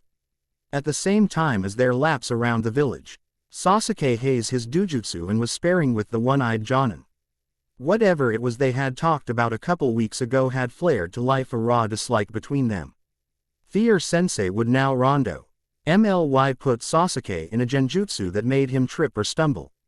The Uchiha was able to escape it more often than not, but he still got caught pretty often. During their spars, however, Kakashi was slow and methodical, and highly unreadable. He only ever used the most basic combinations, however his finesse at them made his movements more than enough to counter anything the genin could do. Uchiha Haim spent his mornings working on his ninjutsu. Naruto's clones had reported a few tidbits of his progress. The boy had finished a jutsu to hide giant shuriken in fire, and began trying to create a dragon bullet that was blue instead of yellow. Asking Sasuke about it, got the clone caught, but not dispelled. Surprisingly, the Uchiha answered without hesitation. The first form of it was the fireball, which was normally red, or orange. Depending on one's skill with it, the flame could turn yellow. The fireball could also change size. His normal fireball jutsu was about an arm's length to a meter wide. But his grand fireball could become up to 3 meters wide depending on the amount of chakra added. The more chakra, the bigger it got. However, the better it was converted into fire, changed the flame's color instead of the size. If he could get it hot enough, it would turn blue. He couldn't do that with the fireball yet, however the dragon bullet was different. The dragon bullet would add compression. By forcing the fireball into a smaller space, the fire got hotter on its own, and the more chakra you added, the more fire would be compressed into the ball. This meant adding chakra would make it hotter. Once the jutsu turned blue, it was called the Imperial Fireball, Grand Fireball or Dragon Bullet, signifying that the chakra density was high enough for the jutsu to be raised by an entire letter rank. He had already been able to create a blue hand torch, which he created so Naruto could see the change. It was a small flame coming out the back of Sasuke's curled palm. Air was sucked in to the tunnel created by his closed fingers and thumb, and a flame came out the other side. At first it was yellow, but as the Uchiha refined it, the jutsu turned blue. After their mission and training, both of the boys would help Sakura gather her medical supplies from the various training grounds in the village. In one of them, Naruto felt a loathing from his past. He could remember fighting some snake freak grass kunoichi. His memory was almost certain that the forest had been one part of the Chunin exam. He also knew that the grass ninja gave him the creeps for some reason. The second month, since they became genin, began with AC rank. It was the first mission they had been given, in which his sensei had specifically told him to go all out with his clones. The silver-haired Jonin had ally asked him to make the clones before they headed into the mission's office and collected the C rank. The point of the mission was gathering certain berries. It took a good amount of patience to get at the ones needed, and he had to be able to tell the difference. Some were one color for ripe and others were other colors when they weren't. There would be a few different harvests over each season. The first was just before spring, when the smaller berries would ripen. The second would be late in the spring when the larger ones would. And finally there were a couple in the summer and one in the fall for the average-sized ones. Naruto could remember doing this one before. It had been given to several teams. At least one team would be there every day of the harvest. Naruto hadn't used his clones for that because they would get dispelled every time they were poked by a thorn. This time though, Naruto's clones were a little more careful and they were able to pick all the berries in that day. They were told that they would be called back in about a week to pick the next batch as they ripened. When word of his abuse of shadow clones got out, they were hired to till a large field. The work went quickly and they were given a C rank price when they finished it that same day. Soon many other farms had begun requesting them. This was how Naruto found his solution. The time-displaced Jenny finally figured out how to ensure he would get the mission he could barely remember. Because his ability to use clones made him the perfect guy for a mission like building a bridge, which as far as Naruto could remember was the only thing that made sense. All he had to do was convince the drunken guy who requested the mission that their team was the best.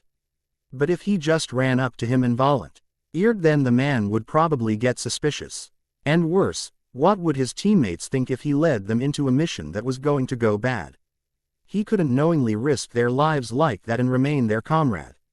Even if he did remember them surviving, things had already began to change. How could he guarantee they would live this time around? For that, Ebisu's words at the tea house came to mind. Making your teammates stronger will only make you stronger with them, right? This must have been what he meant. The stronger they were, the less he had to protect them. He could do this. They could do it. But they didn't know what he did, and he wasn't about to try convincing anyone that it was real. So how could he get them to accept the mission without making it look like he had planned it? And furthermore, how could he even convince the man that they were the best team? If he just started telling him how good they were, the drunk would think it was just bragging, but if he told him specifics, the man would think he was a spy, and something in his gut told him that the guy was hiding things anyway. So what could he do? Ignoring the secretive aspect for a moment, Naruto decided to simply ask for help. It wasn't too strange to ask how to get other people to request them for more C ranks. And with the few requests they had already gotten, he would be avoiding anything weird. So he asked the one man who should know exactly what he needed. The man that Naruto knew had to get people to hire Leaf Ninja. Hey Gigi, you don't look very busy, so can I talk to you for a bit? Sticking his head into the Hokage's window, Naruto received a groan from the village leader. Naruto, that entrance is for specific people such as Anbu and those with my personal permission. The stern parental voice held only a hint of amusement. I didn't really want to deal with the traffic of the long way. The genin replied as he entered the rest of the way into the office. Turning toward the boy, the elder began filling his pipe. All right Naruto, what is it you need? You know how those farms have been requesting Team 7 because of my shadow clones. The boy asked. When the Hokage nodded, Naruto moved to his core question. Well, I was wondering what I should do or say if I wanted to get other people to request us for missions like that. The Hokage instantly understood what Naruto was getting at. He wanted to know how to get more of them to hire his team for D ranks that would be worth C rank pay when finished the way his last few had been. Internally the Sandaime considered his ward's current finances. Ebisu had began showing him how to shop correctly and explaining the right prices by now, so Naruto should have been able to make do with his monthly stip. Damn it, the elder berated himself for his own stupidity. The boy was no longer receiving a stipend. He had to make do with only what he made from his D ranks. And that meant that the additional cost of buying proper foods wouldn't be as covered as the man had thought. It had been his intention that repairing the overcharging issue would permit him to start buying healthy foods again. However, with only D ranks as income, the price decrease may have been the only reason he could afford to keep himself fed this last month at all. He would have to resolve this issue as well. Ebisu reported his teammates the water walking skill. They should be ready. Naruto, I can see if your sensei would like to start taking fully C-ranked missions if you were short on cash. At the Hokage's offer, Naruto felt a stab of panic. If they received a new C rank before the one he remembered, they might not even be here when it was requested. No, the genin responded hastily. I don't want anything like that. I just want to get more of the ones we're getting now. You know, with my clones. Well, I suppose if it's fine with your team, I could set aside some solo missions for you. The elder suggested. I don't need to separate from my team. I just want to know how to get people to request Team 7 more. Naruto's panicked face was not too well hidden. He might not have wanted his teammates to know he was low on finances. Or he might have a particular mission in mind. Either way, the Hokage understood. If you would like to advertise, then I suggest you use the same skill you wish to advertise. Send a few clones to the village square, and to each of the gates. The elder could have grinned at the boy's widened eyes. If you've ever just watched the market district, you'd see how it's done. You have something to S.L. and you tell the streets themselves about it. Don't speak to any one person in particular, but to the paved road. And above all else, make sure to tell the truth, and focus on the team as a whole. If you only talk about yourself, then no one will take you seriously. Well, that was a simple answer. Naruto was a little shocked that that was all he had to do. Grinning at the old man, the genin nked him and fled out the window towards the market district. It had taken him a few days to figure out what he wanted to do, and even then, his extra sensei had suggestions to make it better. The main suggestion was a sign that read, "Advertising clone, not the real person." The bold letters were worn on each of his clones as they hanged into one member of the team or another. He would send them out early in the morning and they would only dispel as he slept so that he wouldn't need to remember all the boring hours. If they ever did see the old drunk, they would send their own clones to report instead of risking feedback loss. As villagers passed, he had his clones step out for each team member's showcase. As the one hanged into Sasuke stepped forward, the clone spoke about the abilities of the infamous Uchiha princess. With his Rookie of the Year title. Next it was the great Cherry Blossom, with her unusually high intellect and legendary perfect control. An aspiring medical ninja who was considered by the medical training corps to be a prodigy not seen since Tsunade herself. Whoever that was, Ebisu had also modified his words too. And Naruto, the Autumn Leaf Army, able to make hundreds of clones that could actually do the work alongside the real members of the team. He had originally wanted to call himself the Orange Shadow Army, but as the pervy Jonin said, shadows weren't orange, and that name would only give away his primary skill if it made it to the bingo books. Besides, he wasn't always going to be in his orange outfit. Autumn Leaf Army had been the Jonin's sensible equivalent, whatever the hell that meant. And finally, the legendary copy ninja, who was reading a different book this time. Team 7 saw the clones the second day he sent them out. Naturally they asked why, so he quickly responded with the Hokage's own words. He needed more money. He was no longer getting his monthly fund and the D ranks were barely covering his rent and supplies. Kakashi visibly thought about it. Before shrugging and pointing at the two other genin, if they are okay with it, we can start taking 2 missions a day. Uchiha Haim instantly voiced his, definitely. While Sakura pondered Naruto's living situation. Either he was an orphan barely able to buy food, or he was a fully trained shinobi used to a jonin's salary. Naruto needed more money, and besides that, her own medical supplies weren't cheap. That was one of the reasons she had Team 7 looking for the herbs she wanted instead of buying them. Another reason was so that all of them could recognize them in the wild. But that wasn't the issue right now. Of course none of them said anything else about the clones, even after they saw them again. It was safe to say they wouldn't care if he kept them up for the next month and a half. And by the time the man came to request a mission, it would be a regular thing. Note: Naruto now had 3 actual wind jutsu to learn, but before that he must be able to manipulate wind chakra. Sakura thought waterwalking was advanced because when Team 7 first saw Kakashi walk up a tree in canon, they had no idea it was possible. Yes, Naruto threw rocks at Sasuke until he activated it. The chakra control and the need to see faster are what allowed him to do so. There is no way that all 3 of them could learn to waterwalk without Kakashi having found out. And since his goals towards her seems to be boosting her endurance, why not add increasing her chakra capacity to it as well?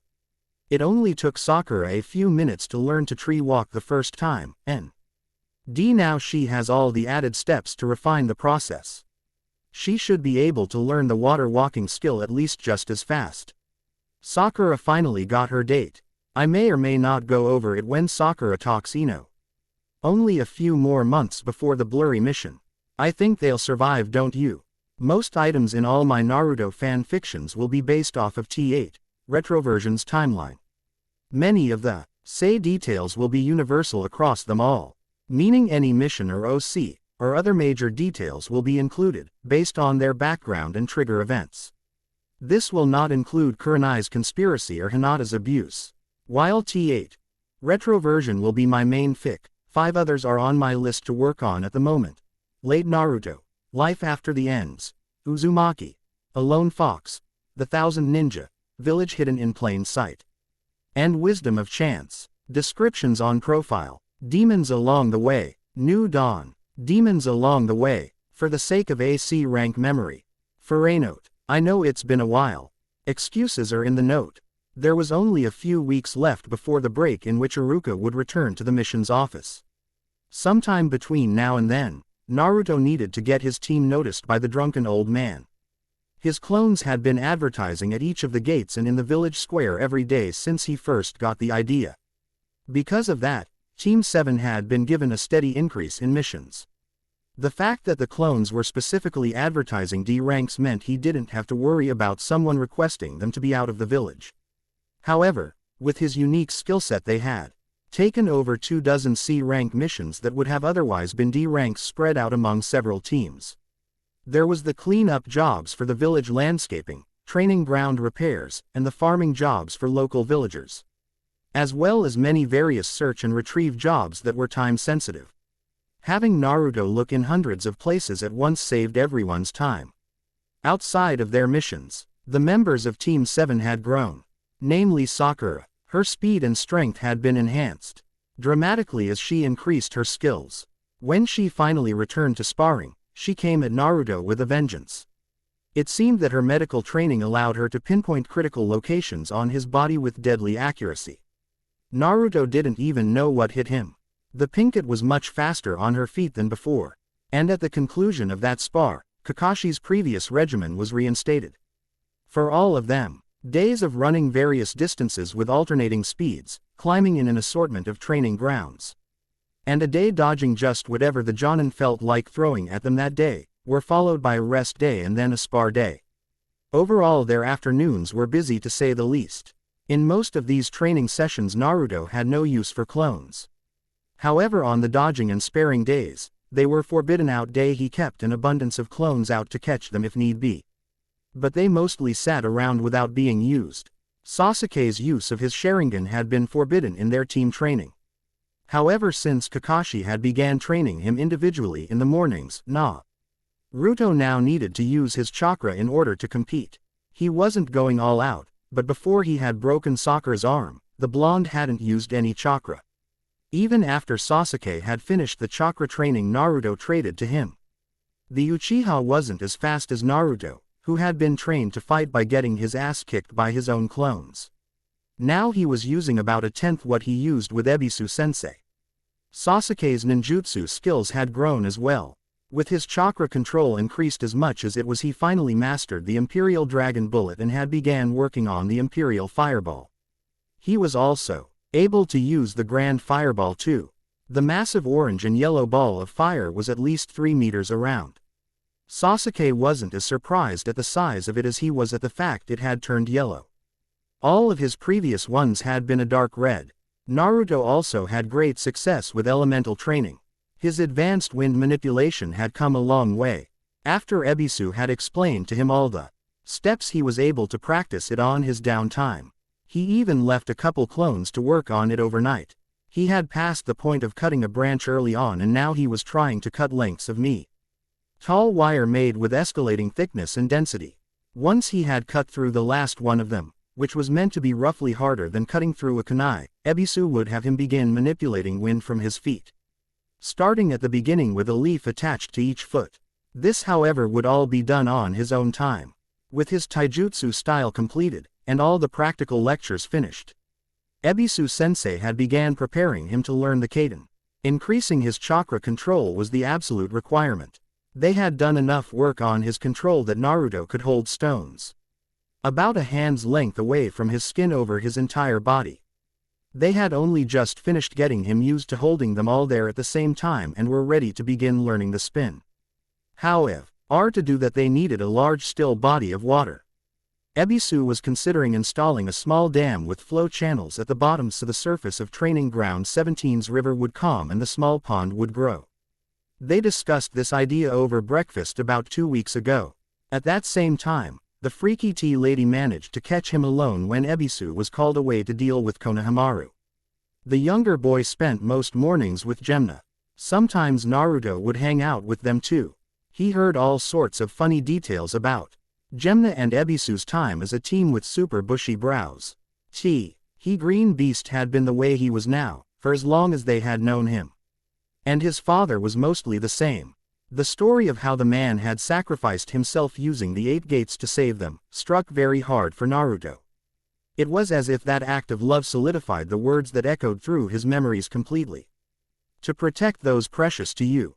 To die saving them. But today Konohamaru had been with his grandpa when an emergency came up.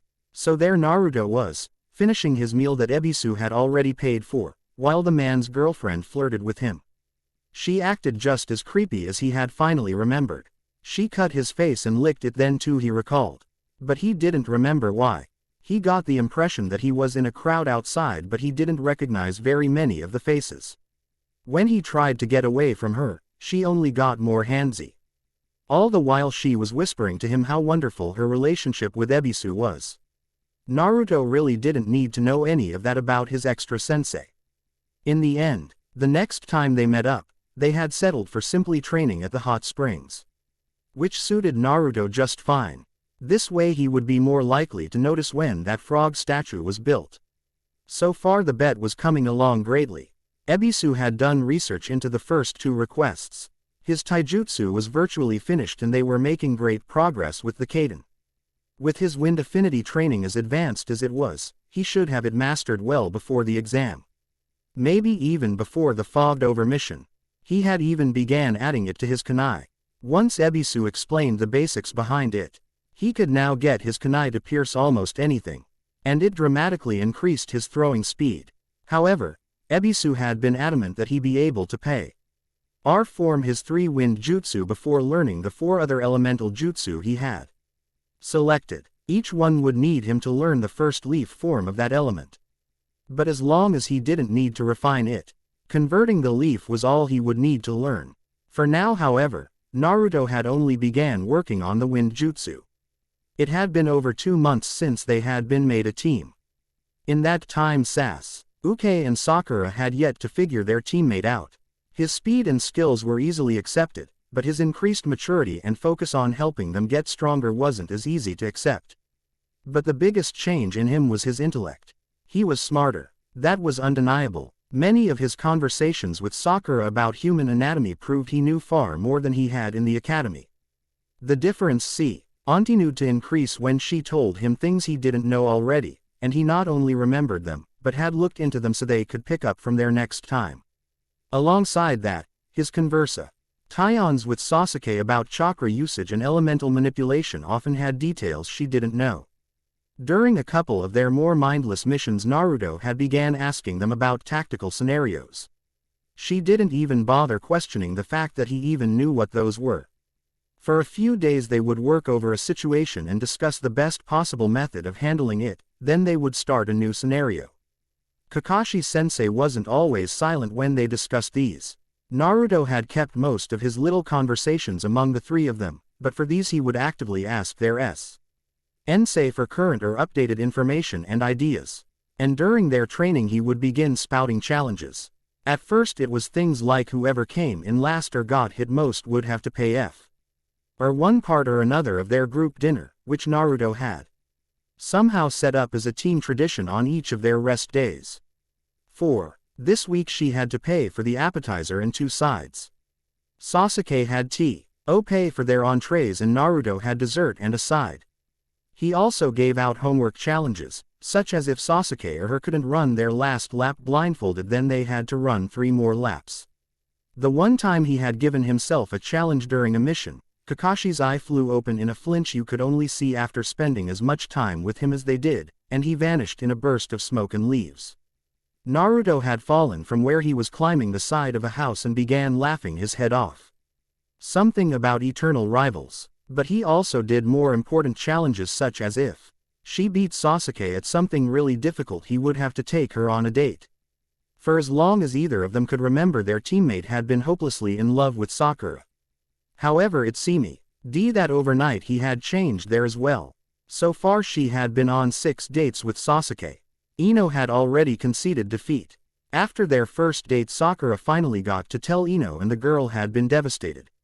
It was possible that the only reason she didn't attack the pink right there was because Sakura's arm and nose were both so obviously broken. It may have been the only thing that prevented her and her best friend from an all-out brawl in the streets. One more thing added to the list of suspicious behaviors Naruto exhibited. If he had done it on purpose. She had looked into so many avenues to that end and Sasuke's theory seemed to hold up at every turn. Instead the blonde sat and listened to Sakura give a scene-by-scene description of their date. Sasuke hadn't taken her out. Instead he prepared a full picnic which they ate by the Uchiha Lake. As it turned out he was an okay cook.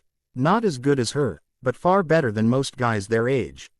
The best part was that during the entire date, Sasuke catered to her. He poured her drinks and had already cut the food up into bite-sized chunks so she wouldn't have to use her broken arm. After they ate, Sasuke walked her home. Not straight home but around the training grounds. And that was only the first date. Each date had been different. Although most had either been home-cooked or take-out. Sakura did eventually ask why they didn't go on a date in public. As Ino had guessed, it was the fact that once someone found out he was dating, then girls from all over the village would start making a big deal and following him relentlessly was an acceptable reason. The Pinkett only hoped she could get Ino to keep quiet about it. But for her luck the blonde girl already knew the situation and had been doing intel control ever since their first date. After her 5th date with him, the blonde girl told her she had discovered something that almost broke her heart for Hinata. They spoke about it for some time before deciding not to tell the poor Hyuga. They hadn't told Naruto her feelings before, so they didn't have the right to tell her his now. Sakura wasn't sure how to feel that Naruto already had a girlfriend. He had been asking her out for so long she had a hard time understanding what the loss of his affections meant to her. It was strange, thinking of Naruto treating someone else to his attention. However, her inner self ruthlessly crushed any sadness she might have felt over it. The description of his breakfast date with the woman Ino had spied on left no chance that it was anything else. Her outfit and behavior clearly implied they had been a thing for quite some time. Naruto was some kind of freak. This was the conclusion Sasuke had come to after he finally managed to find Naruto training. Most the times he vanished somewhere around their own training ground, but the Uchiha could never find him. It was the odd chance that on their rest day, he managed to find the fake training in a hot spring of all places. But for the training he was doing, Sasuke could accept the rationale behind the location. Naruto had been spinning in place while holding more than 100 different small rocks about 2 feet from his body. When the Avenger tried to float a leaf that far, he failed miserably. Thinking to himself that maybe it was why he was using rocks, the Uchiha tried to float a small pebble. The increase in chakra consumption was dramatic. There was no way he would be able to hold it so far away. This small glimpse into the real gap between them left Uchiha Sasuke humbled beyond any experience since that night. They trained hard together in their team sessions, and their sensei worked him even harder during their morning sessions. Without his Sharingan he couldn't see if Naruto needed to use his chakra for the team training, but he knew the boy hadn't been using it in their spars before his match with Sakura. Sasuke's attempts to find out more about Naruto left him at dead ends most of the time. Even Sakura couldn't dig up much of his paperwork. His enrollment into the academy had been a forced issue by the Hokage. None of the instructors wanted him there, and many of the parents had protested too. Whatever the hell was going on there was only adding to his theory. Sakura's luck with Ino because of her broken arm didn't make the cut as evidence. However, if they could Avenue proven Naruto had done it on purpose, it would have. After learning about his trouble enrolling into the academy, they also found more hard evidence in his medical history. There wasn't one student in the academy had to have a medical checkup on file, but outside of behavior reports, Naruto's file was almost empty. So Sakura had checked the hospital and come out empty-handed. She had even asked one of her superiors to find out if her teammates' files could be accessed because she was on the Uchiha's team. They spared a little concern towards Sasuke's file, but she eventually got to see a few pages about him. However, a file on Naruto wasn't to be seen. It was classified. While the Pinkett looked at the hospital, Sasuke had looked into the apartment complex. It seemed the Hokage was the one who had signed the lease agreement, and if not for his clan name, Sasuke was certain he never would have convinced the owner to give him any information at all. In the end it was because the Uchiha wanted to know more about who he would be going on missions of life or death beside that got him his answers. Even Naruto's little advertising scheme was evidence. Sasuke and Sakura both looked into the marketing permits and found out that the Hokage had filled out the paperwork and allocated the designated spots Naruto's clones were using for village official use only.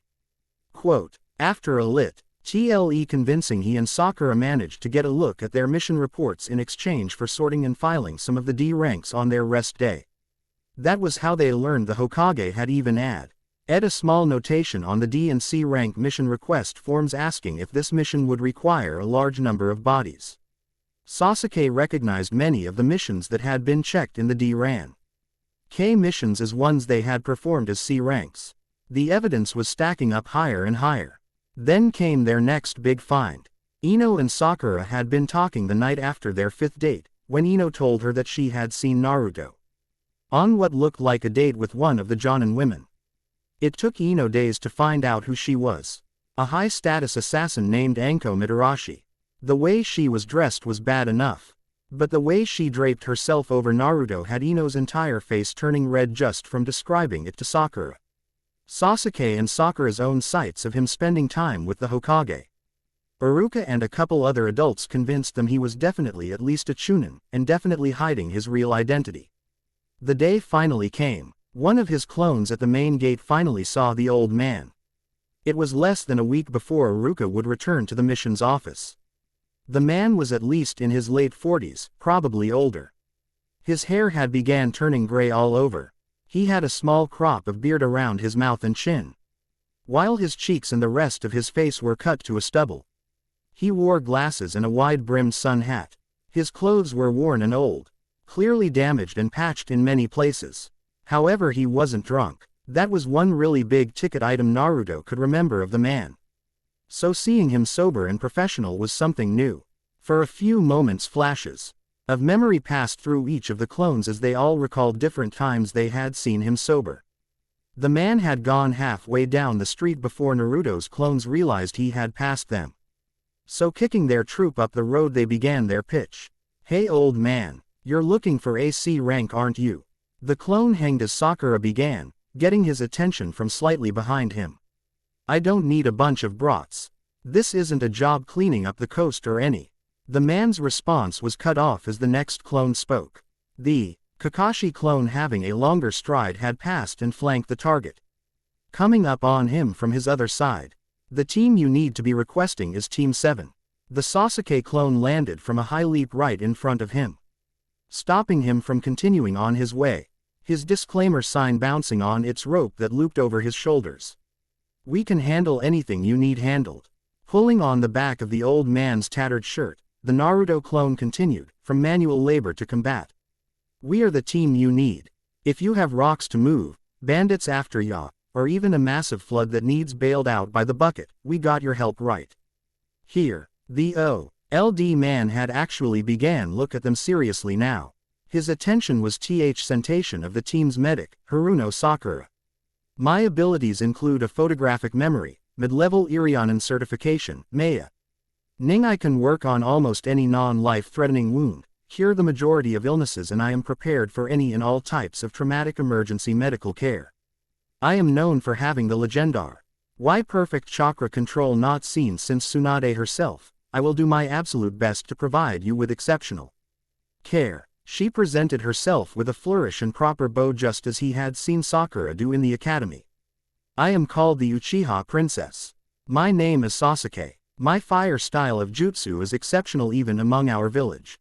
I can handle almost any combat situation as I have been trained. I specialize in heavy frontline combat, meaning that I use a variety of powerful skills that can only be performed by shinobi. My clan's dojutsu also allows me to fight at a level far higher than any average shinobi of our age. If someone is coming for you, I will bring them down with swift and effective certainty." While Naruto was able to get Sasuke's looks, voice and most of his attitude down, the clear intimidation of his Sharingan still eluded the clones. The Naruto clone spoke next, and from him came a flood of information they hadn't even known they had remembered. "I represent Uzumaki Naruto, also known as the Autumn Leaf Army. I can be 1 or 100. To emphasize this, the Naruto clone created 8 more duplicates. All of them began picking things up and moving them as proof that they were solid. "With me on the team we outnumber any job. You need stones or lumber moved. Each of my clones can lift 10 times as much as a civilian worker using our shinobi strength. Move them farther and way faster than any non-shinobi. And if there are 100 of us doing it at the same time, the job is done before you know it." For the next part, most of the newly created clones PPED onto the sides of stalls and buildings. One of them transformed into a bucket which another filled with water and step onto.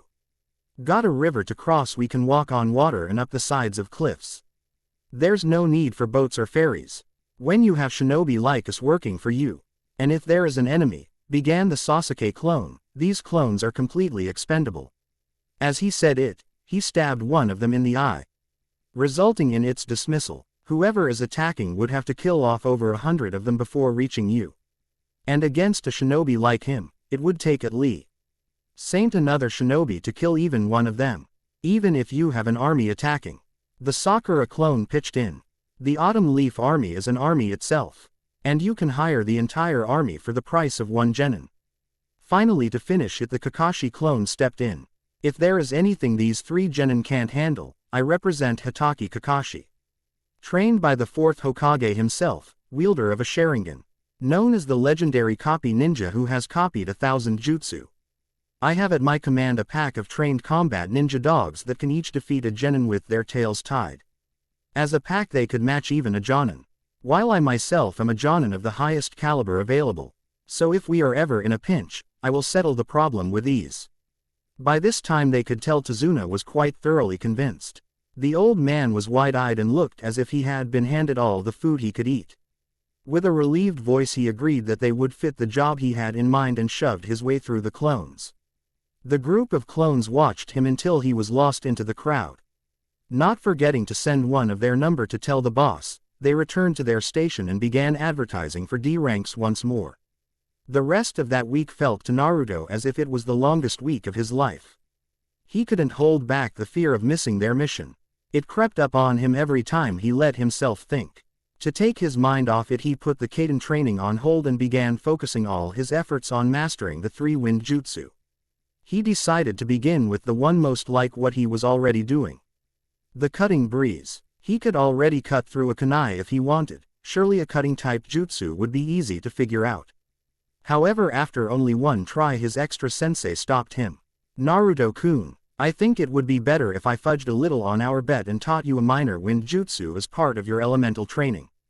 The man spoke tentatively as he knelt to Naruto's level. Don't worry, this will still fall under item 5, but I think you should learn how molding your chakra in a hand seal will affect the elemental manipulation process firsthand. We have discussed it, however I think you'll be able to grasp it better if you used a certain jutsu from the Traveling 10. Naruto agreed immediately. He even knew which one Ebisu-sensei had in mind. The cutting palm jutsu. Naruto had been half convinced that all it was the raw manipulation of wind chakra to cut things the way he had been doing for the last month. However, what Ebisu showed him was a set of 2 hand seals. The first was the bird. It was often used in wind jutsu as his extra sensei had taught him, so Naruto kinda expected it. The bird seal was followed by a one-handed ram seal. The ram seal was usually used when pulsing your chakra, most often in fire, lightning, or water jutsu. But it usually went somewhere in genjutsu as well. Making a fist with his first and second fingers extended, Ebisu cut his hand across the ground sharply. The result was a small parting of the packed soil. As Ebisu explained, the second seal, the ram, was only needed to focus the wind chakra into the shape of the BL. Aid, while the bird seal before it compressed regular chakra into and behind the wind chakra to make it more powerful. But if he was good enough with wind manipulation, he could forego the last seal and produce the cutting wind from any part of his body. Ebisu was particularly specific about being able to do that. He spoke of a certain taijutsu style he had been told of, in which the wind user used a blade of wind at each joint, knees, elbows, on each finger and on each foot. This created an extremely lethal offensive and left no openings in their defense. While the Jonin didn't think Naruto would be able to recreate that specific style, he could certainly use the concept behind it. It only took 2 tries for Naruto to cut a deep rent in the hard ground below him. After that he tried the cutting breeze, which also began with the bird seal, but that was followed by the snake seal before using the one-handed ram. Apparently the snake seal added range to it, drawing even more chakra into the jutsu so that the blade could expand outwards. His attempts at the other 2 were less successful. While the cutting type jutsu only took a few tries, his vacuum palm almost always overpowered and backfired. The blast of air that was only supposed to project or deflect an object in the air in front of him normally ended up leaving his hands numb and his shoulders sore, while not even affecting the object. The air bullet, however, actually knocked him out when it blew up inside his mouth. Ebisu was terrified, thinking he had nearly killed himself. When he woke, the man was furious, screaming at high M about how much trouble the Jonin would be in with the Hokage if he died. The missions for that last week had all been even slower than the rest. He felt excited each time he walked into the mission's office and disappointed as he walked out. He even mentioned to the team that he thought it was time for a more advanced mission, hoping that Kakashi would take the hint and accept the mission they had surely been requested for. With each passing day he grew more stressed, as he watched the days pass with dread that they would miss the mission. It took almost the entire week before he could complete either of the 2 wind jutsu as they were supposed to be. He managed to figure out how to focus the direction of the vacuum palm first. As it turns out, he had been blasting air in all directions and only needed to pull it in and aim it to Sasuke to finally finish the air bullet. Finally, when the academy let out for break, and Iruka took his position in the mission's office, Naruto couldn't take it anymore.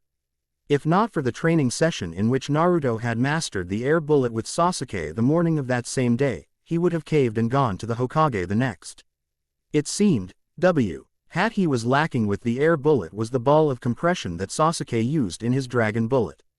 After a couple hours of working with the Uchiha, Naruto was able to produce an acceptable air bullet.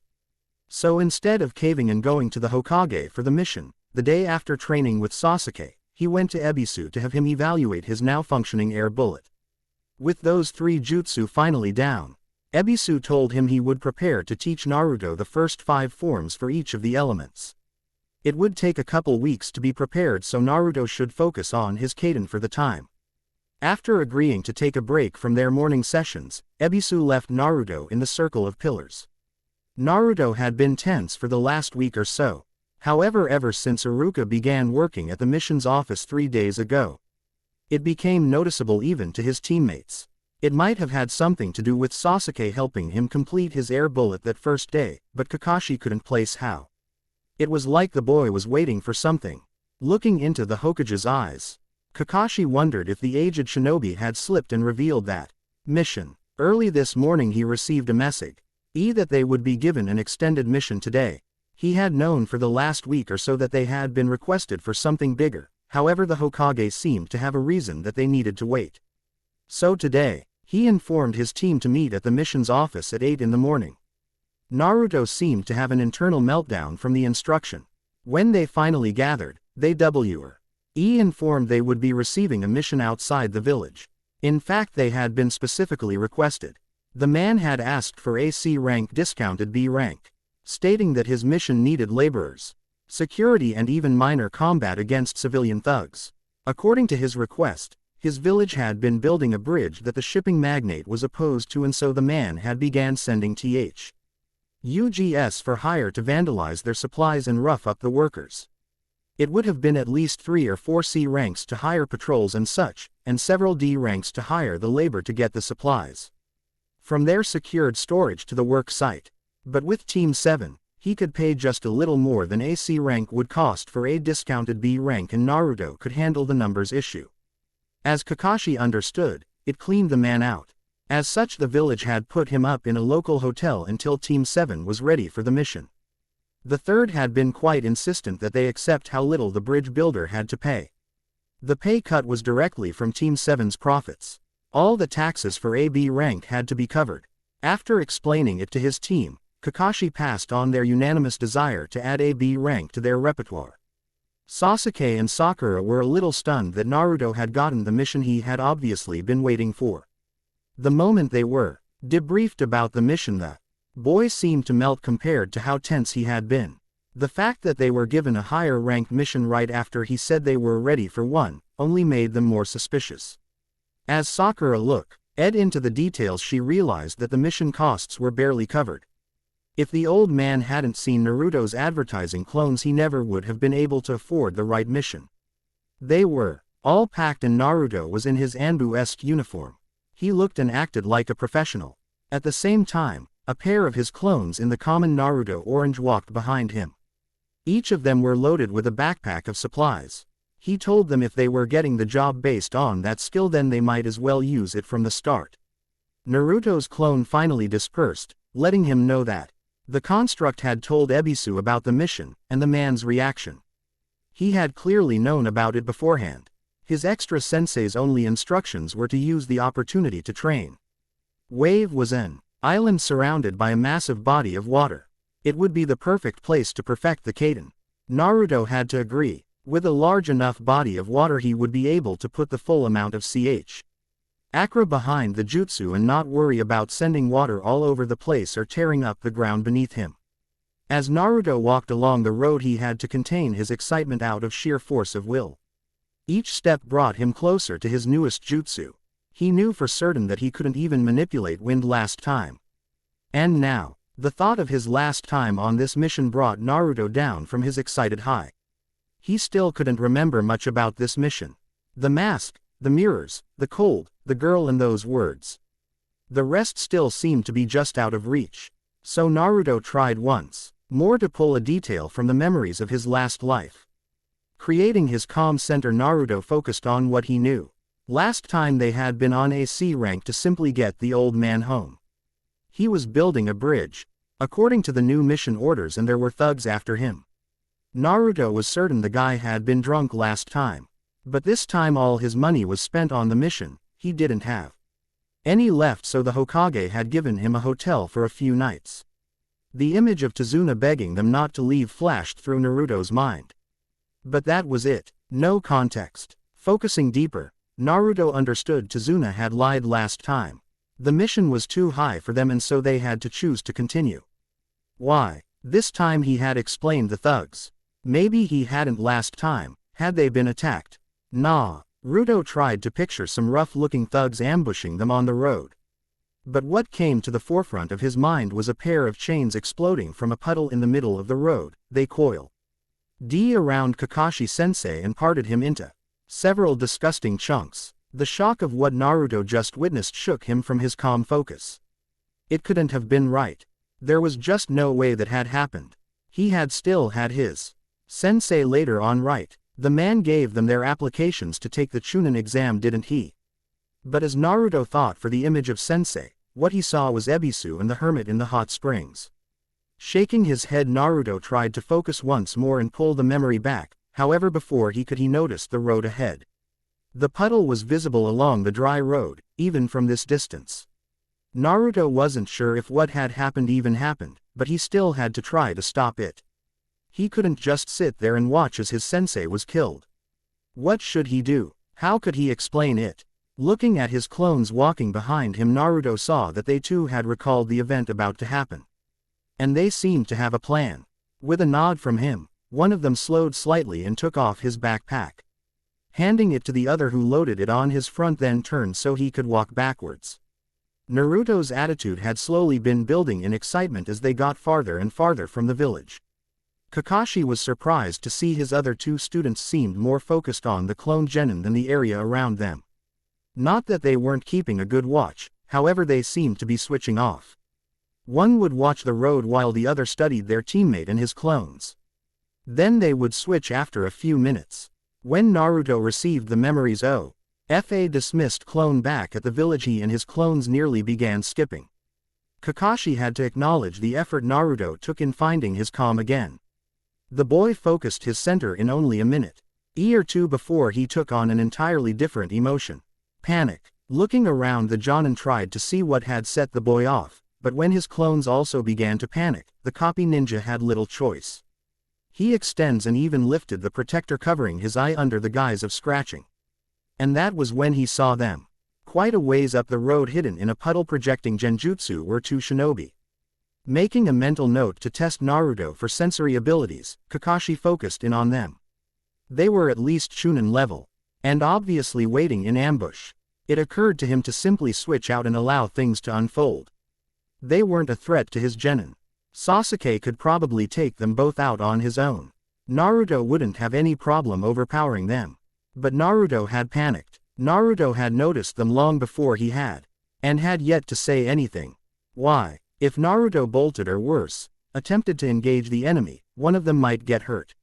Suddenly Naruto calmed. A brief exchange of looks between him and his clones, and the Anbu-dressed child started walking slightly faster while his clones fell behind. What was he planning? One clone gave his pack to the other, who turned and held the pack in front of the first. Said clone began digging through the bag looking for something. They were just passing the puddle when the searching clone accidentally dropped something from the pack. It jerked towards whatever the roll was and made to catch it. It ignited, and the second clone shoved off the first clone, easily clearing the blast area. At the same time, other clones appeared, quickly driving Sasuke and Sakura safely into the trees, while Naruto himself grabbed the client and leapt with a massive burst of chakra.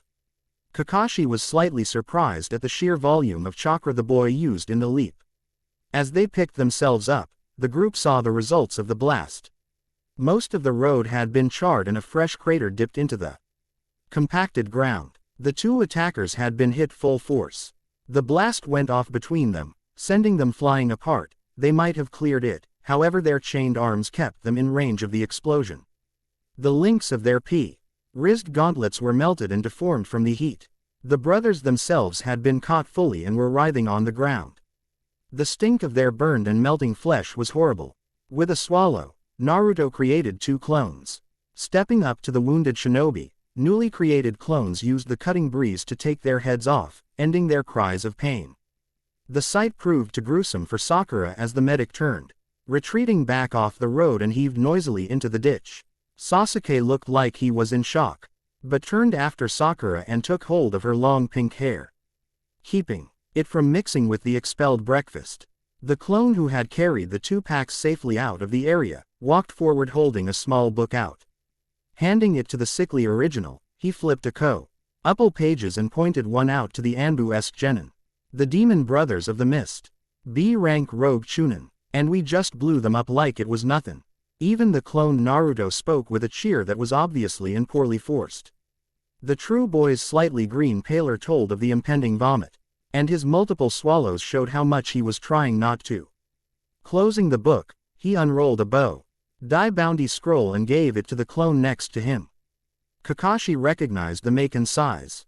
He must have gotten it from the Anbu supply depot. It was one of the 10-count scrolls they carried. Why did Naruto have one of those? And a bingo book. What was Naruto doing with a bingo book? What the hell were you thinking, Naruto? A very harsh scolding was the least he was allowed to do after a stunt like that. But for now, it would suffice. He would have to figure out some cruel punishment for him when they completed the mission. Hey, it fooled and beat them before they could attack, didn't it? The indignant reply without any trace of respect bordered insubordination. Crap. This was getting more annoying by the minute. Your stunt was dangerous and could have gotten the client or your teammates hurt. You said nothing of your plan to the rest of us. We don't even know if those 2 were hostile or not, much less who they were after. Kakashi was reasonably certain they had been after them. And Naruto's plan was actually well executed. Informing the others might have given it away. And the original Naruto covering the client displayed a good sense of priorities. The Jonin was moderately okay with the plan itself. The result was a little messy, but the Thunder and Clouds genjutsu had taken hold. Releasing a significant amount of his killing intent, Kakashi continued the scolding NTO the heart of his personal issue with the action taken. I don't recall clearing you to use explosive notes, and moreover where and how you acquired the bounty scroll is going to have to be brought to the Hokage. Genin aren't supposed to have access to such equipment unless their Jonin sensei distributes it personally. His eye not leaving Naruto for a second, Kakashi took in the looks of shock and triumph on his other 2 genins' faces. They shared another one of the looks they had been giving each other. Obviously they had expected Naruto to pull something like this. As for the bingo book, I will be holding on to that. Genin aren't permitted to even own a copy of the current bounty listings, much less compile their own bingo. How you even knew how to is beyond my logic. He held his hand out expectantly. But instead of handing it over or protesting that it was his hard work or even bragging about how he made it, Naruto simply scowled and holding eye contact, tucked it in his vest. A deliberate act of insubordination. Great. Now he had no choice but to bring this to the Hokage. He had been hoping to simply sweep it under the figurative rug, and torment the brat instead. Avoiding the bad mark being placed on the genin's record. With a sigh, Kakashi simply took the bingo book, his hand snatching it far faster than the genin could even see. The flinch Naruto gave when he book appeared to simply vanish into the jonin's hand was nearly comical. The book itself was made with a durable and well-oiled skin. The ingrained details of various tea leaves were etched into the cover's design with painstaking care.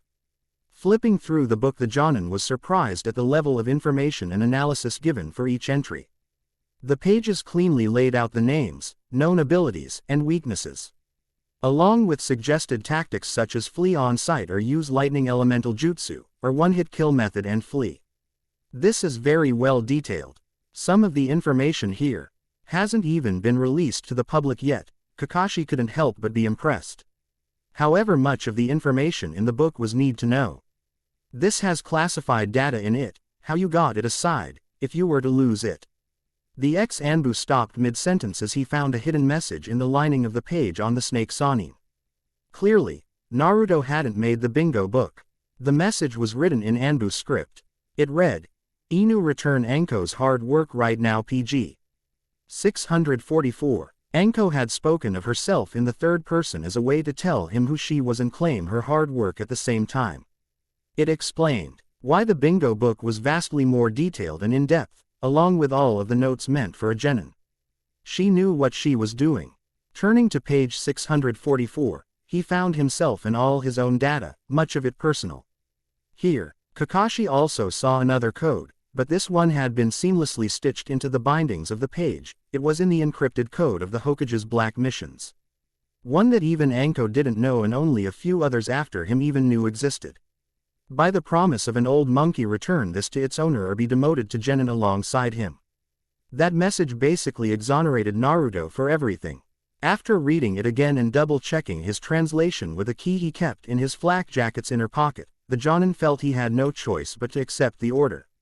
It would appear the Hokage had been behind it. Figures. It would seem the Hokage had commissioned the book from Anko and had to have personally stitched the black elf. He must have told her. It would be on the Jonin's own page so she could include the page number in her Anbu script message. Kakashi had been a little skeptical about Naruto hanging out in that tea house so often. If Anko was one of the ones the Hokage had rigging Naruto's progress, then it all lined up. With a defeated sigh, the Jonin closed the book and held it out to his student. "Okay Naruto, you can have it back. Enjoy your tea." Naruto got the hint immediately. It was something to do with Anko. Had she been the one to make it? Watching as their sensei gave the bingo book back to their teammate, the other two genin nearly got excited at the blatant evidence displayed right in front of them. Except for the events that had led up to it, this was exactly what they had been waiting for. Naruto effortlessly dispatched 2 B-rank Chunin. Killed them off as if he had done it before and then got caught using ninja supplies not available to genin. Sasuke had to ask the Pinkett what a bingo book even was. Her own knowledge of it stemmed from Ino's dad. To think Naruto had made a bingo book with classified details that hadn't even been listed yet. That was exactly the kind of thing that confirmed their suspicions. And as it seemed, he had gotten away with outright disobeying their sensei. Then as the 2 execution clones finished their task of sealing the bodies and dispelled the supposedly higher ranked in Phi, LT Raider full-on flinched and rushed to the side of the road. Watching the Anbu-esque genin bend over and puke was enough to get Sakura vomiting again as well. Note: so Naruto now has 3 wind jutsu and the makings of the Kaden. His taijutsu has been completed and he has even made his first kill. As they don't know who the demon brothers were after, they have no choice but to continue on with the mission. Sasuke and Sakura have now confirmed in their minds that Naruto truly is an implanted agent. What awaits them in the mission ahead? How much more will Naruto remember by the time the mission ends? Excuses. I know it's been a while. I had planned to begin updating all of my stories on the same day every month. But between school, work, and remodeling the house, I just haven't been able to work on them. More detailed excuses will be in this update of T8's Chapter 12, as usual. Most items in all my Naruto fan fictions will be based off of T8, Retroversion's timeline. Many of these details will be universal across them all, meaning any mission or OC, or other major details will be included, based on their background and trigger events. This will not include Kurenai's conspiracy or Hinata's abuse. While T8 Retroversion will be my main fic, 5 others are on my list to work on at the moment. Late Naruto, Life After the Ends, Uzumaki, A Lone Fox, The Thousand Ninja, Village Hidden in Plain Sight, and Wisdom of Chance. Descriptions on profile. Also, take a look at Schrodinger's Fox. Its pilot chapter is coming out this rotation. Sword in Hand, New Dawn, Sword in Hand, for the sake of a familiar voice. Furanote, sorry for the AN update last time. And also for the hiatus. I know this chapter is a little short, and lower quality than usual, but I have barely had 3 hours each week to work on any of them. And I had to rewrite all of them nearly from scratch. His focus was drawn downwards as she stretched her arms and back. A soft mewl escaped her lips as her back arched. When she had extended herself as far as she could, she relaxed, letting her arms fall back to the bed. The kunoichi opened her eyes and zeroed in on his stare. He didn't avert his eyes as He would have the day before. There was little point to being shy now. As he held her gaze, her smile turned into a savage grin. Enjoying the view. It is quite pleasing to look at.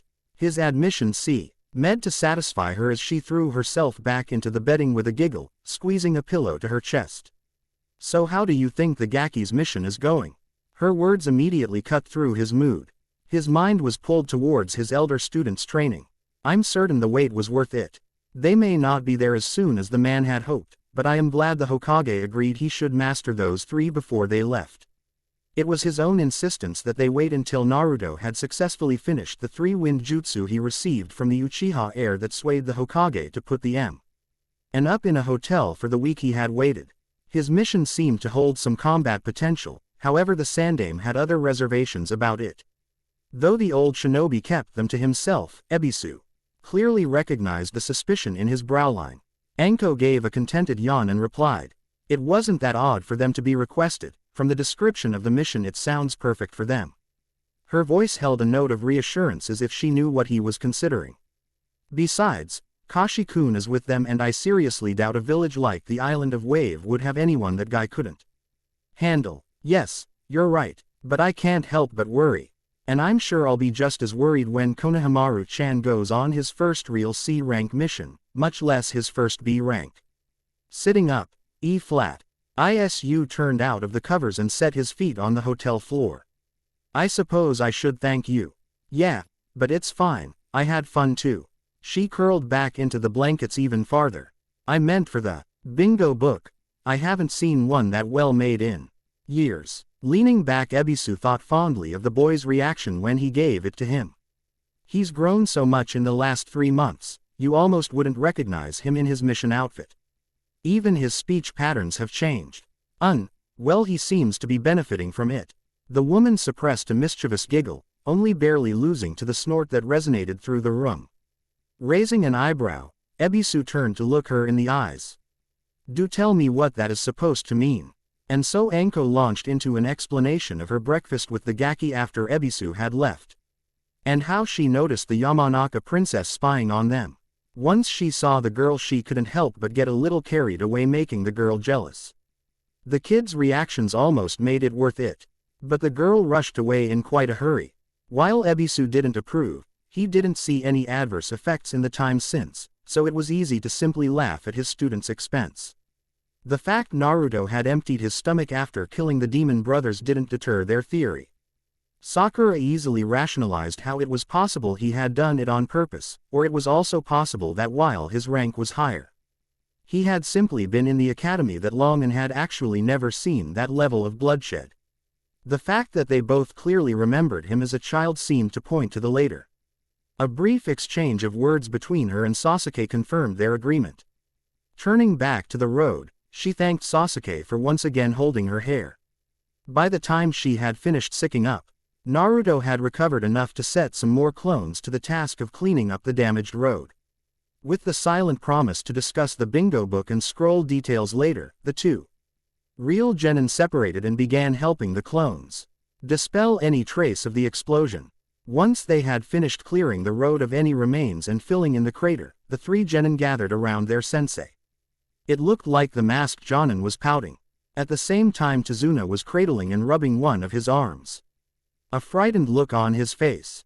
"Since we have no actual evidence that those two were after our client," he let that hang for a moment as he gave a pointed look at the man in question. "We should continue the mission. However, from this point onwards we are on high alert. Tazuna has admitted that it is possible they were hired to target him, however he claims the shipping magnate has only used civilian thugs up till now." Tazuna shunk under the glares of Sasuke and Sakura as they re-evaluated his character. If either of them caught the look of relief Naruto tried to hide, they didn't share their usual other hand, had seen Naruto relax his stance. It was obvious the boy would have argued the point that he had taken them down on his own and as such they weren't a big enough threat for the team to turn back now. If they were hired by Geto, it is possible that will be the end of it. But it's more likely that they were working with someone else. His tone changed from the firm but calm voice he had been using since his conflict with Naruto, and became a hard and commanding whisper that unnerved all three of them. "Chances are that if we continue this mission we will be facing a high-caliber shinobi, and should that happen I want you three to focus solely on getting Tazuna out of the area. I will handle the enemy. Am I understood?" He waited until all three of them had confirmed, before turning back to the client and jerking his head. "Let's go." And so they began walking once more. Only 2 of Naruto's newly formed clones remained to carry the packs. Geto strode into the room he had provided for these so-called shinobi demons. His men had reported Tazuna had made it to a waiting boat and was currently crossing the waters over to the island. The man had shinobi protecting him, as they had expected, and the best way to counter shinobi was with your own shinobi. And so he had paid quite a hefty fee to get the ones he had now. And they had failed. The door slamming open didn't even bother the murderous swordsman as he lounged on a couch eating from a tray held by his servant. The man took another bite, shoving his whole hand over his mouth as he dropped the food inside. When his hand lowered, his mouth was entirely covered by bandages. "Your little boys failed," he accused loudly as he stormed into the center of the room. "My men reported not even a single scratch was on any of the shinobi protecting him. And worse, there was only 1 adult in the group. The other 5 were just a bunch of children. Brats fresh out of diapers, damn it. I paid you a lot of money for his head, and your supposed Chunin lost to 1 guy and 5 lit. 5. The shinobi cut him off with a tone of voice that sent shivers down his spine. The man's eyes still lingered on the food tray as if debating whether he wanted to eat more or not. Why, he was able to get out as he felt his lungs clamped shut from fear. Konoha teams usually only have 3 genin. Without looking at him, the demon's voice had returned to a human tone, but Geto remained silent regardless. The adult is likely going to be a jonin. A shinobi of my caliber, and at least 1 or 2 of the 5 kids is going to be a chunin, the same caliber as the demon brothers. The jonin alone would have been able to handle them, so they would have taken him out first, but with at least 1 chunin there as well, I wouldn't be surprised if they were defeated. Standing from the couch, the rogue finally looked at him. It would appear he managed to acquire a higher ranked mission than previously thought. I would guess he managed to acquire a B ranked mission with the little money this island has left. Quote, Gato began babbling at the killing intent directed towards him. He swore he had no idea they could afford it and vowed to find out how. He also promised to have his contacts find out exactly who was hired. But the shinobi towering above him simply picked up his sword and dismissed him with a roll of his eyes. Don't bother, I'll know who they are soon enough. I'm leaving now. Haku, remember the plan. Naruto had a bad feeling about what was going to happen here. They all sat on benches of a small boat as it crossed over the dark waters towards the island of Wave. As they passed through the eerie mist, Naruto couldn't help but feel an unease settling over him. It was as if he had been on the boat before. So yeah, something bad was about to happen. He had first felt the unease when he saw the boat. He immediately thought it was the boat that had him on edge and suggested that they could simply water walk to the island. That ended up being a minor argument between him and their sensei. Or rather, he had tried to argue and sensei had dismissed his arguments as he always had. Telling him that while the 2 of them might make the trip to the island, his team mates didn't have enough chakra to go even halfway. Besides that, if they met hostile forces on the water or the other side, they needed to be rested and ready, exhausting themselves before a fight could get them killed. So Naruto had relented. Now though, the unease was beginning to get to him and he had no choice but to summon his calm and focus for another session of memory retrieval. It wasn't the boat. That didn't bring any more memories than passing under the bridge, which he had remembered when his clones first met Tazuna. So it must have been something else that made him nervous. Slowly, in his breathing as he began to meditate, Naruto realized his breath misted in front of him. Even in the dense fog it stood out. The fog. In his mind Naruto could see the mist thickening, becoming so dense he couldn't see his hands in front of him. Then from out of the mist he saw a massive sword spinning like a shuriken heading directly for him. Before it struck, the memory dissolved into a man standing on the water. The man had bandages covering most of his face and his forehead protector angled off to one side of his head. The assassin's name was instantly in Naruto's mind. Zabuza, demon of the bloody mist. He could almost feel his sensei begging them to run, as the jonin was held in a ball of water at the swordsman's hand. Sasuke threw a Fuma shuriken at him and yet, Naruto somehow knew he was the shuriken. Then that face appeared once more. A girl, long black hair, soft pink lips, and a gentle smile. She was far cuter than any other girl Naruto could remember. The pain in his chest that told him she would die returned with the memory of her sitting over him as he woke. With a deep intake of breath, Naruto returned to the boat. One thought was in his mind. Who was behind the mask? Who was it that had killed that girl? He didn't know what it meant, but looking at his two clones, Naruto had an idea. He knew someone wearing a mask would be there. And while he wasn't certain how it would help, he felt that wearing his own mask would at least make things even. Creating a new clone startled his other boat mates, however he had been as careful as he could and so it didn't make much smoke or noise as it simply whooshed into existence. And at the same time had the clone hinge into a mask of his own. To the others it would have looked like he had simply created the mask directly. Putting the mask on, he hanged himself to change his hair color from blonde to red, making it about twice as long as it usually was. And while none of the others could see it, he had also given his eyes the same red slit he saw his eyes having in the mirrors he remembered smashing. Both his teammates were looking at him weird as he secured the mask of a fox over his face. His sensei even raised his sole visible eyebrow. Any particular reason for the choice in animal? Not really, it's just that I don't think I've ever seen anyone in this mask before. Yeah, they usually only give that SK to loose cannons that cause massive amounts of collateral damage. While his voice was cheery and nonchalant, inside Kakashi was livid. Was it possible that the Hokage had even given him permission to wear the Anbu mask? The boy had the bingo book and the scrolls already, and from Anko and the Hokage's hidden messages, Kakashi was quite certain bringing it up would only result in yet another warning to leave his student be. It was as if the Hokage had only put Naruto on this team as a placeholder. Clearly the old man had personally force-fed information, training, and possibly even those jutsu through the shadow clone feedback. But how far was the village leader going to push the boundaries? On the other hand, when he added that mask to his outfit, the black vest actually seemed to blend in so well. He could easily pass himself off as a hunter nin if not a full-on Anbu. Kakashi himself not expecting the illusion to become real and have Naruto begin reporting to him as his subordinates did when he was an Anbu captain. Both of the other genins' eyes had opened comically wide as they gaped at the Anbu-esque boy. His comment about the mask seemed to have struck some kind of chord between the two. Sasuke easily recognized the appearance that Naruto had now gained. It was an intimidating look to be sure. With the red hair and outfit he looked nothing like he once had. Sakura, however, was now convinced that the reason the village hadn't had a fox-masked Anbu since the Uchiha massacre was because Naruto simply hadn't been wearing his mask. It was a capital offense to impersonate an Anbu. And why the red hair?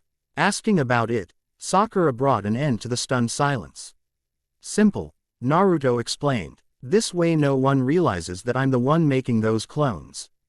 If they see me, they'll think that I'm a different person altogether.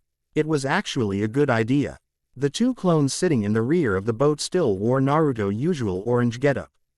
And with the real Naruto in high-s mock Anbu uniform with red hair and a mask, they looked completely different.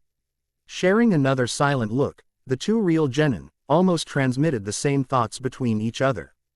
The reason they couldn't figure out his real identity was that he's actually a redhead. Then Sakura realized that the Uzumaki clan were all redheads too. She had thought the name had been fake when she looked in to his parents and couldn't find anything, but this meant he might actually be a real Uzumaki. As they came ashore, Naruto put his hand on Tazuna with a warning clear in his grip. Whatever was going to happen would be happening soon. Once the boat left, the group began its trek inland. The engine wasn't even out of hearing range when the blade passed over them. Fortunately Naruto had already remembered the blade. Even before Kakashi gave a shout of warning, the real Naruto had pulled Tazuna to the ground. When Naruto saw Zabuza standing on the handle of his blade which stuck out of a nearby tree, Naruto remembered clearly how the fight went the last time around. Sensei would be caught and he would free him. Then, so that was who wore the mask.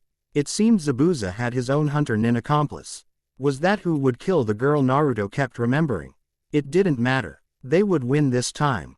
They were much stronger than before. And if he managed to bring down this masked enemy then he might even save the mystery girl. As they stood, the mist thickened into a soup of chakra-laced clouds. A voice called out with mild amusement, listing the various points he could strike. Sasuke could feel the killing intent. It was far worse than what Naruto had shown in the few times he felt the boy's wrath. It was almost too much to take, he couldn't breathe. Then one of Naruto's clones giggled. "Oi freak-chan, you got no idea how badly you just screwed up." The other one giggled from the Uchiha's other side. They quickly grouped around Tazuna. Kakashi took point, Sasuke and a clone too. Lept and Sakura and a clone took right, while the masked original Naruto took the rear. In response to the clone's comment, the listing stopped. And Zabuza spoke plainly. "It's no wonder the demon brothers failed. This team is quite a gathering. So tell me, Hunter Nin, was it you or the Jonin who killed them?" Naruto didn't speak because he didn't know if he would be recognized. Instead his clone spoke. "Ha, as if Kitsune-sama would need to fight against a pair of Chunin when we're here. Those two didn't even make it out of their puddle before we barbecued them." The killing intent around them flared to a height even Naruto didn't remember. Pulling his Hitai up, the Jonin revealed his Sharingan. This time Zabuza didn't come at them from inside as Naruto expected, instead he dropped in from above, cutting down at Tazuna, who vanished in a burst of smoke. The blade had sliced through the clone before any of them could react. What? Zabuza's surprise was clear, even as Kakashi and The Fox impaled the water clone who had spoken. "This mist that rose up as we approached was created with chakra," Sasuke coolly explained. "The Sharingan can clearly see that. So we decided to leave him behind. In fact, that had been Naruto's plan. He suggested letting Tazuna stay on the boat and meet them farther upstream. This way they could be certain no one was going to attack." What they cool. D only assume was the real Zabuza appeared behind the fox masked boy, his blade swung across, stopping as it met a chakra-coated hand. "You caught my sword." The masked Naruto turned ever so slightly to look over his shoulder at the man, allowing his red-slitted eyes to be seen as well. He focused all the killing intent he had, which as it turned out, was a lot more than it used to be. He could remember the tale of this guy killing all of his classmates. A bunch of children got slaughtered by him and he laughed about it as if it had been fun. This man was evil, and his accomplice was probably the one who murdered her. Naruto wouldn't let that happen again. Sasuke put his kunai into the new assassin's clone's gut and both water clones burst. Kakashi watched silently, as Sasuke calmed and released. He could tell which were clones and which was the real one. "So, are you going to fight us, or are you gonna stay out on the water?" the Uchiha asked, his eyes bright red as his second stage Sharingan flared. It wasn't fully evolved yet, but he didn't even have it last time. Naruto knew that made all the difference here. Stepping in front of them all, Kakashi reminded them of the order he gave them after they met the demon brothers. Their job was to stay back and make sure nothing threatened Tazuna, while he took care of the rogue Jonin. The two Jonin fought head-on in a series of barely visible combinations, their blades clashing as often as their fists, feet and other parts. Naruto was almost certain he'd seen Kakashi headbutt the guy's elbow when he pulled up for a downward slash. With the rogue off balance, their sensei pressed him harder and eventually they both wound up in the water. Then the water exploded around them both as a pair of water clones came at Kakashi from below either side. They were dispatched almost thoughtlessly before the water that composed them latched onto the leaf nin. He tried to move but this chakra-laced water was too thick and heavy to be normal. And soon he was ensnared in a water prison jutsu. The moment Sensei got caught in the ball of spiraling water, Naruto put that plan in motion. He remembered exactly how it happened last time. While this time was slightly different and his aim was certainly better, he still needed Sasuke to pull it off. He had never even tried throwing two Fuma Shuriken at the same time. Kakashi told them to run. If they gathered Tazuna and fled deeper inland, he could meet them at the end point. But Naruto stood defiantly, so Kakashi began telling them of Zabuza's history. A tale Naruto clearly remembered from last time. The joy Zabuza expressed at the deaths of his classmates. Naruto couldn't forgive such an evil person. With his killing intent racing ever higher, the original Naruto laughed. Since he didn't have any other voice practiced as well as he did for his sexy jutsu, he had to rely on that one. But it seemed the lusty voice of his female henge fit well with his outfit. His clones grinned menacingly when they heard it. "Oh, he killed a bunch of kids. So what?" the feminine voice sang out, A few brats who weren't even genin yet couldn't have been that big a deal. He's just some IBR. Less freak no matter what his village calls him. Oh, and you think you're something else? Zabuza replied darkly. Our graduations are quite similar, Boozy-chan. The assassin's eye visibly twitched at the name, and then narrowed at the implications of that statement. However, my examiners were well-known chunin. The lusty voice almost sounded carefree as he said it. Even the two jonin flinch. As the thought of Mizuki's betrayal managed to boost the foxmaiden. The pain he felt knowing the man had intended to kill him and Iruka welled in his gut. The feelings of betrayal compounded by his two separate memories of it, adding to the intent he already felt towards this man. On top of that, the clone that was hanged as his mask also began to produce an equal killing intent.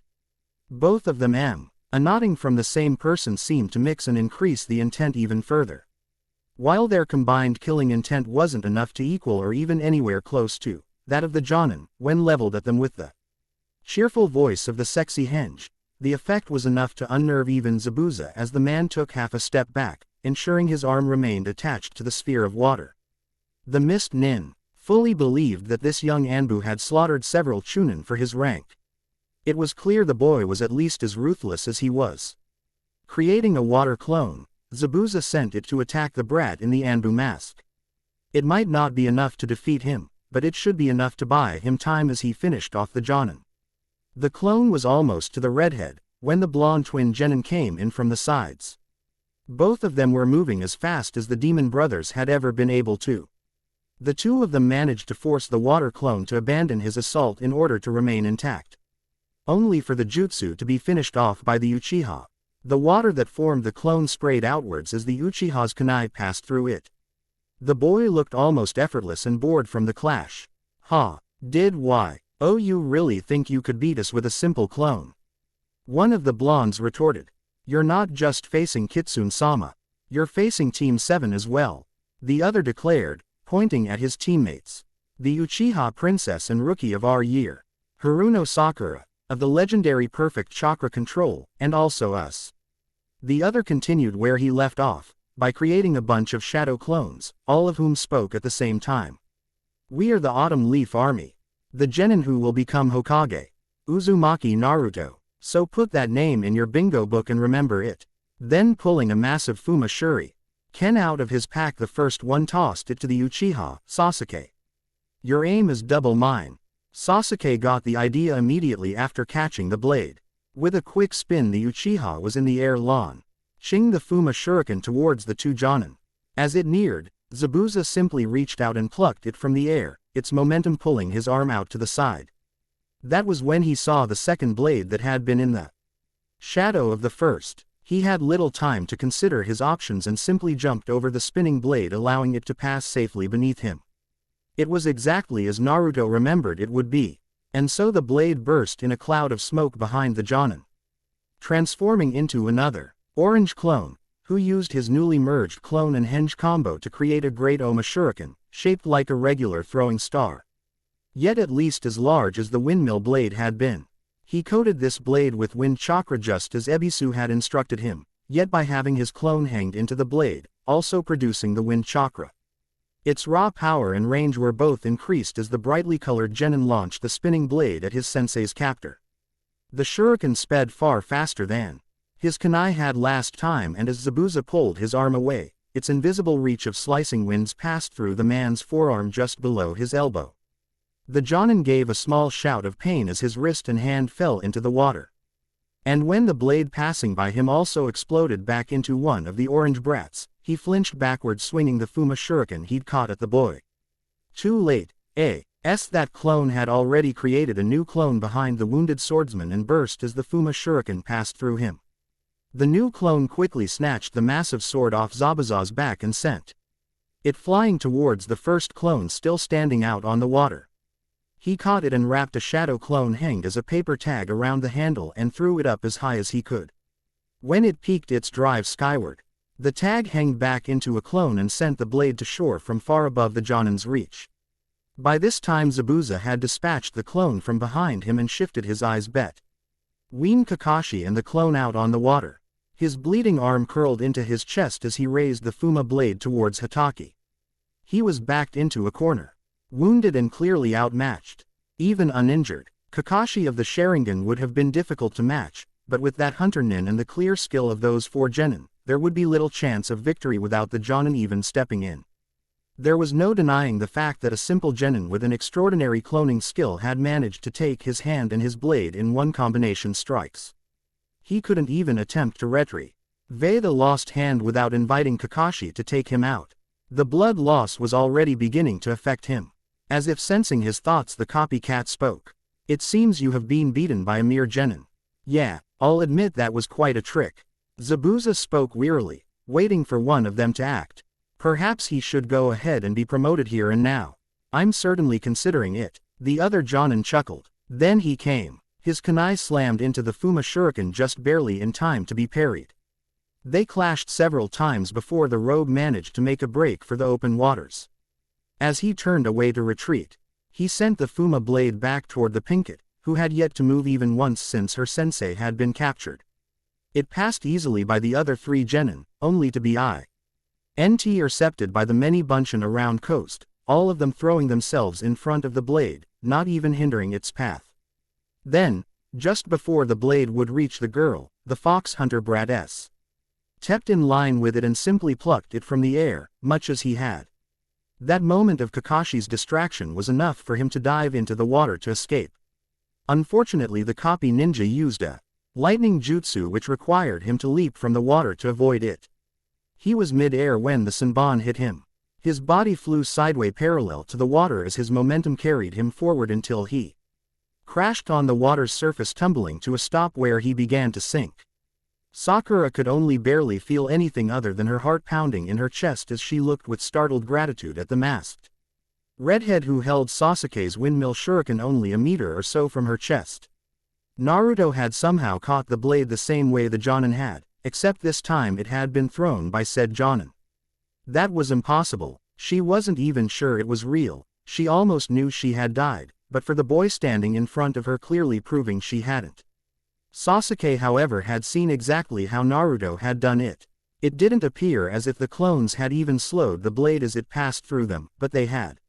Each one forced chakra out one side of their bodies, resisting the spin of the blade as it cut through them all. By using them, not to stop it, but to slow it, Naruto had decreased its spin to the point that all he had to deal with was the forward momentum of the ring itself. The sheer amount of chakra flowing through Naruto's arm when he caught it was nearly blinding. And it was even less than the amount anchoring the boy to the ground. Looking back into the water, they all saw Zabuza fall as 2 needles struck his neck. A young boy appeared on the water beside the fallen rogue. The man's severed hand gripped tightly in the boy's fingers. The masked boy laughed as he took the body and hand in his arms and addressed their sensei. Then turning toward the Naruto who still held the sword, "If you would kindly return that sword as well, I will be leaving. It is one of the Mist Village's treasured weapons after all. I can't leave without it." All of the Narutos were frozen at the sound of that voice. The masked one was the only one to step forward. "Just take that guy and go before we have to kill you." To have heard something else as she motioned to him, 2 enemies. At the sound of that voice every clone he had created felt their chests tighten. That was Haku. Naruto had even remembered the girl's name. He knew she had spoken to him before. He could clearly remember them gathering plants. But another image flooded his sight. Haku stood in front of him, her mask broken and falling from her face as mirrors crashed around him. Had he been the one to kill her? He knew Zabuza was alive, but he couldn't attack Haku. And so he tried to do the one thing that made sense. "Just take that guy and go before we have to kill you too." Haku understood the meaning in his words, though he was sure his teammates would have heard it differently. The boy simply held two fingers and vanished in a cloud of smoke. He wasn't sure why the boss wanted info on the demon brat, but then again, he didn't know why the boy was called the demon brat either. Still, his boss probably wouldn't know the reason either. Most of the time they smuggled information out, it was for another village or a merchant group. This time it seemed the request was from some corporate type. What they would want with specifics about a bunch of genin, only Kami could know. Pushing his curiosity aside, the youth shook his head. His job wasn't to ask questions, or, well, it was. But not about the boss and their clients.